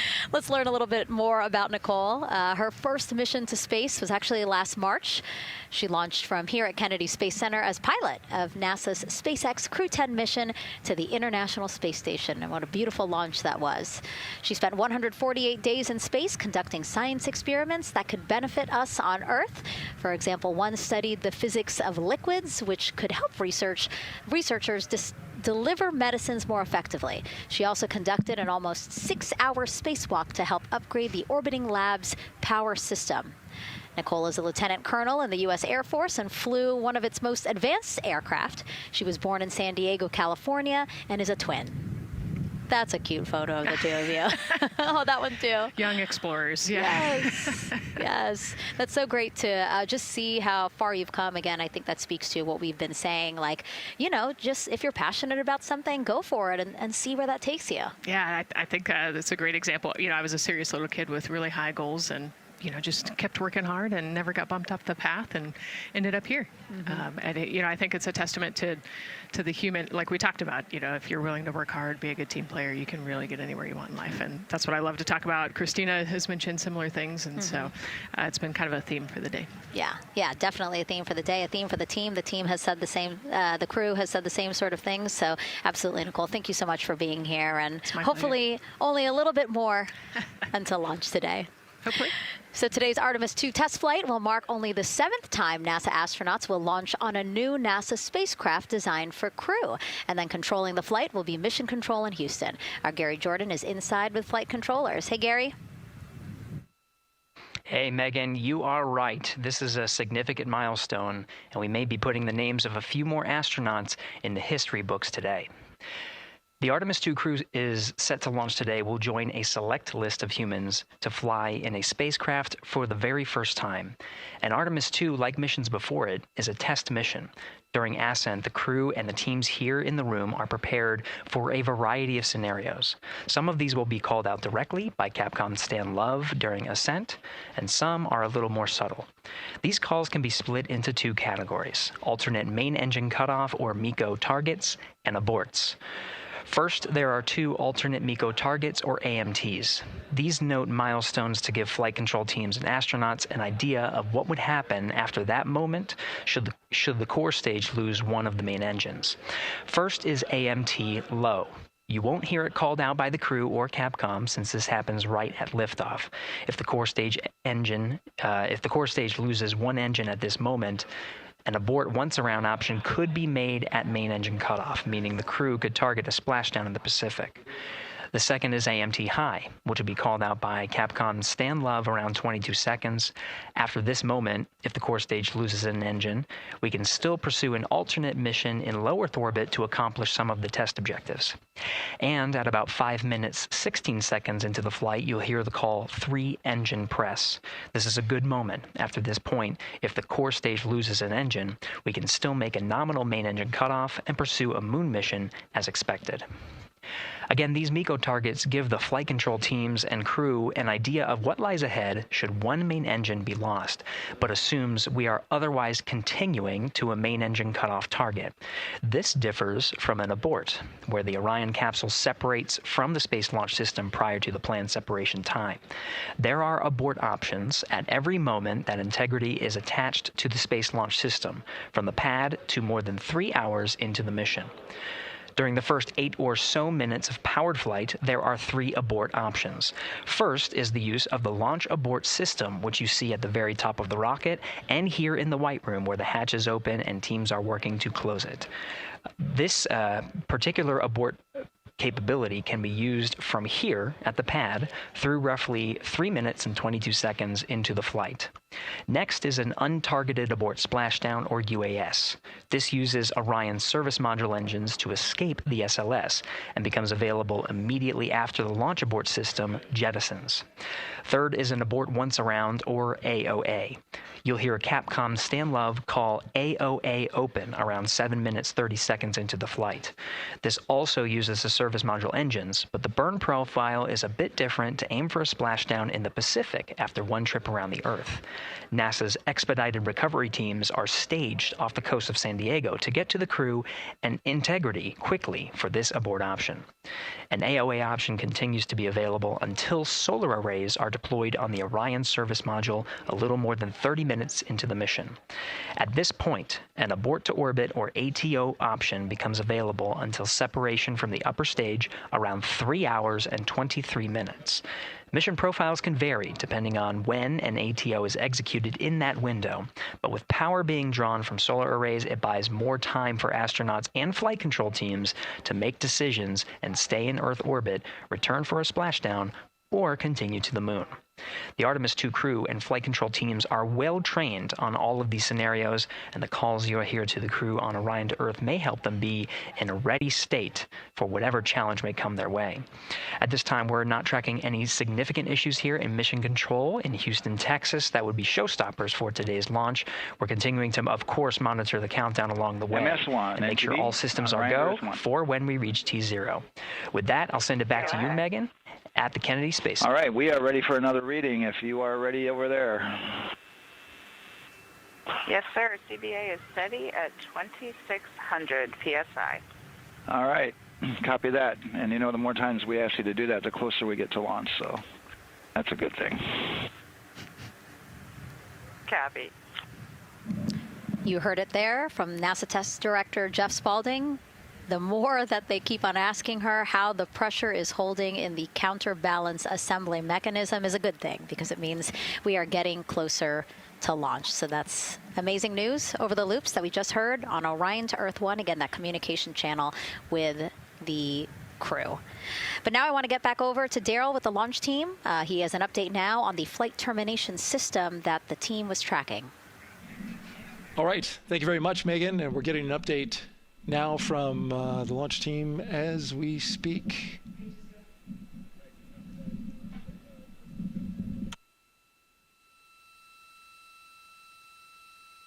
All right, stand by 1 second.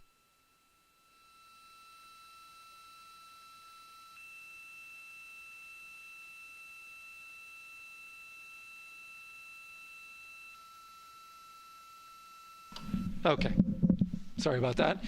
We're just getting an update, in fact, about what I was about to report out on the range. And the good news is the range is go. So we reported that they were working to verify their equipment regarding the FTS system. And they asked for a little of that verification work to be done by one of the FTS engineers here in the firing room. He went out to the VAB to get some legacy hardware to help out with it. But in the end, this is a fix that the range had come up with to get clearance, to clear the range rather, and to as well work the FTS system. And so now they are go. Again, the range is go. That is no longer a constraint. And so you combine that with the fact that the rocket and the ground systems here also working, no constraints, clear board here is great news. So again, the range is green, and we're continuing to work through the countdown. We got a weather update that came in to the launch director from Launch Weather Officer Mark Berger. He reported out that there's still a little bit of feisty weather activity that's happening up in the Titusville area. That's the city neighboring the Kennedy Space Center. Those showers had passed over Kennedy, and then now they're currently over in Titusville, currently still within that mile kind of constraint of flight through precipitation rule. But we're still far enough from the window that it looks like it won't be an issue. And in fact, we're seeing some good sunlight now breaking through onto the launch pad. As you can see, it's actually shining on the other side of the rocket here. But to the west, we're starting to see some of that clearing that was forecast. And so the launch weather officer held his forecast for 80% go for flight during our launch window tonight, which, as a reminder, is 6:24 p.m. Eastern Time until 8:24 p.m. Eastern Time.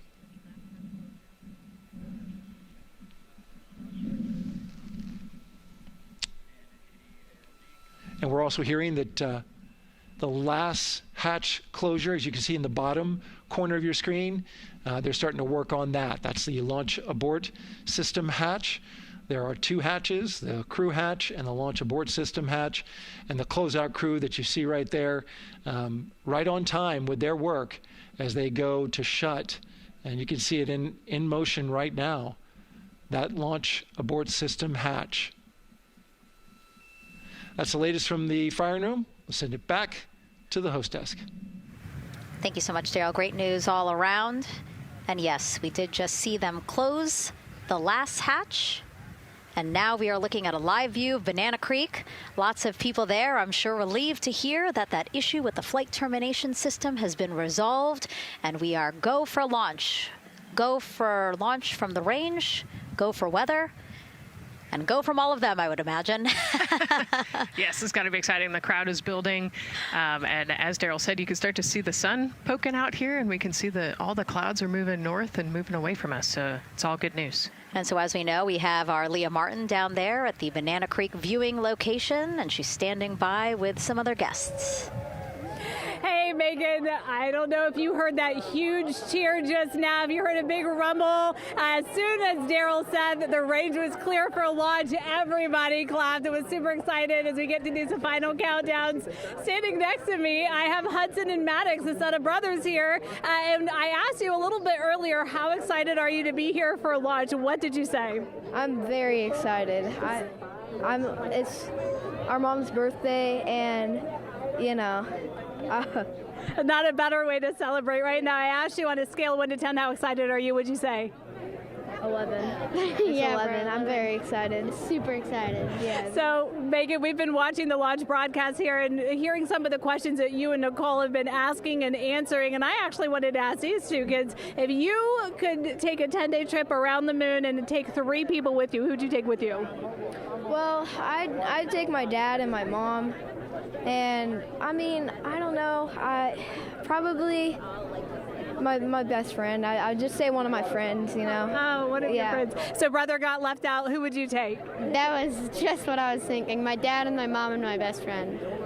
That's a pretty good answer. Your brother can get his own trip to space, right? Yeah. So I'm actually joined here also by Dad. Now, you were sharing with me that a lot of the work that you've been doing over the last several months has been prepping the launch teams, our engineering teams, our ground systems teams, to get ready for launch, to be mindful and to be in this moment. How does it feel to be standing here knowing that the people you've worked so closely with are doing what they're passionate about, or doing what they were born to do, moments away from launching this rocket?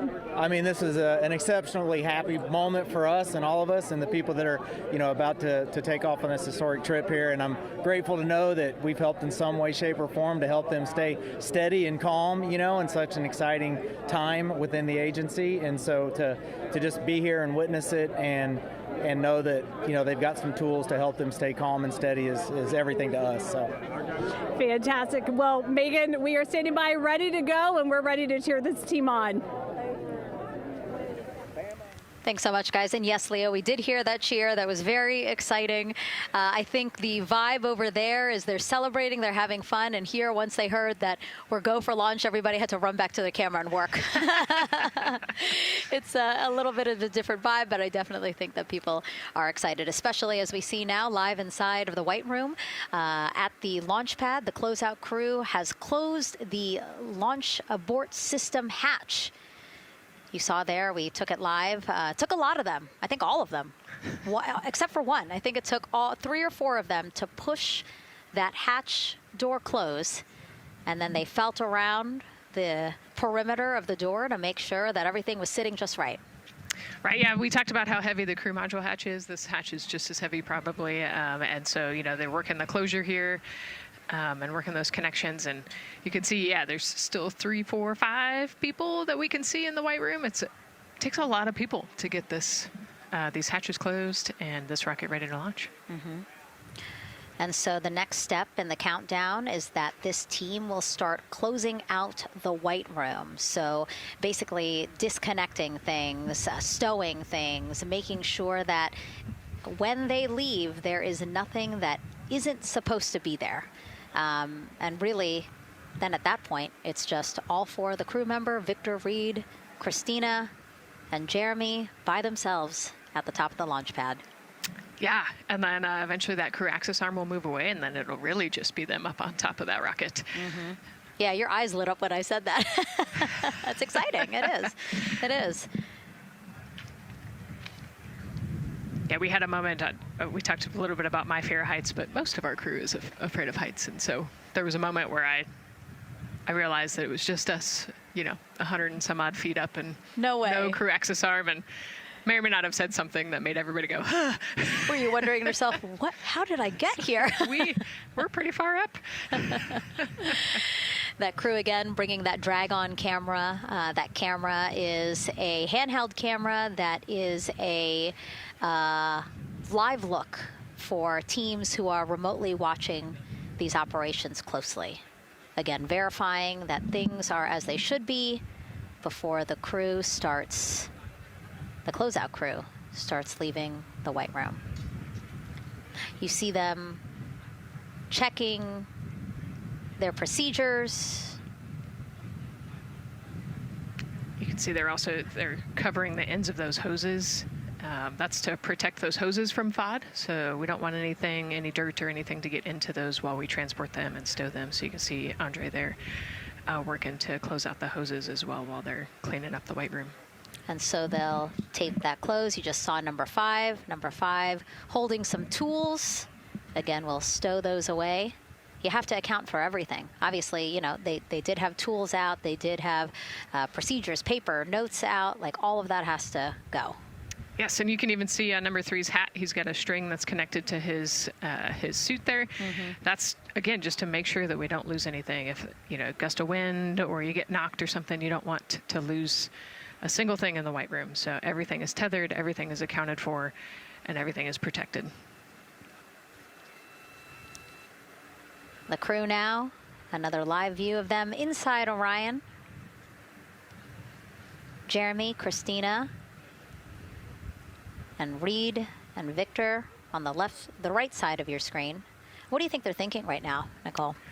Oh man, just over an hour to launch. There's probably a little bit of a lull right now, monitoring some systems, but you can see Reed's got his feet crossed. So I think just trying to relax and, pass the time by maybe thinking through the items that they're going to monitor through the launch, the different jobs that each of them have throughout the launch. And once they get to orbit, this first day on orbit is actually really busy for them. They've got, 2 burns that they have to monitor. They've got to get the system set up, and they've got to get the cabin set up. So there's a lot going on in the next 24 hours for this crew. I think they've got a couple sections where they get to take a nap, but I don't think they get a full night's rest for quite some time. So, going through what's next. And so as we say that, I mean, imagine what it would be like to live in a spacecraft for 10 days. Let's take a look at what life will be like in Orion. Artemis 2 is our first crewed mission back to the moon since the Apollo program. A lot of the focus of Artemis 2 is really checking out systems to be sure that we're ready and well positioned for continued human exploration. My name is Susan Baggerman, and I'm the Chief Health and Performance Officer for the Orion program and the Artemis 2 mission. And this is 10 Days in Orion.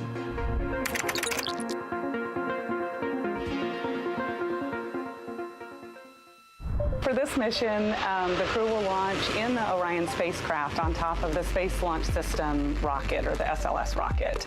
Once they've launched and achieved orbit, they'll continue on checking out many of the different critical Orion systems, check out some of the critical medical systems, and be sure that we understand how the crew would do that successfully within the volume of Orion. We also have, of course, systems to feed the crew. They have a potable water dispenser that they'll check out. And then we also have a food warmer, kind of looks like a suitcase that the crew can use to heat their food. They're also going to check out the flywheel system. We'll have the crew perform some initial exercises. Part of that is to ensure that the flywheel is actually working, but part of it is actually to be sure that our environmental control systems are actually working. For sleeping, the crew will sleep in sleeping bags. Some crew members like to be very tightly bound up, and some like to float very free.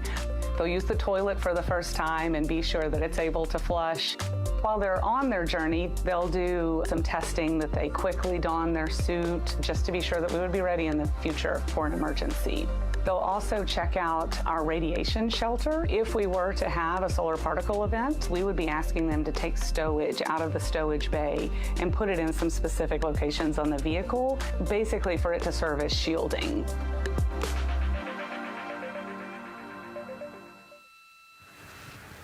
And so I want to talk a little bit more about what we just heard in that package. I am interested in the space food. So Reed, Victor, Christina, and Jeremy have a pretty big menu to choose from, so that's really cool. We're actually going to pull up a graphic now that kind of shows you some of the food that they're going to have with them on their 10-day journey around the moon.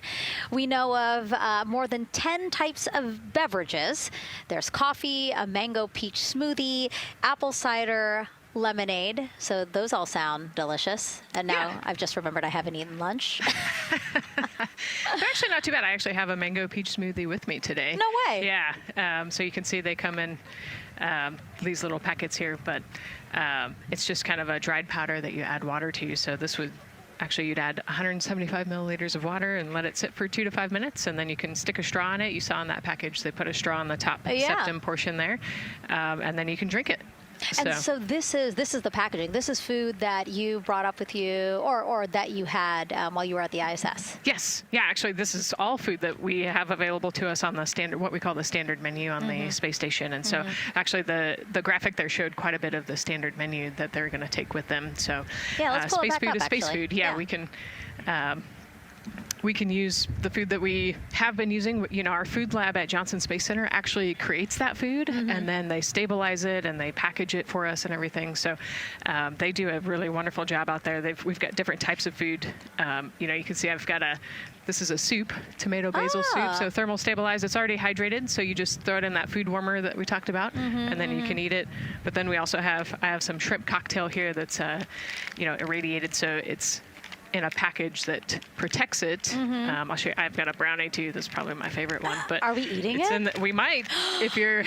Yes. Look, see, they want us to eat. I don't know what happened, but it worked out. Yeah. With what we were saying here. So it's in an outer package to help protect it against, you know, radiation, and then it's in this inner package. And so this cosmic brownie, actually, the trick, Anne McLean, my crewmate, taught me. The trick is you got to put this in the food warmer and get it nice and warm, and then you can get it. But so what we do is we just take scissors and you open it up, and then it comes right out. So these brownies are nice because they don't have a ton of crumbs, and so you can actually just eat it pretty easily in space. You know, if you imagine, that would not happen in space. It would not fall. But yeah, so we've got all sorts of things that you can actually eat. The menu's pretty good and pretty diverse on the space station, and then as you saw, pretty diverse for Orion. Nice. Yeah, that's amazing. And again, here's a look at the crowd that's starting to continue to grow here as we get closer and closer to launch. We are now under an hour from the opening of our 2-hour launch window at 6:24 p.m. Eastern Time. And so let's take some questions from social media. We haven't taken some of those for a while. You put that brownie away, Nicole, or I'm going to steal it. Nicole, we have another celebrity who submitted a question. Let's take a look. Okay. A quick question for the Artemis crew. What food from Earth would you bring with you into space? And why would it be lasagna? Because that's the greatest food. Again, not really a question. Yeah. Because he was like, it's lasagna. It's got to be lasagna. You know, there is lasagna on Space Station, and it wasn't too bad. Probably not my favorite food of all, but yeah, lasagna's not a bad option. It's a high-calorie meal. If you're trying to, you know, carb load for a spacewalk or something, it's a great option. Yeah, I remember Christina saying that her favorite food on the menu, and actually, she was saying that she was getting in trouble because people kept on saying, you can't eat mac and cheese every day, Christina. You know, we mentioned the mac and cheese and brisket earlier. Man, I would put those two on a tortilla. That would be great. That sounds delicious, delicious. Well, thank you so much, everyone, for sending in those questions. For everyone from a 5-year-old that we got a question from to all the way to Roy Woods Jr. there, a comedian. So thank you so much. And if you're just joining us, welcome to the Space Coast of Florida, where we are counting down to liftoff of Artemis 2. You see a beautiful aerial shot there of our rocket on the pad. For the first time in more than 50 years, we are sending humans to fly around the moon and back, and we're taking you all of you with us on this next chapter of human spaceflight. I'm NASA's Megan Cruz, and this is NASA astronaut Nicole Ayers. Great to have you here, Nicole. Yes, this has been a beautiful day. Excited. We're continuing to march towards this launch. Yeah, and if all goes as planned, this crew could travel farther from Earth than any other humans before them and see parts of the moon no one has ever laid eyes on. How exciting. Yes. Exciting is an understatement, I think. That's true. We're going to see the far side of the moon for the first time by humans in a long time. It's important. And as the crowd again builds behind us, more activity that you're seeing here at the Kennedy Space Center press site. We also have a ton of people gathering around the world to watch this history-making moment. So let's take a look at those watch parties now. Oh. That crowd has grown. We checked them probably like 30 minutes ago, and it was half that. But again, as we get closer and closer to launch, we are seeing more and more people gather together, wanting to experience this together and not just in a vacuum at home, you know? Yes, this is so exciting. Look at all of those people. Man. And now here we are back in Seattle, the Museum of Flight. Again, people gathered there to show their kid. We see someone walking in the second row there. His first crewed launch to the moon. How exciting. That is exciting. Hello, everyone. Woo. Oh, that's so great. And now let's get you up to speed on what's happened so far. Again, we are now within an hour of the opening of our launch window. So what has been happening so far today? Well, a lot. After waking up and grabbing a bite to eat, our Artemis II crew suited up inside the historic crew quarters, a tradition that dates back decades. Teams helped them into their custom Orion crew survival suits, and just like other crews before them, they gathered around a table for a card game to pass the time, but to also burn off any lingering bad luck before they walked in the footsteps of every NASA astronaut launching from Kennedy Space Center since Apollo 7 in 1968. They walked outside the Neil Armstrong Operations and Checkout Building to greet a crowd of family, friends, supporters before getting into their Astrovan for their security-escorted ride out to historic Launch Complex 39B. They got a close-up look at the SLS rocket, then walked across the crew access arm and climbed one by one inside their Orion spacecraft. After that, teams conducted final checks with the crew before closing both hatches, the crew module hatch, as well as what you're seeing there, the launch abort system hatch. And now we are back live at the pad where the closeout crew is getting ready to leave the White Room.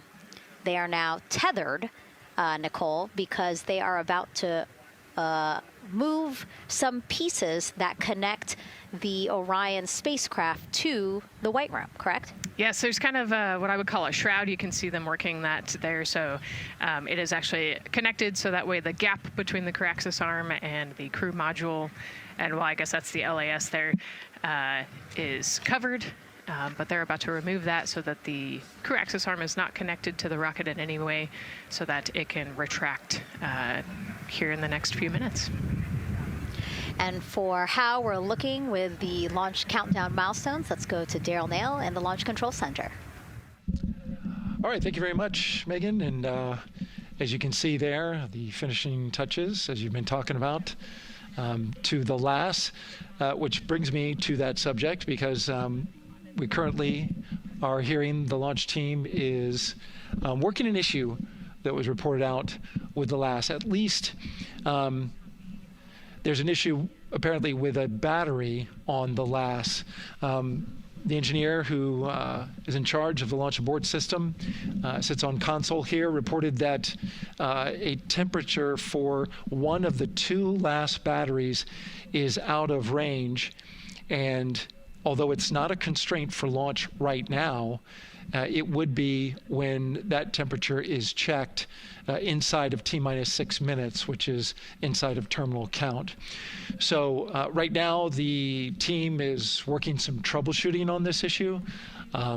Going to follow, of course, along closely with what they learn. But again, a battery temp for one of the two batteries on the LAS is out of spec, and the team is working to understand, first of all, whether or not this may be a sensor issue, or is there an issue with the battery itself.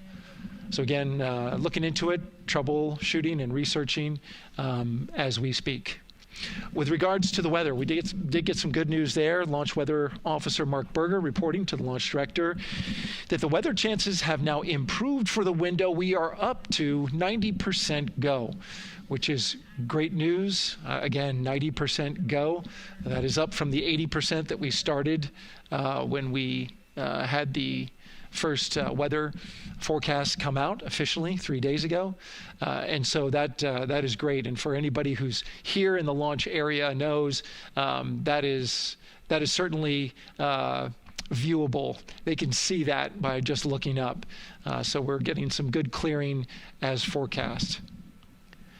And then just a reminder for those people who are watching the launch from the nearby area that if you're watching on an internet-enabled device, just remember that there may be a little bit of a delay. Can't tell you how much of a delay, but since it's on an internet device, sometimes this broadcast might be a little behind what you're actually seeing. So just keep that in mind as you are watching. Don't wait till the last second to run outside if you're inside your RV or your camper or your house. That's the latest here from the firing room. Of course, we'll keep track of that last battery issue. We'll send it back now to Megan and Nicole at the host desk. Two of them there had to be tethered to the inside of the White Room, because obviously now we have detached the White Room from the Orion spacecraft.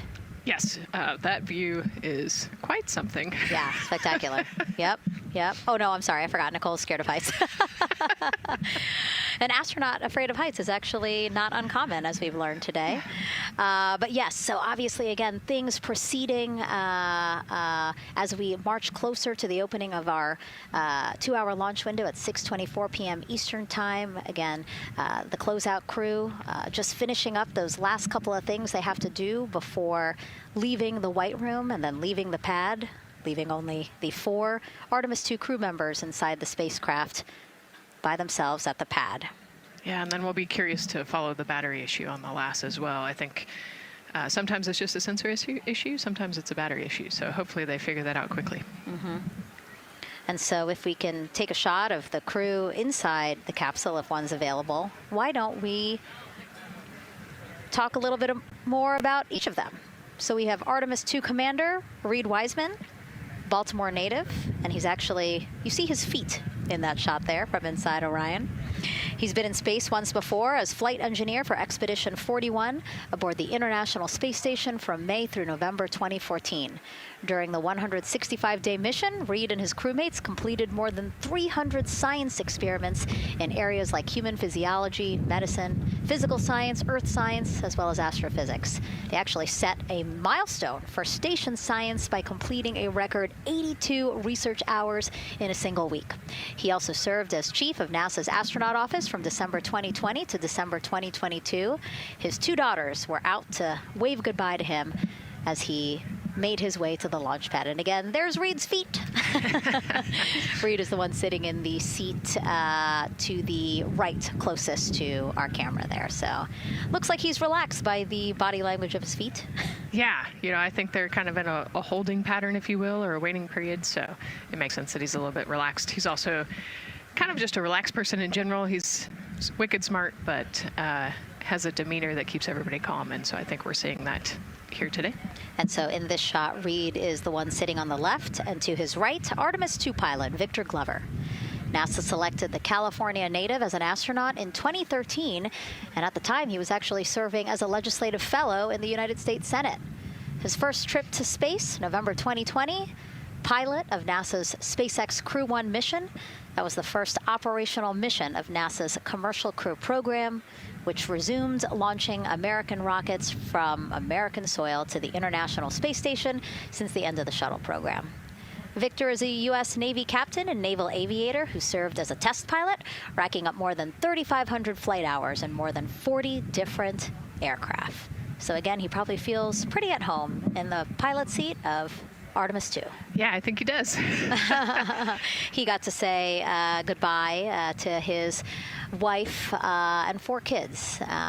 Again, those were the family that he had here at Kennedy Space Center before the 4 of them drove out to the pad. Yeah, and you can see there, we talked about Victor's energy earlier, and you can see him working through, pushing some buttons on the displays. Looked like he was pulling up a procedure, so he's following along and ready to go, looks like. And then mission specialist Christina Cook, sitting on the upper left-hand corner of the screen there, native of Grand Rapids, Michigan, was selected to the Astronaut Corps in 2013, same class as Victor, served as flight engineer on the International Space Station from March 2019 to February 2020. During that time, she set a record for the longest single spaceflight by a woman with a total of 328 consecutive days in space. How cool. She also participated in the first ever all-female spacewalk. And before becoming an astronaut, Christina helped build space science instruments and led scientific fieldwork in some of the most remote environments on the planet. Her hobbies include surfing, rock climbing, and community CDR, service, yoga, and photography. Go ahead, NCD. There's a couple of suppressed overvolt messages. We're going to go ahead and clear those off your screen. We see them and we copy. All right. NASA test director. We're still working here, trying to get through everything. So we're getting close, and then trying to talk that other issue that we just picked up a little bit ago. But I think work-wise, we're doing really well. Sounds good, NCD. We're doing great on board. Glad to hear it. NASA test director giving an update to the crew. Some messages flashed on their displays. Just wanted to say that they didn't have to worry about that. We're going to clear that. And that also just reassuring the crew, again, that they are tracking and working the issue with the launch abort system battery. Yeah. All right. And then first-time flyer, Canadian Space Agency astronaut Jeremy Hansen will fly to the moon as mission specialist on the Artemis 2 mission. The London, Ontario native selected as an astronaut in 2009. After that, he worked as Capcom at NASA's Mission Control Center in Houston. Capcom stands for Capsule Communicator and is the sole direct voice communicating with astronauts while in space. Jeremy also participated in training exercises, really cool ones like living on the ocean floor off the coast of Florida to simulate deep space exploration for a week. In 2017, he became the first Canadian to lead a NASA astronaut class. He also enjoys getting out on a sailboat, rock climbing, and mountain biking. He has a wife and 3 children. And he's the one that you see bottom left-hand corner of your screen. I know, I'm trying to see what he's doing there. Christina's looking too. And so there is your Artemis 2 crew inside the Orion spacecraft. And this is actually the 7th time NASA astronauts will launch on a new NASA spacecraft designed for crew. And if you're wondering about the first 6 crewed test flights, here they are. All systems are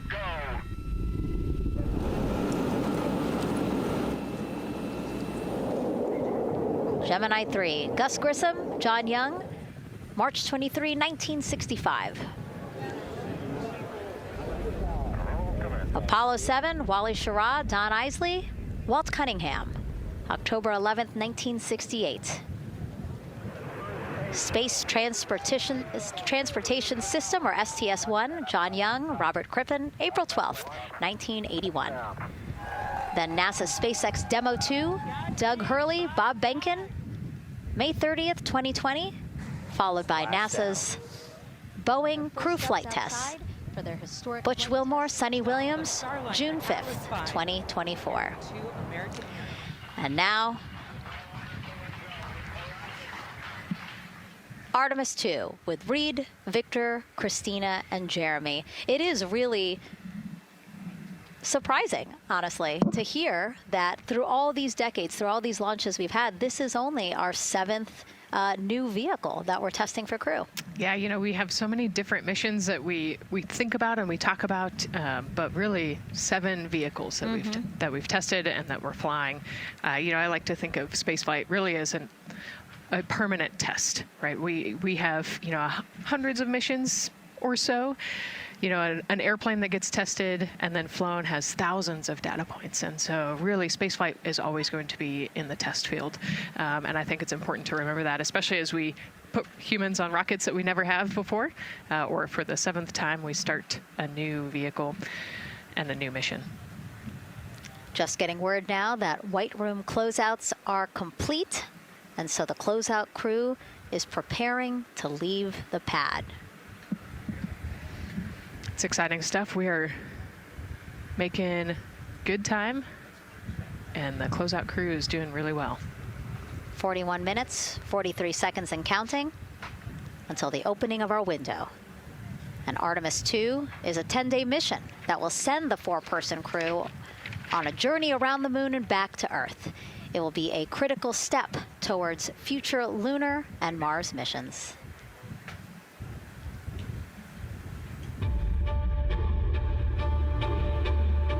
We're going back to the moon because it's the next step in our journey to Mars. We need to go explore the moon. There's vast regions of unexplored areas with the coldest, darkest places in our solar system.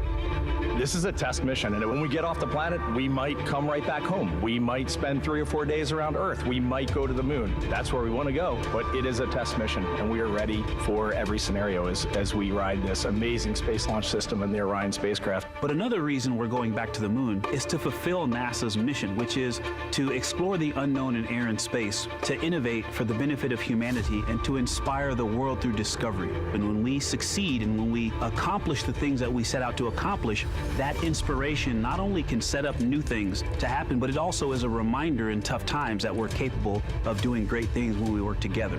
The thing I love about the moon is that it's not just a beacon for exploration and this platform of possibilities for incredible missions like this, but it has benefits. That's actually why we're racing towards it. Those benefits are really wide in nature. You have everything from innovation, technology development, not only for future missions going deeper into the solar system, but technologies that come back to Earth. You have inspiration, a whole generation of people starting this pipeline of STEM workers and manufacturers and operators that are excited to see what you can do when you work hard and you come together as a team. When I think about the four of us flying around the far side of the moon, seeing that Earth rise, taking images and video and sending them back to you, the feeling that I have inside is hope. We know that Artemis 2 is not the solution for humanity on planet Earth, but it is a contribution in the positive column. We hope that just for a moment that people will pause and say, wow, it's extraordinary when you look back upon the Earth with over 8 billion people, and you see this concrete example of what humanity can do, this extraordinary thing when we set big goals and CDR NTD to achieve them.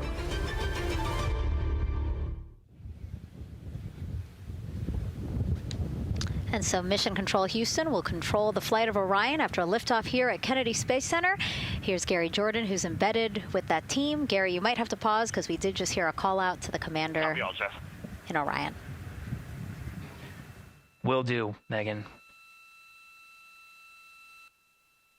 I think that was Commander Reed Wiseman responding to prepare for some of the next steps. We are now holding at the T-minus 10-minute hold.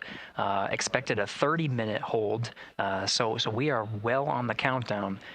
We are well on the timeline to meet this L-minus time and launch towards the beginning of the window, but continuing to track progress along the way.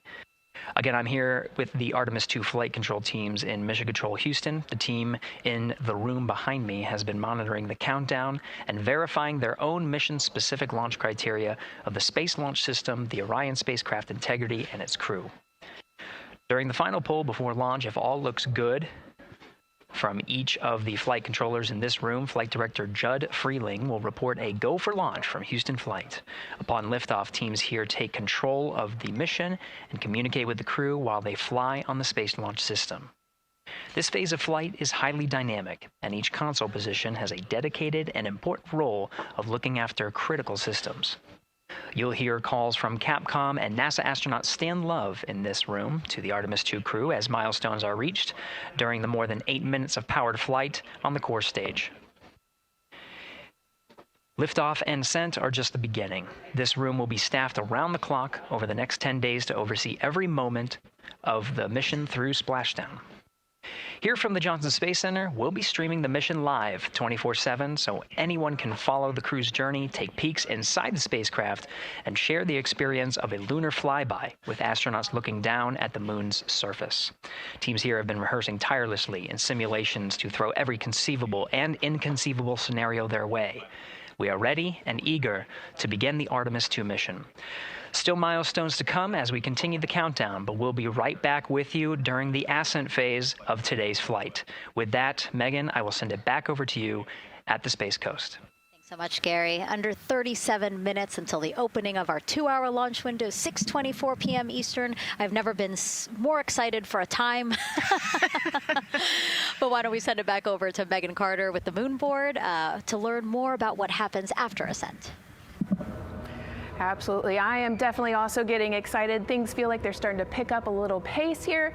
A lot is about to happen within the first 10 minutes of launch, but what happens after those first 10 minutes? Let me take you over here to my mission map so we can kind of jump ahead and let me explain a few things. So, our main engine cutoff is going to stand for MECO, and that is essentially where the rocket's job is done, and it is then going to turn the propulsion duties over to our ICPS. That stands for Interim Cryogenic Propulsion Stage. Don't try and say that too many times fast, but the ICPS is going to be right here, and that's our in-space propulsion. About 50 minutes into, after about 50 minutes into launch, it is going to conduct that first burn, and that's going to be the perigee raise maneuver. Essentially, essentially what that is going to do is going to raise the spacecraft from a lowest point of Earth just a little bit higher into space.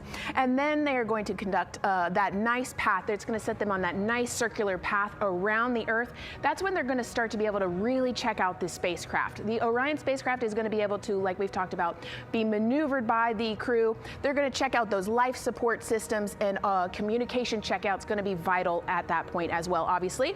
Then they will be conducting that another burn, and that's going to raise them just a little bit higher again. And then they will, it'll be about time for the ICPS to separate, and they will start another lap around the Earth as well. Now, the ICPS, but even after it separates, its job will not be done because they will have the opportunity to conduct something called the Proximity Operations Demonstration. And this is going to be really important for our future lunar missions because the ICPS actually has a target on it, and the crew is going to have the opportunity to manually maneuver these spacecraft like we've mentioned and practice those docking maneuvers. Now, obviously, they will not be docking for this mission, but that is, again, going to be critical for those lunar missions in the future. Now, all right, after that ICPS has separated and they've done that second lap, they're going to conduct 2 more burns. And what these burns are going to do is set them up to the high enough orbit and a fast enough speed in order to conduct the translunar injection. This is going to be that critical moment and that critical milestone where they are going to produce about 6,000 pounds of thrust. And this is that point that is going to take them out of low Earth orbit into deep space, and it's going to set them on that nice path towards that lunar flyby. And I know we have talked a little bit about why this could be a record-breaking flyby and journey to the moon. And with that, I'm going to turn it back over to Megan so she can tell us just why. Yeah, she's talking about the distance record set by the Apollo 13 astronauts in 1970. They were 248,655 miles away from Earth, and this Artemis 2 crew might surpass that on flight day 6 when they fly around the moon by more than 4,000 miles. Yeah, it's a long ways. It's tough to fathom 250,000 miles from Earth, right? I mean, space, the space station is only 250 miles, and so we're going, I don't want to do the public math, but we're going much further than that. But it's important, right? Because we want to get back to the moon. We want to see the surface. We want to see the far side of the moon. And the way we do that is by breaking distance records. Yeah, and the exact distance record depends on exactly when they launched, like the time, the day. So we'll learn more as we go into this 10-day mission with the Artemis 2 crew. But here we are, 32 minutes, 50 seconds and counting from the opening of our launch window. Feels really, really surreal here as more and more people come to gather on the press site lawn here at Kennedy Space Center. Why don't we take a look at this video that we have here? Some familiar faces who wanted to wish our Artemis 2 crew a safe journey. Reed, Victor, Christina, and Jeremy, you are the real deal. You're flying to the moon for all of us, and we are in awe. You're the true heroes. You are not just astronauts. You are pioneers, venturing deeper into the unknown. But you are not alone. We will be all cheering you on from planet Earth. Hey, I'm Victor Wembanyama, and I play basketball in the NBA. But I'm not only interested in shooting hoops. I'm also interested in shooting stars, dark matter, and all other types of astronomical phenomenon. And to the Artemis 2 astronauts who are shooting for the moon, I wish them good luck and Godspeed. Hi everybody, I'm Ryan Gosling, and I play a biologist who goes to space to save the planet in the film Project Hail Mary. But the Artemis 2 astronauts are going to space for real, and they will travel farther from Earth than any humans in history. Sending all our best wishes to the Artemis 2 crew. I just want to say how proud I am of each of you and how inspired you make me. But it's not just about me. Your mission is going to inspire future generations of scientists, engineers, athletes, and dreamers to do something that they never thought possible. Hey, it's Roy Wood Jr., and I want to wish the Artemis 2 crew a happy and safe journey to the moon, well, around the moon. To go around. I know what you're doing. You got to look for a parking space. This is to go around the moon, make sure it's somewhere to park, and then you park journey. Good luck. actually a really good way to explain what how this mission builds. Again, we are hoping to land astronauts on the surface of the moon in maybe 2 years. So yes, we are looking around the moon on this lunar flyby mission to see where we might park. Thank you, Roywood Jr. Okay, and as we look at this live view of the rocket on the pad, there is a spectacular place here at Kennedy Space Center to watch launch from, and that's the Banana Creek viewing area. Why don't we go back there where the crowd is excited, and Leah has the best assignment ever talking to people who are super excited about being here for Artemis 2. Oh my gosh, Megan, you talk about the excitement being palpable. I'm telling you, everybody here on pins and needles as we get just about half an hour away from launch. I've been walking around talking to people, and I'm just struck again and again by how many people are here from across the agency. I want to introduce you to just a small portion of the people across NASA who have been supporting this mission. Patty Ortiz, NASA Armstrong Flight Research Center, Orion Program. Orion. Kathy Graves, Glenn Research Center, Office of STEM Engagement. David Alexander, NASA Glenn Research Center, Office of STEM Engagement. Jennifer Becerra, Johnson Space Center, the Office of STEM Engagement. Here we go, right back here. Where are you from? I'm from NASA Glenn Research Center, Joseph Pinakitis. Joseph, here we go. Wes Furman from APL. Maria Arredondo from Headquarters, Next Gen STEM. Mark Robinson, Stennis Space Center, Commercial Space. Amira Flores, Armstrong, Office of the STEM Engagement. Molly Kearns, NASA Glenn, Space Communications and Navigation. Matthew Pierce, Goddard Institute for Space Studies in New York City. Here we go, and right over here. Lauren Ring, Ames Research Center, Data Integration. So we're coming together. We're one big NASA team, one big NASA family, and we have one major message before we launch tonight. Okay, guys, what are we going to say? 1, 2, 3. Go Artemis!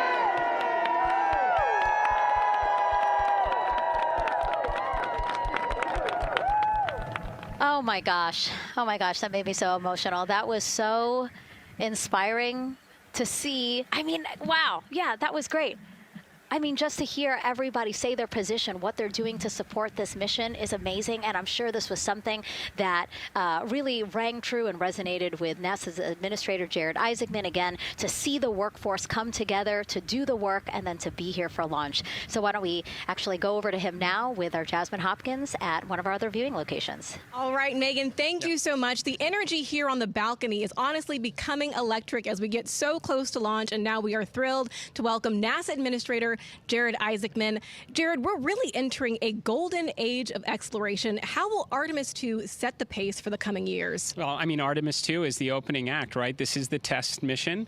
This is getting very comfortable with the SLS rocket, the Orion spacecraft. No humans have ever flown on this before, right? And we're going to put it through its paces. We'll go into Earth orbit for a little bit, make sure Orion's doing okay, and then we are sending them, right? We're going to send them farther into space than any humans might have gone before, 250,000 miles away, and it's going to set up for the subsequent missions. That's why we're going into the golden age of science and discovery right now, because you're going to see a moon rocket launch in 2027 when we do our testing with the lander. We're going to go for the landing on Artemis 4 in 2028. And in parallel, we're going to build the moon base, right? And that is going to be filled with science discovery and tech demonstrations that's going to support the enduring presence we're trying to create on the surface. Absolutely. So honestly, history-making years ahead of us, you know, with Artemis 3 and 4. But first is Artemis 2. What will be our single greatest takeaway from this mission?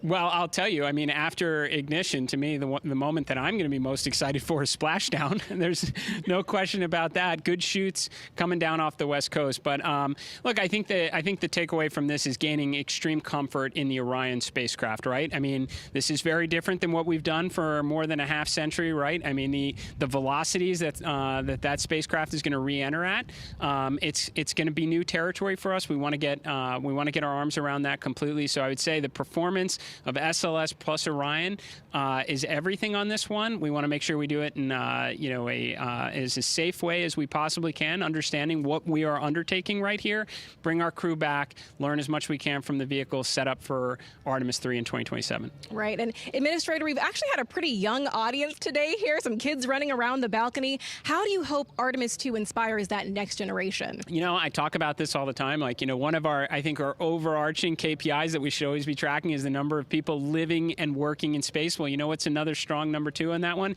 It's the number of kids that are dressing up as astronauts for Halloween so that they grow up, that they're inspired to want to join in this grand endeavor, whether they come work with us here at NASA or they join in industry, but they're helping humankind venture out farther, pursue all the secrets of the universe. Yeah, I think we'll see a lot of kids dressed as astronauts this year. And finally, Jared, you've really made it a personal mission to get to know the people behind the work at NASA. Do you have any final thoughts, any final words before today's history-making launch? Yeah, well, one, I want to express a lot of appreciation. I'll tell you what, the 4 astronauts on top of Artemis 2 know this. It takes an army to pull a mission together like this, right? Across all 10 of our centers, all of our commercial partners, the international partners that come together to make this possible. My sincere appreciation for everyone who is currently working the mission right now, so getting them ready for launch, that will be watching over them in mission control, recovering this crew when they splash down off the West Coast. I have complete trust and confidence in your abilities.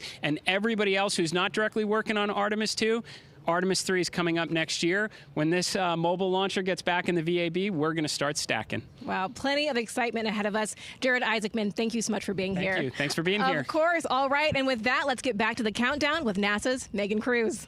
Under 25 minutes and counting from the opening of our 2-hour launch window. And take a look at all these people behind us. I literally, every moment I turn around and I see the clock, I am like, oh, wow. Oh, wow. There are more people and less time. Yes, exactly, which is a great problem to have. Yes. Now, this first crewed test flight of NASA's Artemis program coincides with the 250th anniversary of our country's founders signing the Declaration of Independence. Exploration is a part of America's DNA, and it continues now with our return to the moon.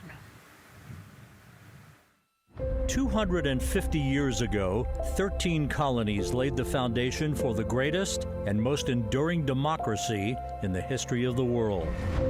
One driven by courage, faith, and freedom. From that moment, we became a nation defined not by where we stood, but by how far we were willing to go. We conquered vast frontiers, invented tools that shaped a modern world. We found light in the dark, and we rose from the earth. Faster, higher, farther. We pushed beyond the sky and into the unknown. We carried our courage into the cosmos, and we planted the American flag on the moon, the defining achievement of American superiority in space. Today, our curiosity stretches farther than ever. American robots search ancient rivers on Mars. New telescopes unfold to glimpse the first stars. And a new generation prepares to return to the moon, this time to stay. For 250 years, America has carried the light of humanity forward. But American exceptionalism isn't inherited, it's earned. Our greatness comes not only from what we've done, but what we're still determined to discover. Because in every era, across every horizon, America is at its best when it's reaching for something greater. America celebrates 250 years, and we are leading the world into the future. 22 minutes, 15 seconds and counting from Artemis 2, NASA's boldest test flight in a generation. The crew has said this often, that they hope it inspires children around the world. And recently, a group of kids here at Kennedy Space Center got a surprise of a lifetime while watching that rocket roll to the launch pad. So tell me what color it is. And who's going to be on that rocket? We're going to be on that rocket. I could make it a little bit longer. Did you see it? Okay, so everybody's looking at the rocket because it is kind of cool and impressive. One of the coolest things happening over there right now, though, is it's on top of a giant tractor. Doesn't all food come in like tubes? It's in these like little plastic bags, and you have to like rehydrate it. Sushi. There's not. I haven't seen sushi in space. You've probably heard hard to keep that constructed sushi mashed together. My favorite part was this one little girl, she had a question. She had patiently held her hand for a long time, and Christina turns to her and says, okay, what's your question? She just goes, I forgot. It was like, that's a perfect little kid moment. I just love. Wait, are you my mother's cartoon astronauts? What? Say that again?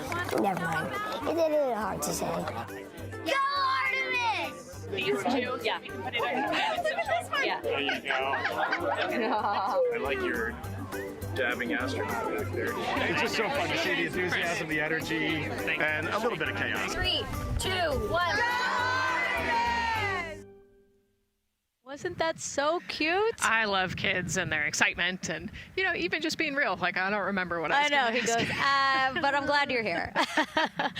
Now here we are, Space Center Houston. The crowd has exponentially grown throughout the day. We started showing you live shots from in there probably an hour ago, and now take a look at all the people there getting ready to witness history together. It's something really special to be able to witness something like this together. Yeah, we've heard from celebrities and officials and kids, and it's amazing. People from all around the world came here today to Florida to watch. So it's something.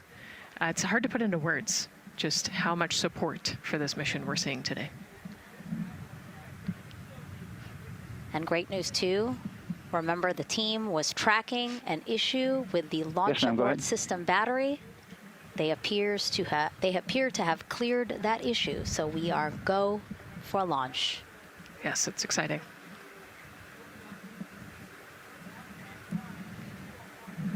U.S. Space and Rocket Center here, Huntsville, Alabama, waving to the Artemis 2 crew sitting right there inside Orion. Inside of 20 minutes from the opening of our launch window, and right now we are targeting the top of that launch window, so we could be launching here in about 19 minutes, Nicole. Wow, I don't know if I expected this today. I'm excited, and I'm glad they were able to clear the problem with the battery on the LAS, and everything has gone really smoothly today. It's been great. The weather cleared up. It's a beautiful day for a launch. And so now, as we are so close to possibly launch now, just what are your final thoughts as we are about to embark on a mission back to the moon, the first time in more than 50 years? Yeah, just so proud of the crew and all of the teams here on the ground that made this happen. They are carrying the torch from the Apollo era into the Artemis era. And, as the crew likes to say, they want to be the shoulders that the next generation. And let's see, GLS, can you help us with that, please?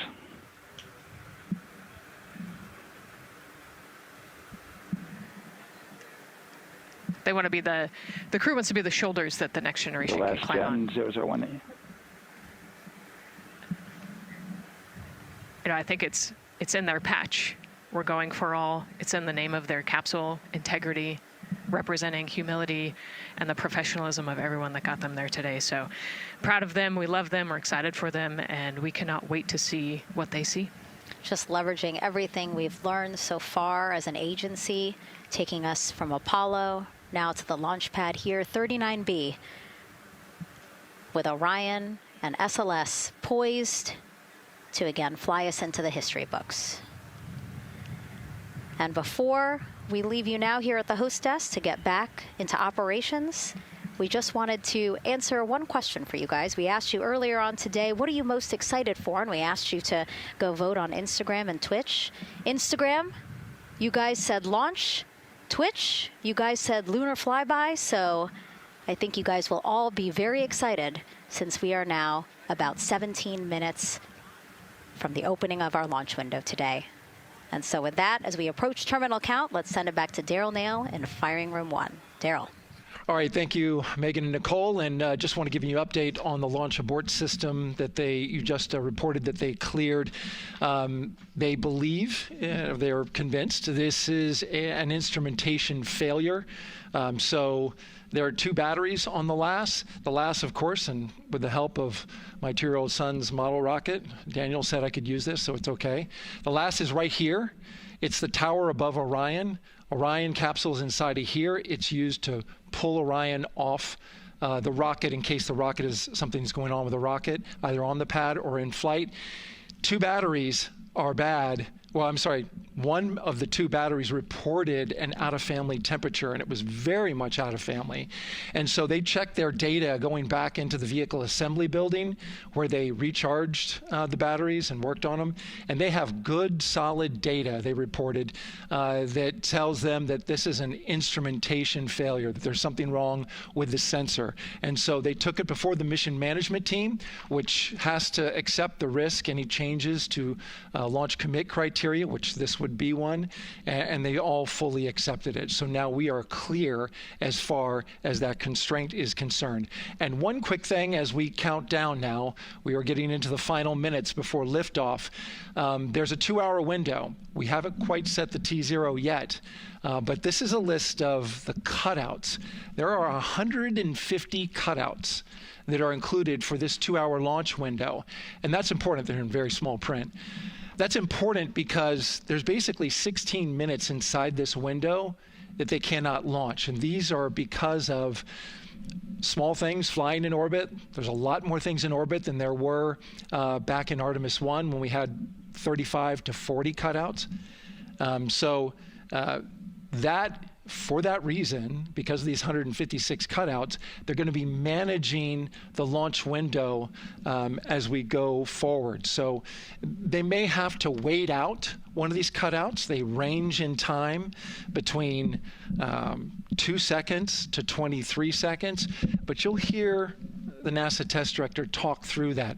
We're getting ready to merge that loop from NASA test director Jeff Spaulding.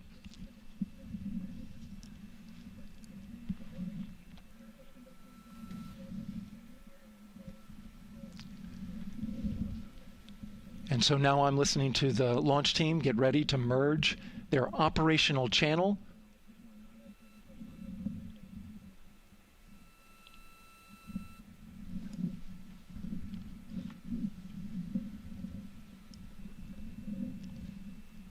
We're now entering one of the most consequential phases of launch day, and that's terminal count, the final 10 minutes. And OTC, NTD on 212 for comm check. Good, comm. How me? I hear you the same. STC? 2. GTC? GTC is on 212. All right, copy that. NASA Test Director Jeff Spaulding confirming communications with his team.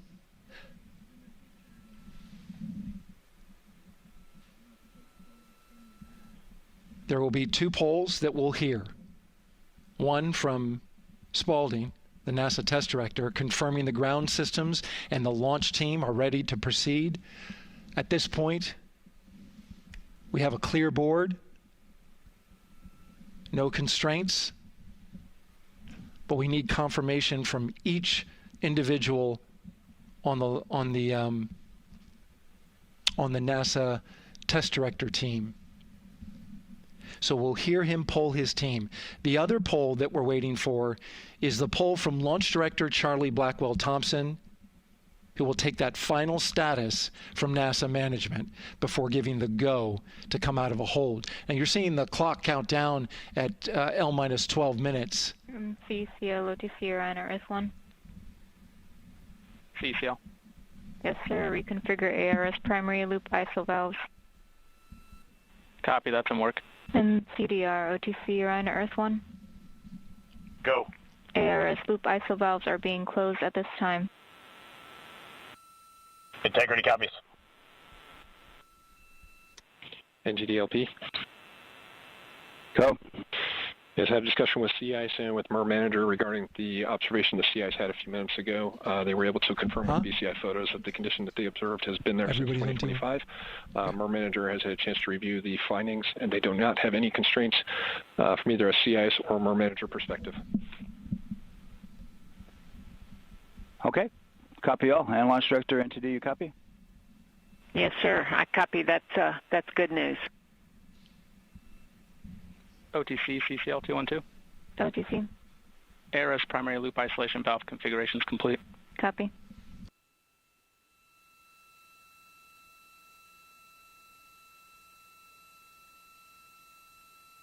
And CGLS NTD, cancel pending, please. GLS copies, and that's complete. All right, and for all personnel, we got a little bit more work to do before we pick up the clock, and we're about a little over a minute from getting to T-minus 10 minutes, but we've canceled the resume time there, and then we'll pick it up after we get through all of our work and anything else that we need to do to get through the remainder of count. So we'll continue working that to get to our T0 today. So when we get to about 50 seconds from now, we'll extend that hold. CVSE OTC. CVSE 400-290, looking to verify that we are configured for ascent. Yep, give me about 2 more minutes. I'm going to start CMA2 streaming. Copy. NTD COSE hold requested. Copy that. I have an LCC violation of O-CT-004, S-band transponder anomaly. This was a transient LCC violation, so transponder 1 had a demodulated SNR estimate that went down to 2 dBm when it should have been between 10 and 13. It is now back up to 12, but we did lose that for just a moment. It does not appear that we lost our bit sync or carrier lock, which would be indicative that we lost our lock with the vehicle. So at this point, recommendation would still be go. However, we do have a pre-planned contingency procedure if we want to look at that. But again, this was transient, so we're back in a nominal range. All right, let's see, LPE NTD. Yeah, we're not seeing that hit. So I guess the question for COSE, was that less than 3 samples? Was that below our persistence? Stand by, let me look. It did look like it did persist for several seconds on mine, but let me take a look at the number of samples. Could I get a repeat on the affected LCC, please? Yes, ma'am. That's going to be O-CT-004. Thank you.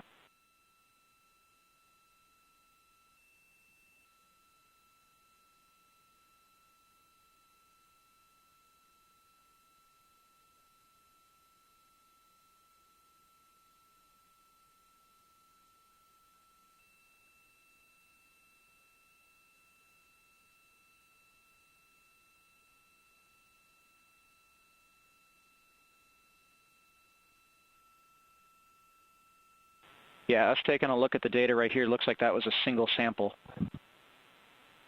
Yeah, copy that. RFTS does report that they also lost lock for about 5 seconds. So I would love to ask KUS and see if they also lost lock with the vehicle for any extended amount of period.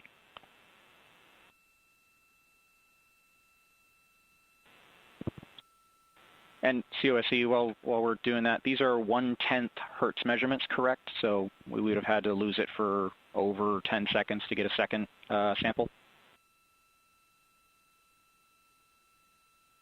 Yes, sir, that's correct. It is 1/10 hertz. Yeah, so from our perspective, the allowance is effectively up to 30 seconds, up to 3 samples based on the 1/10 hertz. This is not an LCC violation, I believe. Yes, sir. I would agree with that at this point. Copy that. We're checking with KUS on 232. I don't think they have 212 access. We're trying to verify, but it sounds like they have a loss of lock as well. About 2 seconds. Okay. And I guess for both KUS and COSE, do we have lock now? That's affirmed. We do have lock for COSE.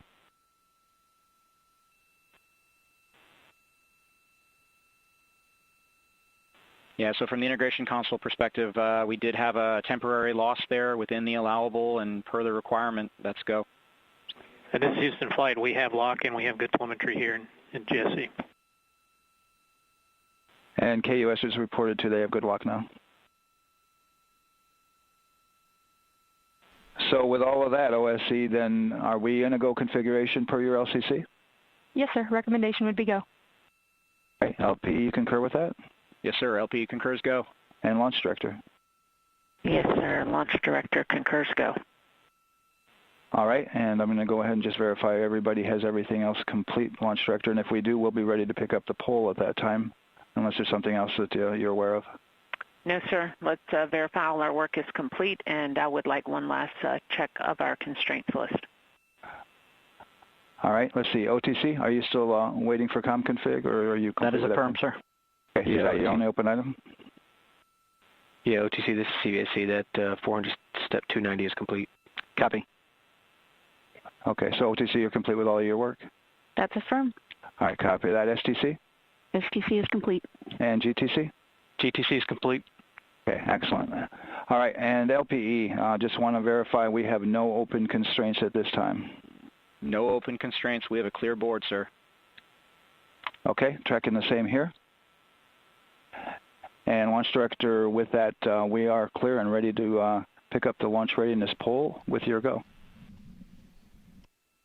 All right, sir. I am go for the poll. All right. And for all personnel, this is the NTD conducting the Artemis II launch readiness check. Verify ready to resume count and go for launch. OTC.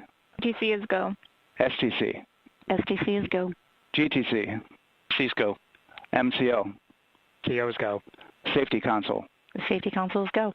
LPE. LPE's go. RTD. RTD's go. Houston Flight. Houston Flight is go. ROC. ROC is go. And CDR. Crew is go. Copy that. Thank you, Reed. And Launch Director, NTD, our launch team is ready to proceed at this time. All right, NTD, I copy all. At this time, I'll perform my poll. Attention on the net. This is the Launch Director performing the final poll for launch. Verify no constraints and go for launch. EGS, Program Chief Engineer. Artemis Chief Engineers are go. Copy, thank you. EGS, Chief Safety Officer. Artemis CSOs are go. Copy, thank you. Range Weather. Launch weather is go. Thank you, LWO. And Artemis MMT Chair. MMTs go. Thank you, John. And Integrity Launch Director. Good to hear your voice, Charlie. PLT. Thank you, Charlie. This is Victor. We are going for our families. MS1. This is Christina. We are going for our teammates. MS2. This is Jeremy. We are going for all humanity. All right, Charlie, your Artemis II crew is go for launch. Full send. I copy that. Reed, Victor, Christina, and Jeremy. On this historic mission, you take with you the heart of this Artemis team, the daring spirit of the American people and our partners across the globe, and the hopes and dreams of a new generation. Good luck. Godspeed, Artemis II. Let's go.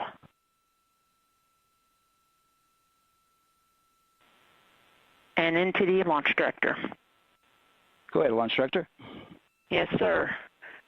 You have a go to proceed with countdown. Copy that. I'll put it in work. CDR, NTD. Go. Your risers and initiate short purge per your EPROC 10.1.1, steps 8 and 9. 10.1.1, 8 and 9 going to work. Copy. CVSC, NTD. Start and verify recordings of our Orion cameras. Copy. Okay. Well, there you heard it. RSR, NTD. RSR. They're getting ready to start terminal count. arm rotation enable at this time, please. It's currently at T-minus 10 minutes. Once we wrap up this last bit of work, SNA arm rotation enable complete. we're going to start that clock. Copy that. Thank you. Integrity crew, close and lock visors.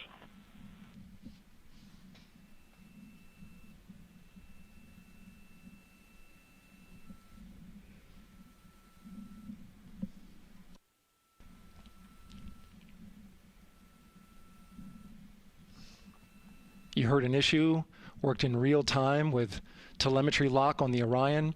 It was transitory. It was very short. They checked the data, confirmed that they had a good lock. This was with the S-band transmitter on the Orion. Worked through that issue, looked at the data, and cleared it. All with the world watching. Impressive work by the launch team. So we have a 2-hour window which starts in just a few minutes at 6:24 p.m. Eastern Time and goes until 8:24 p.m. Eastern Time. And ECL NTD will be waiting for your verification on the short purge. ECL copies. And for all personnel, once we get that short purge verification, we'll verify that we are clear to go, and then we'll proceed with the terminal count.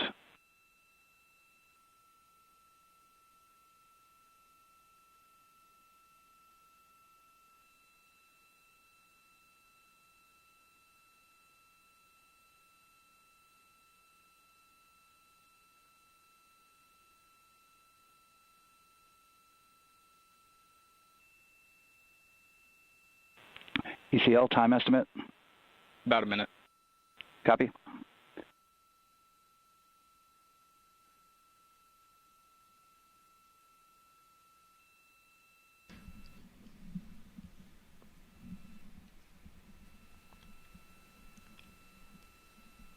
So we're going into the launch window, but not by much, it looks like. Just wrapping up some final work. And once that's completed, you'll hear NASA Test Director Jeff Spaulding ask for the ground launch sequencer operator to go ahead and start the clock. The ground launch sequencer is an application software. It runs on top of the launch control system in the firing room, acts like a conductor of an orchestra, executing hundreds of commands in precise order and timing. It's all autonomous. NTD CCL 212, short purge initiation is verified. All right, copy that, and we're verifying our constraints.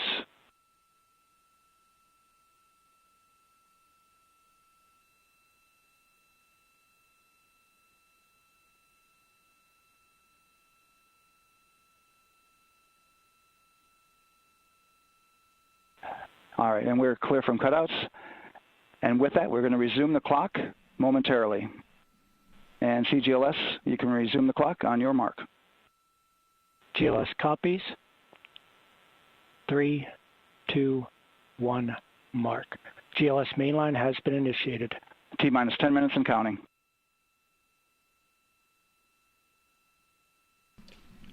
And that begins terminal count. Our new T0 is 6:35 p.m. Eastern Time.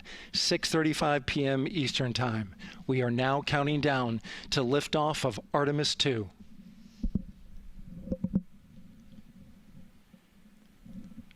From now on, you're going to hear two voices on the loops. If everything goes nominally, NASA Test Director Jeff Spaulding, who's directly managing the launch team, and Alex Bendelos, the GLS operator who closely monitors the software. He has the ability to stop and restart the countdown.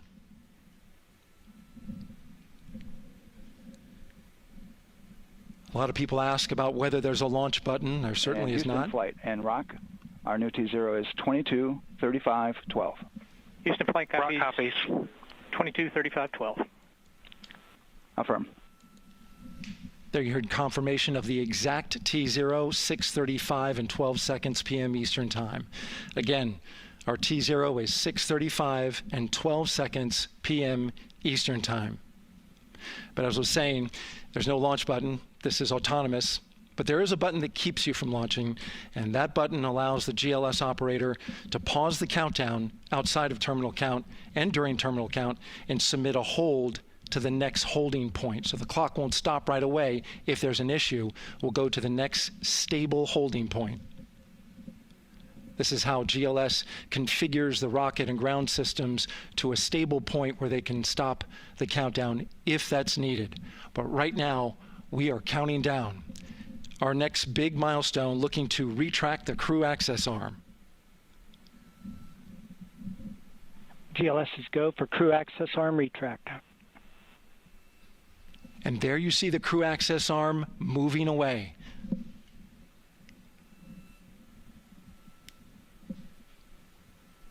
That's the path that the astronauts took to ingress into the rocket.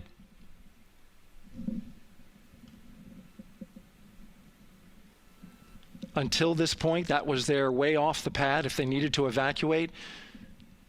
But now with that arm retracting, the backup transitions to a launch abort system, and they'll begin arming that shortly.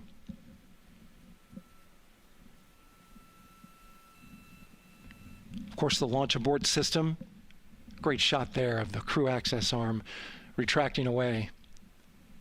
The launch abort system is the tower at the top, and that's what would pull Orion and its crew off the top of the rocket in case of an emergency, whether it's on the ground or in flight.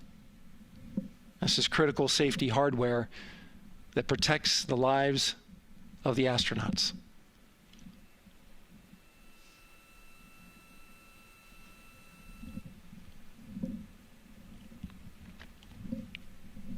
Starting at T-minus 6 minutes, the GLS will start bringing that and other high-energy systems online, starting with core stage pressurization.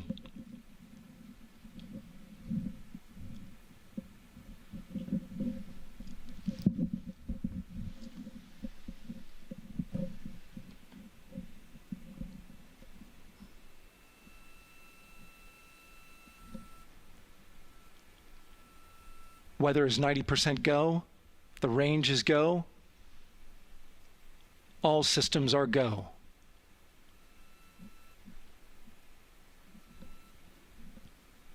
GLS is go for core stage tank pressurization.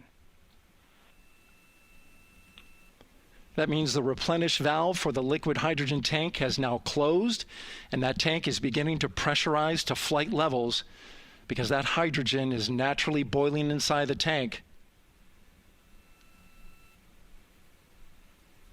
We'll get the liquid oxygen tank a little later in the count. Now the team is waiting for verification that, if needed, the Artemis II crew could use the launch abort system to pull Orion safely off the top of the rocket in an emergency. Let's listen in for that call. GLS verifies last capability available. And CDR, do you copy? CDR copies, last available. That's great news, and you heard the NTD verify that with the commander of the mission. GLS is go for FTS arm. Now work is being done to arm the flight termination system. This is so the range safety can send a flight termination command if the rocket flies too far off track. There's a brief built-in delay, so the launch abort system has time to pull the astronauts to safety first. GLS is go for LH2 high flow bleed check. All right, the high flow bleed check. That's so the cryo team gets verification that the RS-25 engines, all 4 of them, are in the proper temperature range for launch.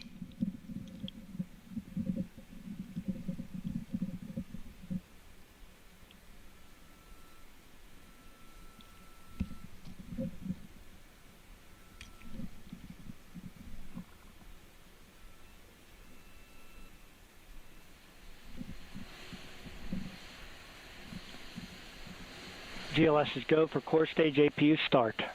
Core stage APUs start. Those are auxiliary power units, high-speed turbines which provide pressure to hydraulic pumps that steer the RS-25 engines. We're going to see a gimbal test a little later at T-minus 2 minutes and 30 seconds.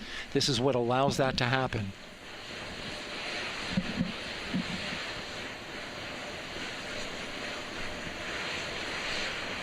Coming up in about 20 seconds, we're listening for go for purge sequence 4. That's a helium purge of the 4 core stage engines downstream of the propellant valve. This gets all the air and moisture out of there.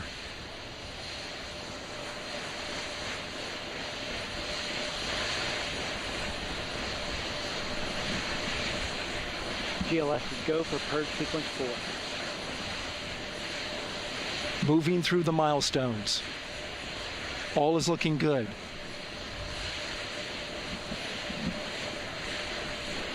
Coming up in just a few seconds, we're going to get that thrust vector control actuator test. This is a gimbaling of the engines.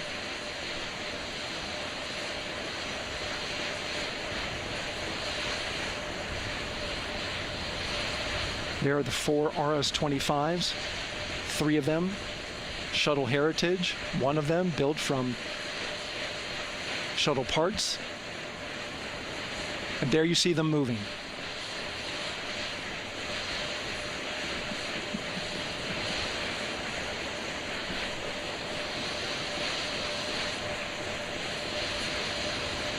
Now we're going to start moving the power from both the upper stage and the lower stage of the rocket to internal, taking ground power away and now going to battery power. GLS is go for upper stage to internal power. All right, power is removed from the rocket's upper stage, the ICPS, and it's been switched to battery. Same milestone for the lower core stage coming up at T-minus 1 minute and 30 seconds. Right now, the 4-person Artemis II crew is 248,000 miles away from the moon. And if all goes well, they will fly by it in 6 days. GLS is go for core stage to internal power. All right, there's the rocket's core stage, which houses 3 flight computers, is now on its own power. There's no more hold time because there's no more margin on these batteries. So we would have to recycle back to T-minus 10 to recharge if we had a hold.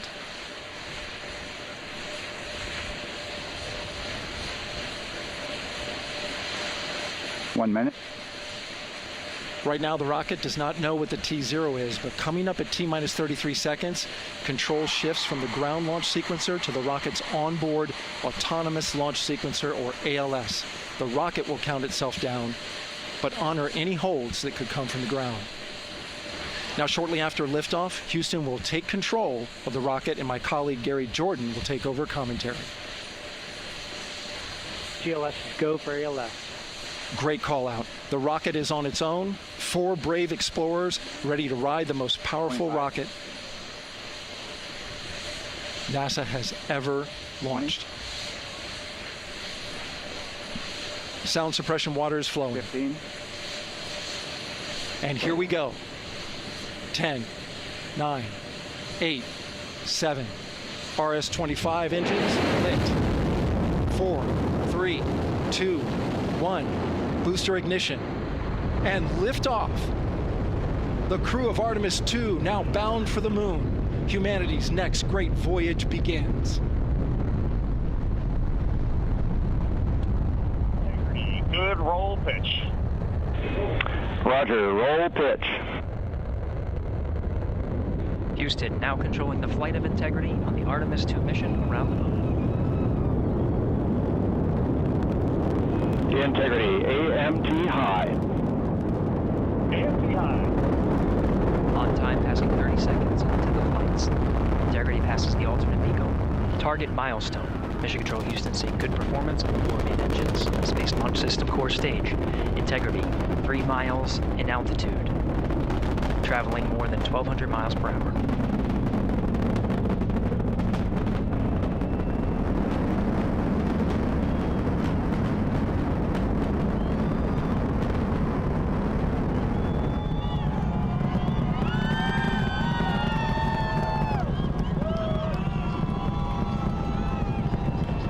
Mission elapsed time, passing 1 minute, approaching max Q.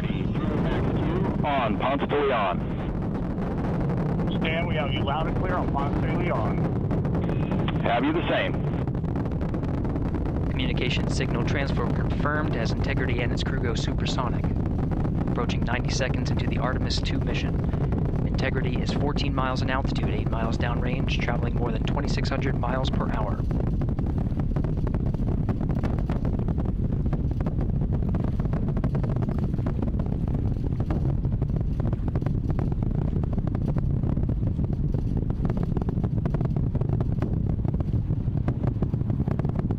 Minute 50 seconds of mission elapsed time, standing by for main engine throttle down to 85%, ahead of solid rocket booster separation, expected at the 2-minute 9-second mark.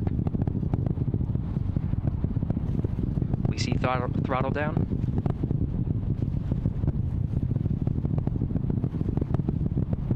Confirmed separation. Main engines throttling up, guidance converged.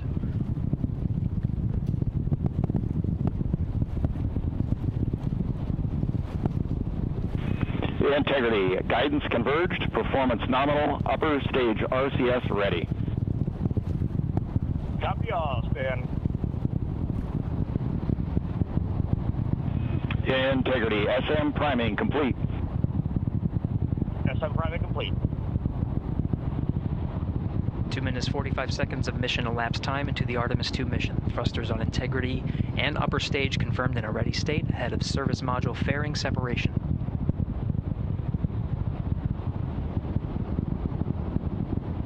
Three minutes into the flight. Integrity 49 miles in altitude, 78 miles downrange, now passing 5,000 miles per hour.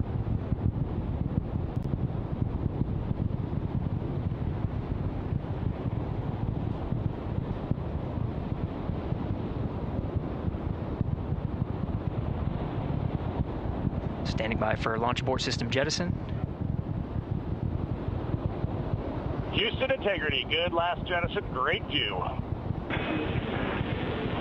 Copy jettison, Team Eco 8+02. We see the same on board, Stan. And Houston has you loud and clear on TDRS at the Kármán line. Outstanding, Stan, we have you the same. 3 minutes 50 seconds into the flight of Artemis 2, Wiseman, Glover, Cook, and Hansen cross the boundary to space with good comm checks. GPS signals acquired after last jettison now working on internal checks to verify accuracy. Flight Dynamics Officer analyzed the time of main engine cutoff, confirmed at 8 minutes 2 seconds, time of MECO.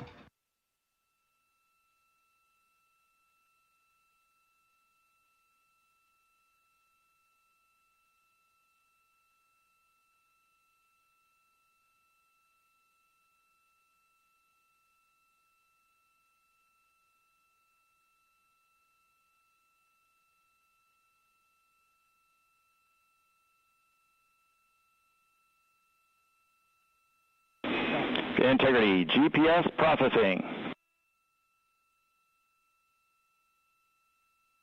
Outstanding, Stan. We see the same, and we have a beautiful moonrise. We're headed right at it.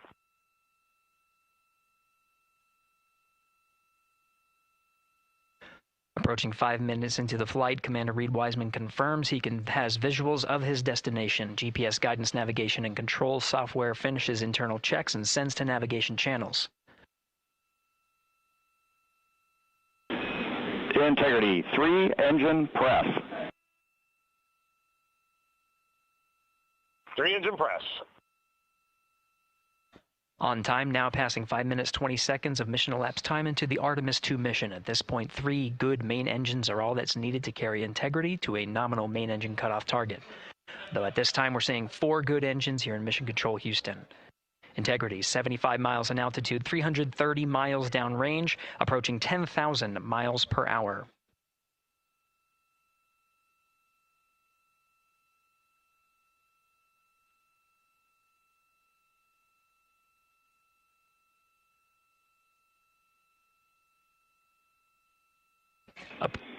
Integrity, looking good at 6 minutes.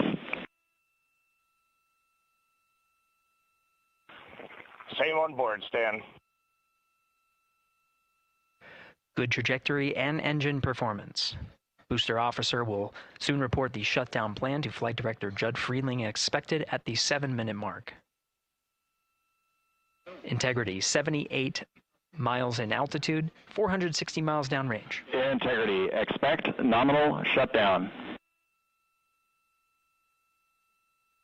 Integrity copies nominal shutdown.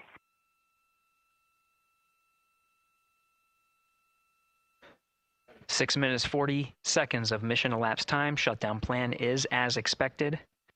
Again, the time of MECO was confirmed at 8 minutes 2 seconds into the flight.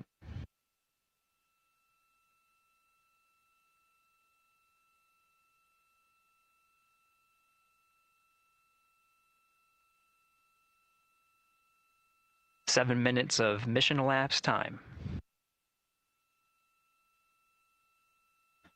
Throttling down as we approach the abort once around option. Milestone at the 7-minute 30-second mark. Now 84 miles in altitude, 650 miles downrange, traveling more than 15,000 miles per hour. Integrity, AOA open. AOA open. The window is now open for an abort once around option that would target splashdown in the Pacific Ocean. Still following nominal ascent at this time.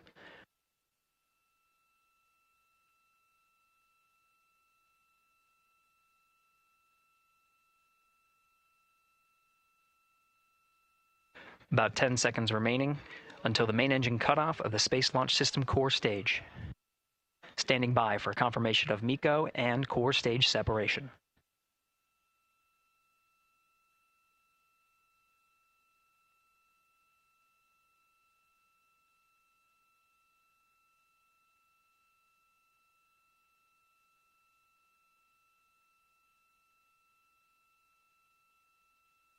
Integrity and nominal MECO, core stage separated.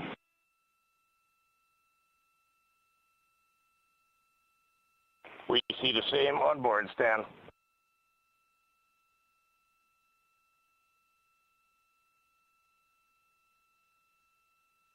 Eight minutes, 40 seconds into the flight, we have a nominal main engine cutoff heading in the right trajectory on the way to swing around the moon.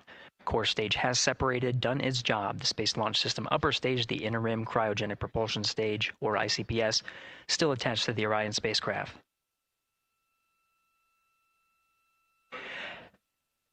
Nine minutes of mission elapsed time. Integrity crew of Reed Wiseman, Victor Glover, Christina Cook, and Jeremy Hansen now in orbit around the Earth at the beginning of their journey to the moon.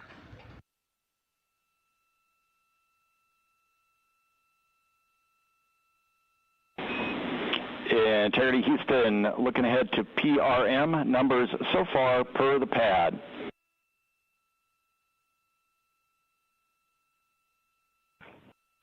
Copy that, Stan. Numbers for the pad.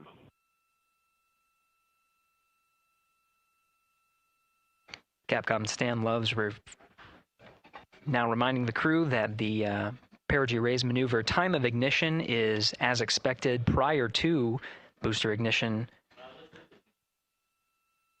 That time being 49 minutes, 50 seconds of mission elapsed time.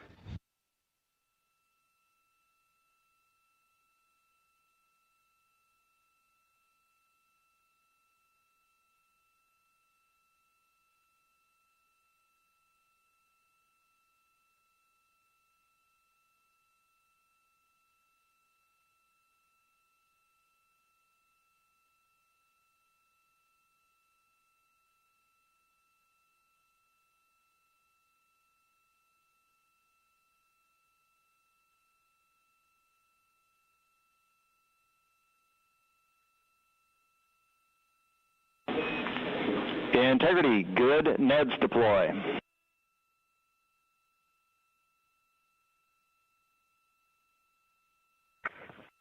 Copy that, Stan. Good, NEDS.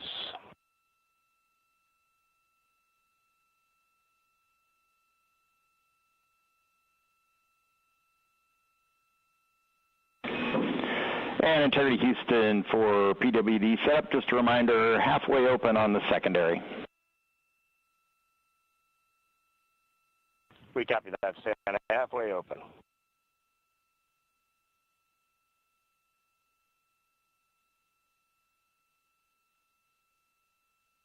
Passing 11 minutes of mission elapsed time. Here, overhearing the conversation between Capcom Stan Love and Commander Reed Wiseman, already passing some milestones. We have a good nozzle extension deployment system. That is confirmed. Complete. We also have the visors are confirmed up, now past the dynamic phase of flight, that is ascent. Their launch and entry suits that provided them an extra layer of protection, now not as needed. They're going to raise those visors. And later in today's mission, they will begin to egress or get out of the suits to begin some of their initial tasks of activating some of the systems aboard in the Integrity spacecraft. It's passing 12 minutes of mission elapsed time. Again, the perigee raise maneuver that's targeted near 50 minutes of mission elapsed time, 49 minutes, 50 seconds. That's what the crew is going to be working towards. The Commander Reed Wiseman, pilot Victor Glover will focus on preparing for that milestone. In the meantime, mission specialist Christina Cook and Jeremy Hansen will start some of the activation of environmental control life support systems. You may hear confirmation of their activation over the Orion to Earth communication network.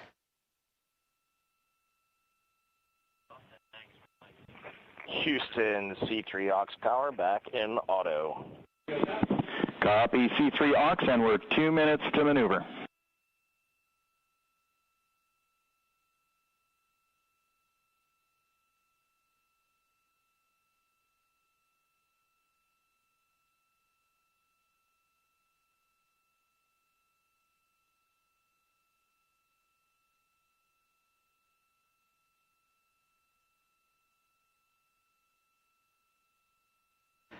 $13 minutes and 30 seconds of mission elapsed time. We're going to continue to follow the crew of the Artemis 2 mission.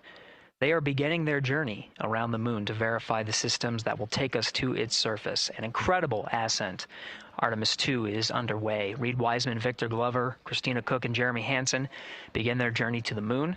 Still milestones to come up as we await solar array deploy and the critical burns that will get Integrity into high Earth orbit around the Earth before engines are fired to get us around the moon. We'll keep tabs on Integrity and its crew from here in Mission Control Houston. But for now, we're going to send it back to you, Megan and Nicole at the Kennedy Space Center. Very jealous to hear how the launch experience was over on the Space Coast. Yeah, Gary, if people are just joining us, welcome back to the Space Coast, where we just saw Artemis 2 lift off 14 minutes ago. And wow, what an amazing launch, and an emotional one, too. As soon as the rocket lifted off, Nicole, you had tears in your eyes, I had tears in my eyes, and we had all these people around us cheering. It was amazing. Yeah, the energy was wonderful. I mean, it was a beautiful launch. You know, we've got 4 friends and family members headed to the moon. It's pretty amazing. Yeah. How does that make you feel as someone who, you know, is an astronaut as well, but also, as you said, friends? Yeah, so proud of them. You know, man, we don't have the words in the English language to describe this kind of an event, and pride, love, so many emotions. You know, they are truly breaking some barriers, and hopefully, you know, as Gary just said, they've got a long day ahead of them, so wishing them well on everything. But so far, what a beautiful launch to watch. Yeah, to be returning to the lunar orbit in more than 50 years. Maybe they go farther from Earth than any other humans before them. Maybe they see parts of the moon that we've never seen before. I mean, what a great start to what could be all of these milestones that we break in just a 10-day mission. Yes, what a way to welcome in the Artemis generation.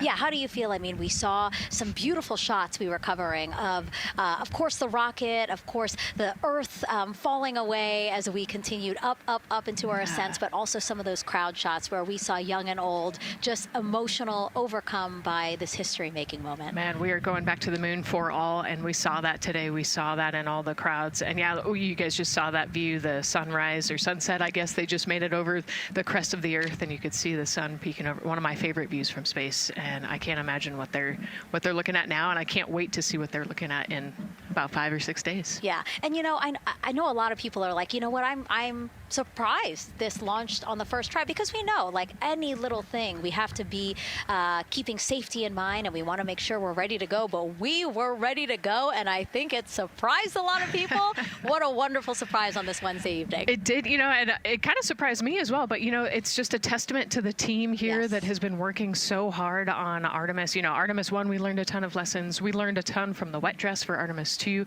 We were able to go in, fix those things. We even had a couple mishaps today, not mishaps, but a couple, you know, anomalies today that the team creatively came up with solutions for.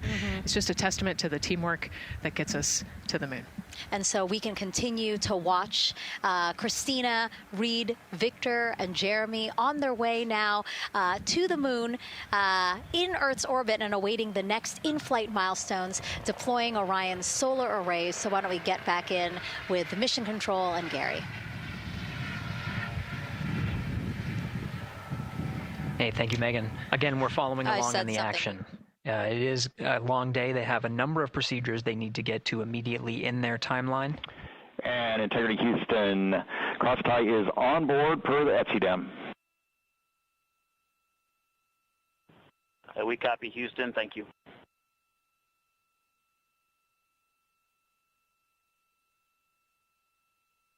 Cross-tie referring to flight controllers here initiating a connection between some of the batteries aboard the Orion spacecraft, allowing for an even distribution of power.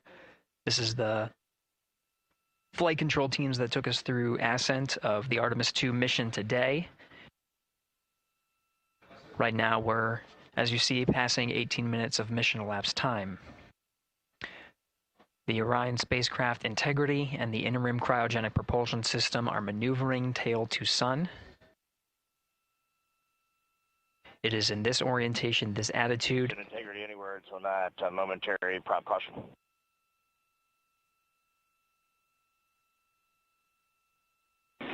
And Reed, no action. We're looking at it.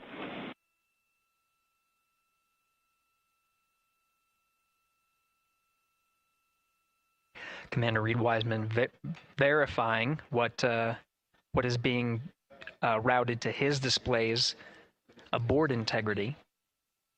Propulsion engineer confirming that no action is needed at this time. They're pressing through with their nominal procedures to prepare for the perigee raise maneuver.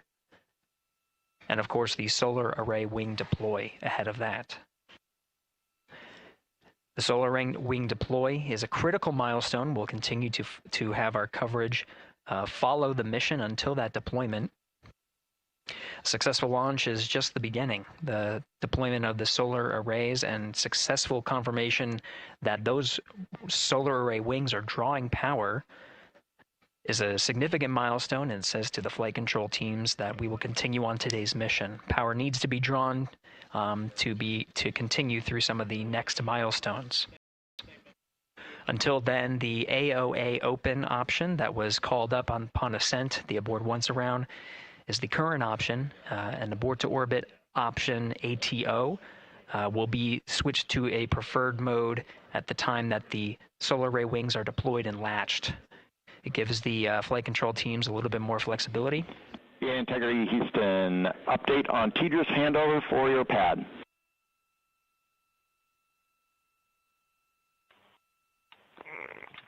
Give us just 1 minute. And Stan, you can read it. Ike is ready to copy. Roger. TDRS handover east to west expected 1 second earlier at 5:1 minutes 26 seconds.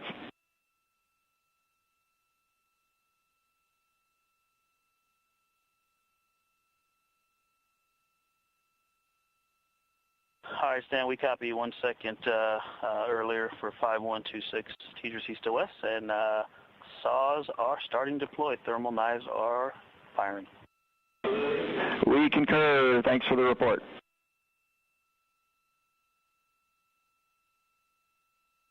Read back of the reports that you just heard on the Orion to Earth network. Integrity has maneuvered tail to sun. The RL-10 nozzle on the end of the ICPS is pointed towards the sun, and the solar array deployment sequence has begun. With the deployment confirmed, it'll be several minutes until they are what is called in a latched position. Once they are latched and confirmed to be drawing power, they can switch the mode to ATO and continue along the mission. The teacher's handover at the pad, that message meant the crew was provided some preliminary numbers of when to expect handovers between the tracking and data relay satellites. Currently orbiting Earth at an altitude of 545 statute miles above the Earth, they are in a near-Earth network communication system. The tracking and data relay satellites, geosynchronous satellites that are stationed about 23,000 miles above the Earth. After the apogee raise burn that occurs later today, the burn itself will put them in an altitude that surpasses the range of the tracking and data relay satellites, and they will transition to the deep space network today. And Integrity, for prop messages, we see 2 temperature measurements right near the line. It's that momentary message you saw earlier. We're going to suppress those. It's CM helium heater 2 T1 and heater 1 T1. They're going suppressed. Integrity, thank you. We see the same.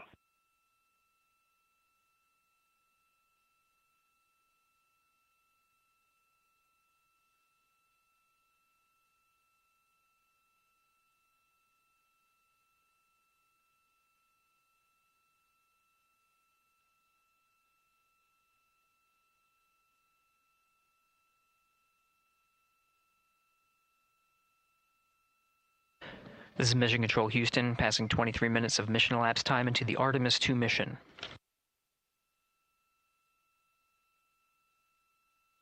This is after a launch that began at 5:35 and 12 seconds Central Time, 6:35 and 12 seconds p.m. Eastern Time. Right now, the orientation you're seeing from our arrow visualization that translates some of the telemetry that we're getting from the spacecraft and puts it into a model so you can follow along on some of the milestones that we are following here. The RL-10 nozzle that you see at the left end of your screen, though it is currently not firing, that nozzle is pointed towards the sun, and the solar arrays are currently deploying. From this visualization, they look fully stowed in a position. Integrity, we are happy to report that Jeremy has the O2 sensors on. Copy O2 sensors.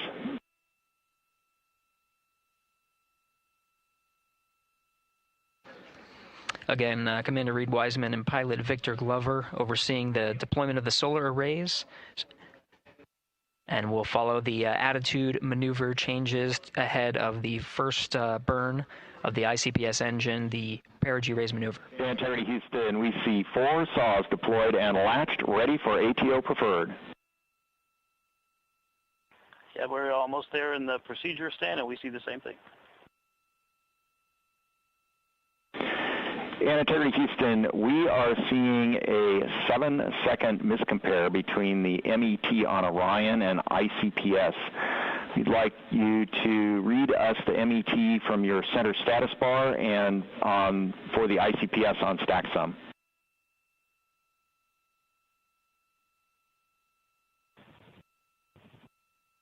And Stan, we see a absolutely precise alignment. MET 25, 14, 15, 16, precisely aligned with ICPS MET.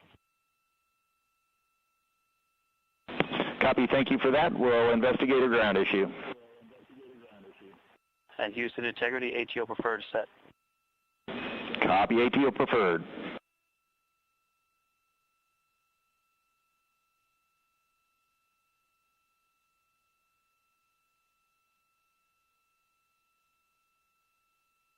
This is Mission Control Houston, 25 minutes, 45 seconds into the flight of Artemis 2.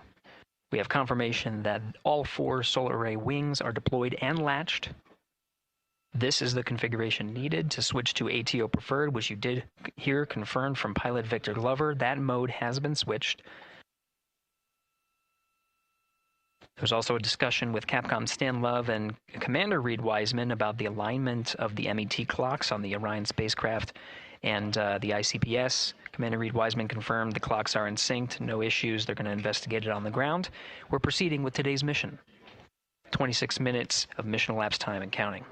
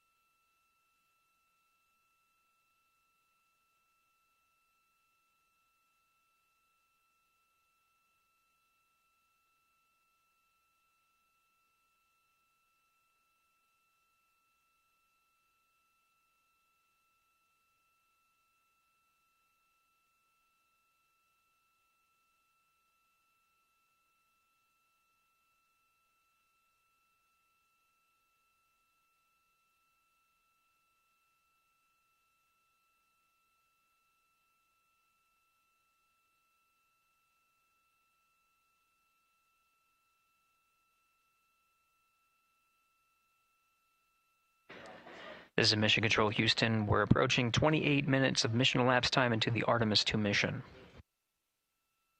At this point, we've had a successful liftoff from the pad at 5:35 p.m. and 12 seconds p.m. Central Time, 6:35 and 12 seconds p.m. Eastern Time.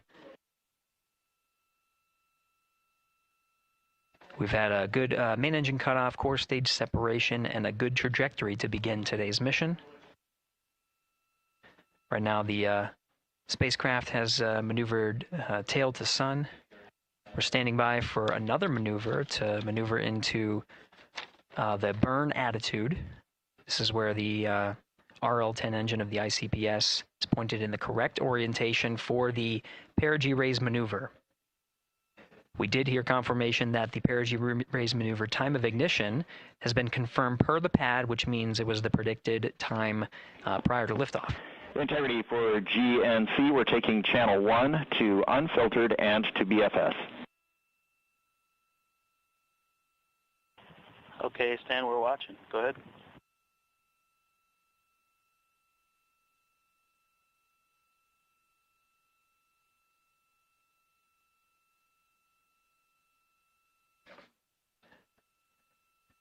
Capcom Stan Love rating up to the crew of Integrity. They will switch the navigation source from channel 1, standing by for confirmation that that switch has occurred. Pilot Victor Glover will receive confirmation when, and as at least watching to confirm that that switch has occurred. Again, the perigee raise maneuver that we're heading towards, not too long from now, we're actually inside 20 minutes at this time from the time of ignition of the perigee raise maneuver. We did have a successful deployment and launched of all 4 solar array wings. This is the configuration needed to commit to the perigee raise maneuver. Of course, flight controllers here in Mission Control Houston will continue to evaluate that everything is good before committing to that burn. The perigee raise maneuver does raise the perigee, the lowest point in the orbit, from 15 to 100 nautical miles. The 100 nautical mile mark is needed to continue in low Earth orbit and hit the target for the apogee raise burn.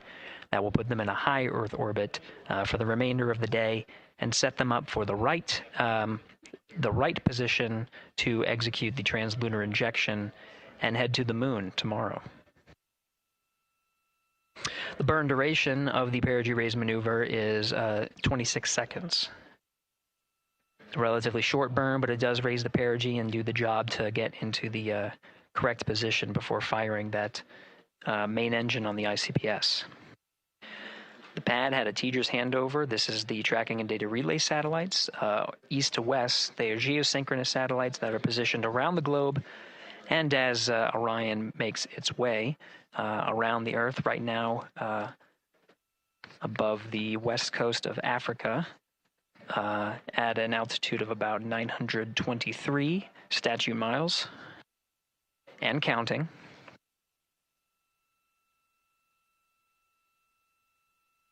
The perigee raise maneuver is not executed at the perigee. It is rather executed on the,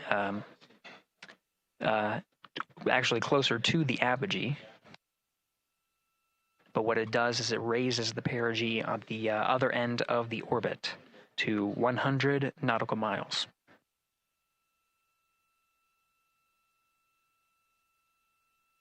The 26-second duration burn does not conflict with the time that they've reported of the tracking and data relay satellite handover from TDRS east to west. Again, geosynchronous satellites that are used not only by Integrity today, but the International Space Station as well.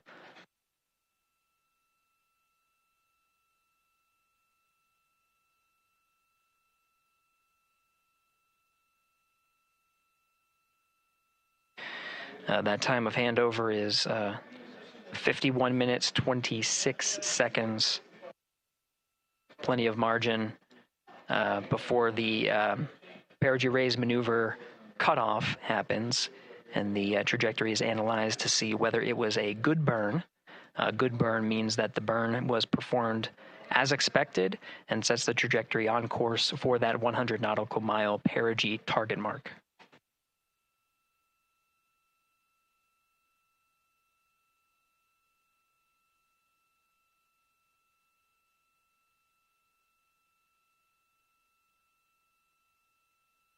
Again, for those sticking with us on NASA Plus and following along on our coverage, we will continue to follow and to cover the mission until, actually, we'll continue to cover the mission 24/7.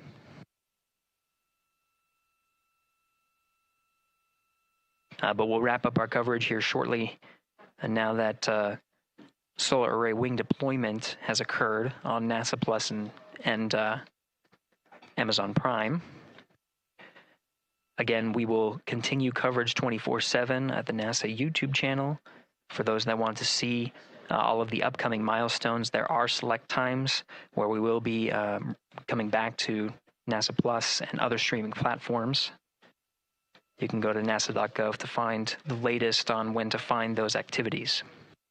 Given that this is an operational mission, we do want to make sure that we are maintaining transparency in the mission and providing you all the information on what's happening in space as Reed Wiseman, Victor Glover, Christina Cook, and Jeremy Hansen head on their mission around the moon.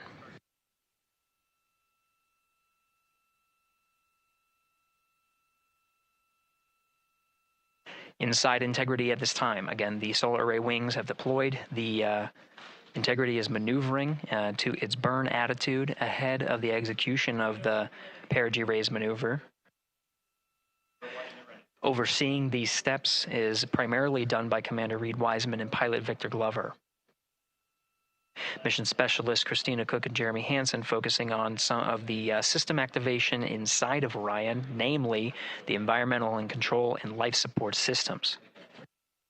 The activation and checkout of some of these critical systems are very important to continuing on the mission, making sure that those systems are in a good condition and in a reliable condition to provide the necessary environmental and control needs of the crew, with humans on board through the duration of the mission that extends 10 flight days.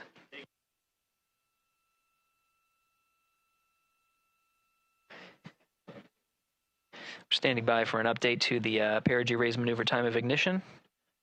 Should be read up to the crew very shortly. Integrity Houston, updated PRM numbers when you're ready to copy. All right, Houston, we are ready to copy. TIG is 2 seconds earlier at 4 minutes, 48 seconds. TIGO unchanged at 26 seconds. 49, 48, TIGO 26.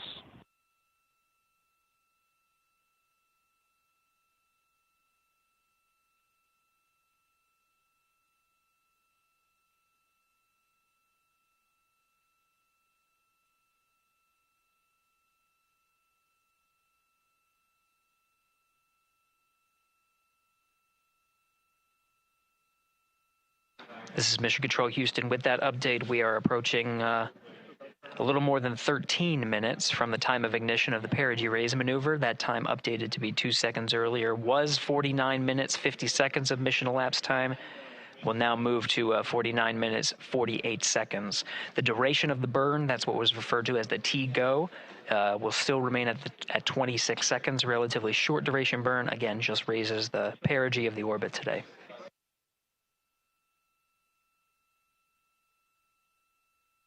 Making sure they hit the mark on that time of ignition is the primary concern of Commander Reed Wiseman and pilot Victor Glover. Mission specialist Christina Cook and Jeremy Hansen inside activating those environmental control and life support systems.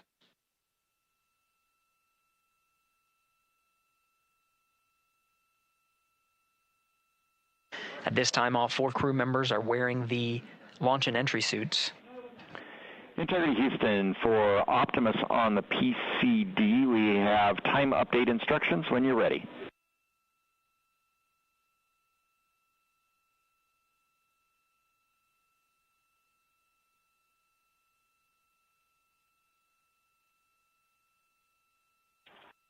And Houston, Integrity, we copy. Hands are pretty busy at this time. I think we will call you back when we're ready for that. All right, that one is not urgent. 2 minutes to maneuver to PRM attitude. We are watching and concurred. 90 seconds-ish, maybe. Pilot Victor Glover confirming that maneuver less than 2 minutes. Again, that the point of that maneuver is to point the main engine of the ICPS, the RL-10 engine, in the proper orientation to execute that 26-second burn. It needs to point in the correct position to achieve the goal of raising the perigee to 100 nautical miles.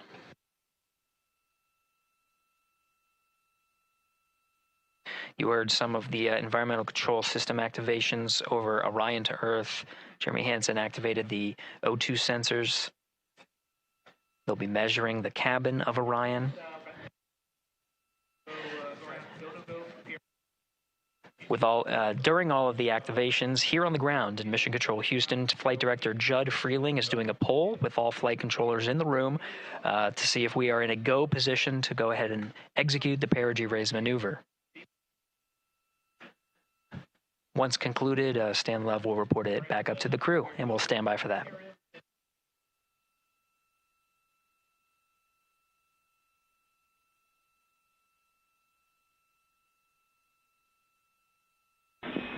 Integrity Houston, MCC polls go for PRM pending attitude and saws.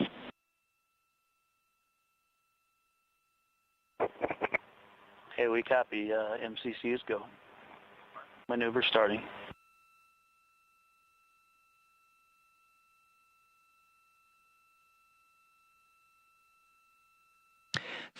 Minutes of mission elapsed time. The maneuver to the burn attitude has begun. The maneuver also is paired with reorientation of the solar array wings that have been deployed. They will have various positions throughout the duration of the flight. Of course, solar array is meant to maximize the draw of power from the sun. So when deployed, we're in a biased solar array wing configuration that was called solar normal. This allows for the greatest surface area of the solar array wings to be drawing power and powering up those batteries of Integrity, of which a cross-tie was enabled between the four batteries, the four battery buses that are inside of Orion. However, for the perigee raise maneuver, the solar array wings will be put into a position to take on the loads imparted by the ICPS main engine when they execute the 26-second burn. You can see in the animation here, the solar array wings are in motion, and the attitude is being reconfigured to point the engine in the correct direction, those solar array wings being pointed forward.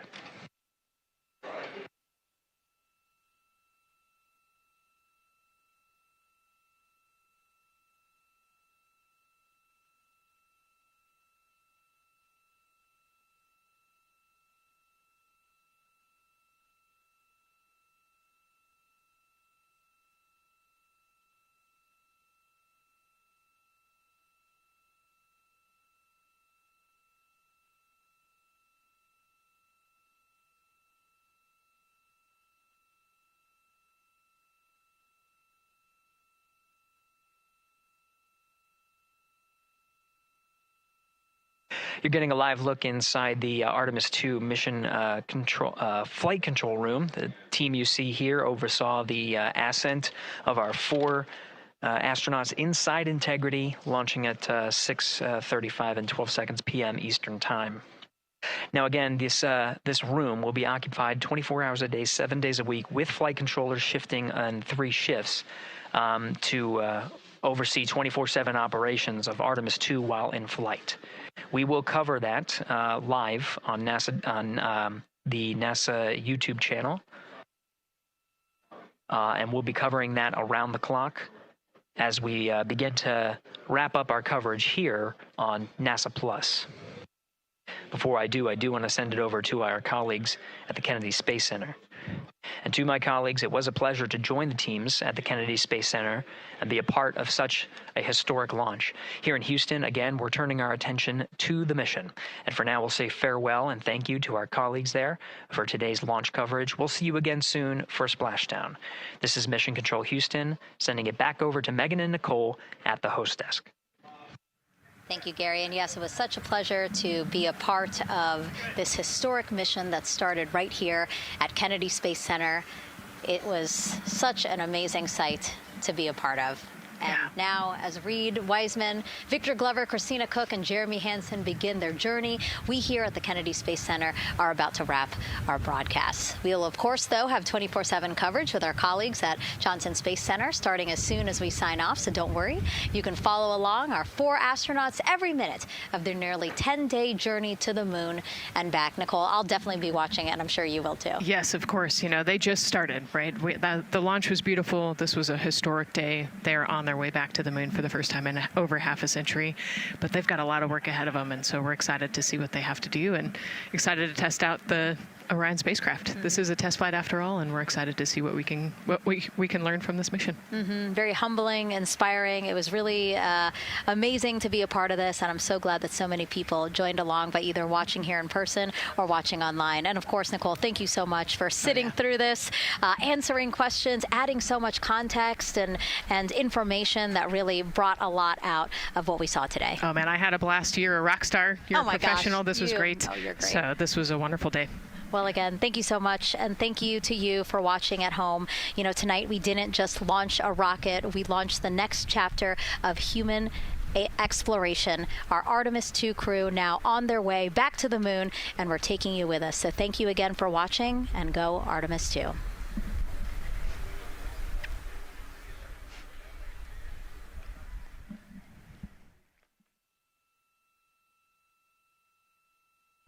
All 4 astronauts, and it appears all of them are undergoing their suit leak checks. Yes, a pre-flight tradition that we have seen with our crewed flights, the card game. The astronauts who have just left crew suit up and are now walking down a hallway. And here they are, NASA's Artemis 2 crew, taking their first steps outside for their historic test flight. And the 4 of them step into their Astrovan. And off they go.